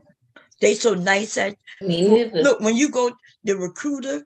Oh yeah, I seen them recruiters, nice as hell. I'm like, I heard y'all get down. Hell no. The recruiters treat you to dinner. They'll say, yeah, okay, I'm taking a group, and I'm also gonna feed you. I'm gonna take y'all out to eat. The recruiter took us out to eat. Then they treat you well. Then when you go in the list, they talking nicely to you, asking you what kind of job you want, right? Based on your score, they'll give you the list of jobs that you qualify for and everything. They treat you so nice. I remember getting sworn in. So once you get sworn in, you belong to the government. You essentially are in the military without being active duty. It's almost like you swore to, to join and do what you need to do. So I did that, and but I didn't go to basic right away. So I remember having go to the doctor because I had a UTI. Now that I think about it, I didn't know though. I had a chest pain. My mom took me to the doctor, and the military paid for it. Even though I never stepped into any military anything yet. They treat you good, man. They treat you so good. They even paid the bill and everything. And then when you go get on the bus and you go to damn, what it was called? Hubby just mentioned the other day. Okay, that's where they're giving you your uniforms. You go and get some shots and everything. They still treating you good. And then, right, they treating you good. You're getting all your paperwork done, all the paperwork needed for you to be in the military, everything dealing with your how you get paid and all that shit. There's a couple of days that you're doing that. And I'm telling you, they're treating you good. Nobody is saying anything wrong to you. So you still thinking, damn, like you know you're in basic, but you're like, okay, this is easy. And then the third day, I think it was the third day, they got buses out. They said, okay, come on, we're about to go to your units. And we get on the bus. As soon as everybody sit down, a drill sergeant comes up there who look just like the other men, right? They all look alike because everybody's in uniform. But these motherfuckers had on these different type of hats. And that's when the screaming started. Sit your ass down. He informs you when you refer to us, it's yes, drill sergeant, yeah. Drill sergeant, yes, drill sergeant. That's how it was. Drill sergeant. So it was drill sergeant, then whatever you say, and then drill sergeant again. That's how they wanted it. So it was wrong for that. It was like, no, drill sergeant, no. Or, so he informs us that in the harshest way possible. And then from that's when you enter hell, baby. That's when hell. Yeah. Yeah, I'm a punk. I'm emotional. I start crying. Hell? Somebody yelling at me. Yes. It's hell That's because I start one. crying. Wait until y'all sit on the bus talking about sit your asses down and screaming. They Yeah. wrong for that. they start screaming. And then the thing is this. The reason I call it hell, because in hell, there's no way to get out of hell. Even if you're good, you can't get out of hell. No matter what, you can. Even if you do it right and anybody do it wrong, you still get punished. See? So let's say they say, okay, get down there, give me one push-up. And everybody get down there. In the beginning, there was a lot of people couldn't do push-ups. I was able to do, you have to do at least, back then, I don't know if they changed it, had to be able to do at least one push-up. If you couldn't do one push-up, then you couldn't get in. So there was a couple of things you had to do just to join. Besides take the test and shit like that, you had to meet the weight requirements, and you had to do at least one push-up. I think that was it. I think that push-up thing was required. But you ain't got to worry about knowing how to do enough push-ups in the end or run and all that sit-ups, because you're going to do so many push-ups and you're going to run so much in this 8-week period that by the time you're done, you will pass that test. You'll be able to with ease, as a matter of fact.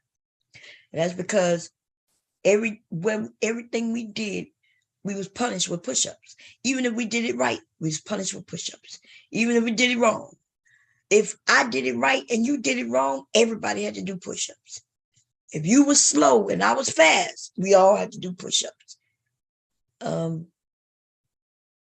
After it, you realize why they did that. Because I remember going in, I probably was able to do 10 push-ups in like a minute. But by the time I got through basic, I was able to do I don't know, something like 60 something push-ups in 2 minutes. Probably more than that. So that's all that training. Hey Ben. What's that? Oh, is that late? Oh, sure. Oh, so you ready? Are you good? I'm good. You know, I've been asleep all the time. Oh, you been asleep? Okay. Oh, Pappy said, oh, okay. Yep. Pappy did come up here. I forgot, y'all. Somebody let him up. Let me go change that right now. Give me a second, y'all. I gotta get up what name I'm on. I gotta change this right here. Switch accounts. Thank you for coming up to tell me that. I forgot. I wonder why he left. What happened? He probably just came by to put that message back there. Yeah. Let me hurry up. And go to the account. I have to go. Where I have to go now? YouTube Studio. There we go. Would you? No, I was anyway. Right. Okay. That's the security password. Well, that wasn't the last. Hold accountable. Here we go. Details. To hold them accountable.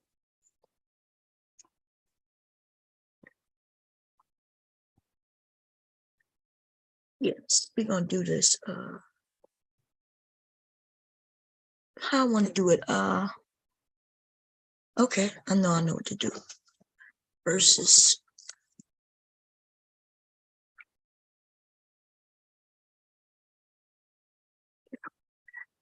How you spell Aaron? Is it A-A? I spelled wrong. A-A-R-O-N. And I'm gonna put O.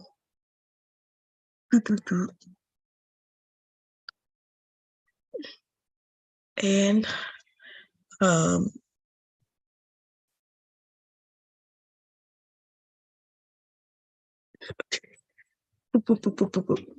okay.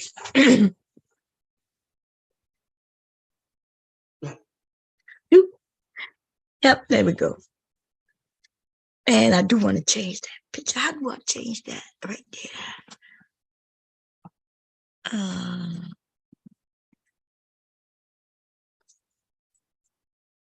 But this is the thing.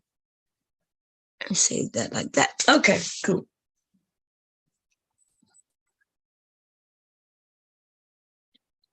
Okay, I'm done with that. What you about to go to bed? I thought you just said you were asleep all that time. See, you told me you was tired. I just asked you when we taking a shower. You could, cause you. Yeah. Go down.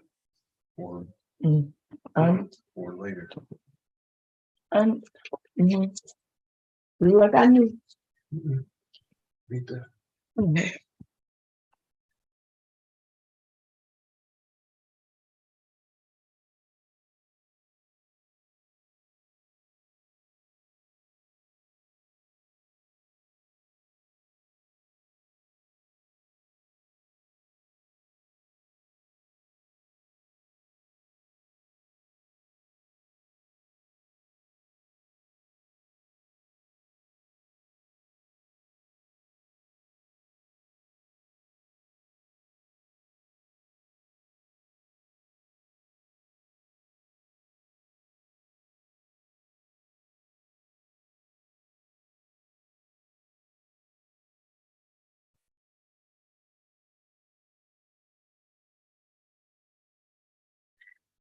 Oh, okay, y'all.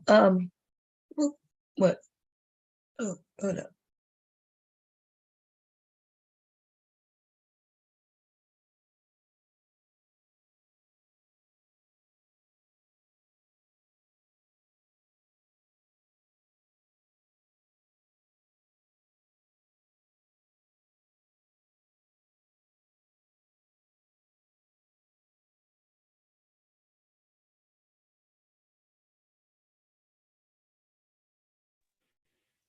It's like mad quiet.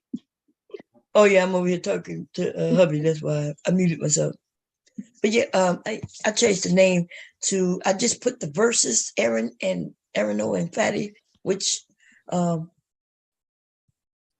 Yeah. On that video. That man cares about his brand. I'll say that. Well, I understand. I do understand. But, you know, even in the video, yeah, I didn't want to take his name down because he came up and he explained it, right? It got all settled.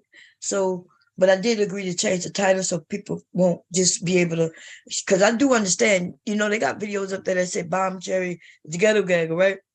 And then even though I cleared that all up, they didn't take it down. I didn't even ask them to take it down. I don't care. You would have thought they would go in and at least change the title a little bit, you know, but I don't care. And so he's right. People will go, they'll Google and that pop up, and then they'll be like, "Oh, you was gonna go," and then, but then I'm here to tell them, "Well, you're a lie," and then I inform them that even the person who did that video was lying. You know what I mean? And so I understand. So that's why I put versus Aaron O and Fatty. I should have put Team Fatty maybe, but yeah, let me put Team Fatty. But that's what the video that they were doing that we reviewed was about. Him being against the extreme pedo behavior, you know? So that makes sense. And we look like who oh, that was Shazay who got knocked off. Shazay hopped off for a second. Yeah, she'll probably come back. And yeah, there she is. Shazay I finally said got it. Go ahead. Mm-hmm. No, go ahead. No, I was just about to. I was just saying that Shazay said she's bow-legged. All the men go look. All the men coming over when they find out that Shazay they bow-legged. I told you they're gonna bop out the sky. Like, God damn. Amber said bow-legged. When they see her in them red pants, baby. Huh? Mm-hmm. I said she 5'5" with brown eyes too. Let's see. Red must be one of her. You know, that's the one color I never look good in. Red. I hate red. You are red. It must be you are. That's why it don't work. What? I have a. Where's Devastating? I don't know. He said he would be up here late. Well, that was early this morning when I shut it down. You know, I was here the whole time, y'all. I wasn't listening. I put it on mute, and but I was playing the game, like because I couldn't go to sleep. I couldn't go to sleep. So when you called me, Kira, as soon as you said you could shut it down, I shut it down right away. I just went. You sure did. I cracked up laughing my ass off when I just looked up and bloop, it was gone.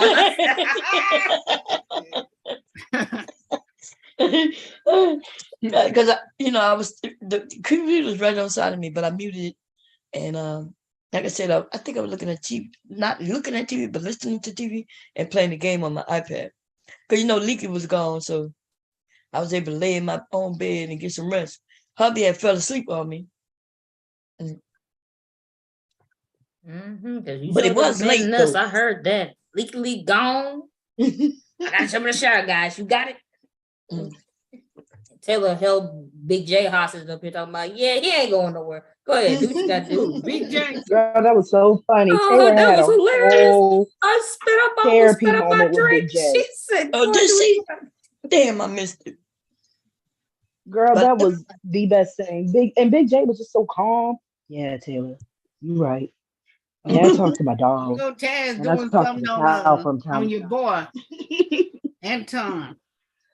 Oh, he is? Yeah, he doing something on Anton. Oh, well, listen, y'all. I'm gonna go check it out because I'm about to leave. Unless y'all want to keep it up, we ain't got nothing to talk about. So tomorrow, what y'all want to do? We gonna move forward. Y'all want to? I've been wanting to see this Pearly Teens. Yeah, that's what I thought video. Okay, we're gonna do that tomorrow, y'all. It's gonna be in the title, feminism, and we're gonna do that. I may end up coming back tonight, maybe, but Oh About what no. time tomorrow? Because your girl got work. I don't What want to time be you go to there. work? You 2:30 work in the tomorrow till morning? 6. My time. Oh, Mm-mm. okay. Yeah, so if you want, we could say, I'll probably go live earlier, but we'll say that part till later. You know, we Yeah, got all I kinds get of, off at 1. oh, okay. Yeah, so yeah, tomorrow sometime. I Yeah. mean, Y'all know everybody I'm got to bad be with in the time. clouds. You know, I'll be twerking Yeah. in the chat. Okay. Yeah, I got some sleep I didn't go to sleep till like 7. I think it was 7, but I did time I woke up. You wasn't here. Was When you do here? any of y'all sleep? Was I woke when you came? I keep No, falling asleep but I on was these asleep when you channels. called. Mhm. Yeah. I had a Just doctor's last appointment. I night, didn't I go. fell asleep. You Oh, said you your fell boy asleep? trying to get clout, Who tried to get clout? Anton. Oh, yeah, I want to go here because when by the time he do something on somebody, he be knowing some information. That's what I like about Taz. Taz been done it. He be knowing something that, I ain't got time to be looking in people's shit. I don't be caring. What I do know about Anton, I never shared it because nobody shared it. So I'm gonna see if he shares some stuff that I do know. Because it wasn't hard, when Anton first came over, like he was claiming he was a millionaire, but he would say millionaire, yeah, I'm a millionaire, but he never said I started this company or that company. Like he don't give you any of that. So the millionaires though, the way he say he's a millionaire, you can find them people. Them people, they make it seem like there's not a list of fucking millionaires. The way he claimed he a millionaire. But then he get that from the family. It ain't like he made it himself. Nah, I don't think he is a millionaire. That's Yeah, what I I'm don't saying. think he is So, either. well, in fact, well, let's just say I know some things. So, the millionaire status, unless somebody died and left him $1 million, and even if that's true, he not a millionaire by the time he paid taxes and shit for it. But other than that, there is no him earning and becoming no millionaire. And and you know how I know? When he was over here from the beginning making that claim, I found his ass on Facebook. If you go to his Facebook, you see that he's no millionaire. Right? Now I don't know if he took, because if he's smart and you want people to really believe you, you go and take certain shit down. But his Facebook told me everything I need to know. Right? So I'm gonna see if, because there's some things I want to talk about, but I'm not a doctor. So if somebody else put it out there, then I'll talk about it, right? And I'll tell y'all exactly where I got it from. Actually, I just told y'all where I got it from. His own Facebook, Anton Daniel's own Facebook. Go back 2 years and see what's up. There you have it. So he's lying. Yeah, but I didn't want to squash the man at first. He wasn't really attacking women, but now he now know that he has to attack black women in order to get the money that he's getting over there now. You see what I'm So saying? he done got 159K subscribers now.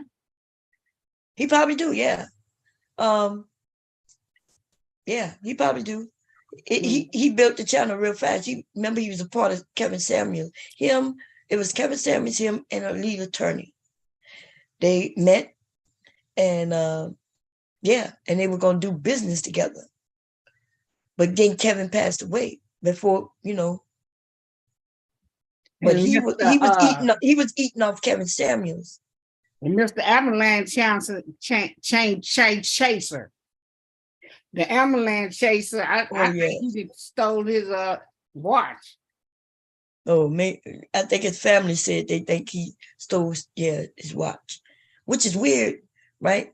Because they claimed they wasn't there when he died, but the family said that's not true.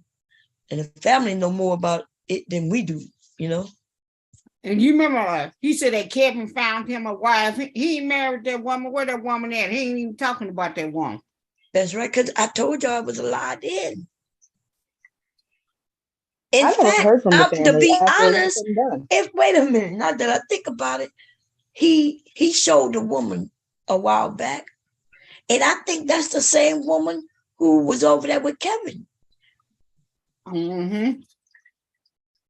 They be them, you know, you give a woman some money, let her play a part, and then I'm not saying that woman was a prostitute, but I think that's what she said she was. She tried to say she was a nurse, found out that was a lie. Like it was a lot of lies going on with the Kevin Samuels original story.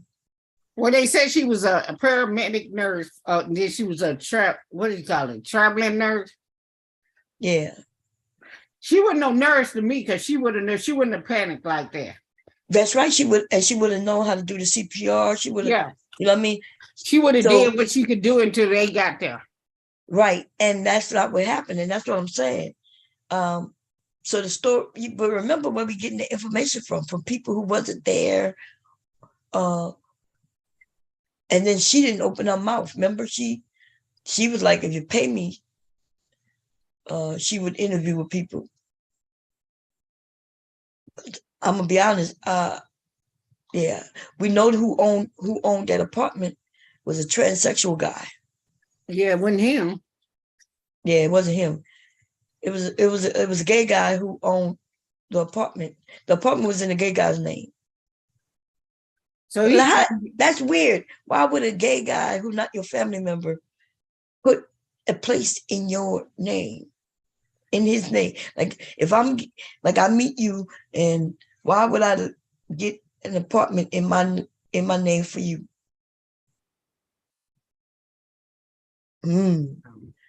Unless we own it's something going on. You know what I'm saying? Or that was Fred. That wasn't Kevin. That was Fred being Fred. Unique Fred. That's what you got to say. Unique Fred. Unique Fred. Unique. Call me unique, and he was right. He was over there being unique, baby. He ain't unique now. He's a dead. He's uniquely dead right now. I know that sounds so mean. I'm gonna say that's a unique experience. I haven't experienced that yet. I know that's right. Sounds so mean. But that man was mean though. Damn. He was nasty, y'all. That man was nasty. You probably can pick maggots off of him now. By now.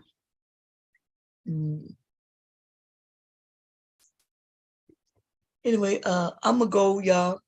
So I'll see y'all later. I'll probably be over there by Taz. Good night, y'all. Good night, everybody. I think he's live.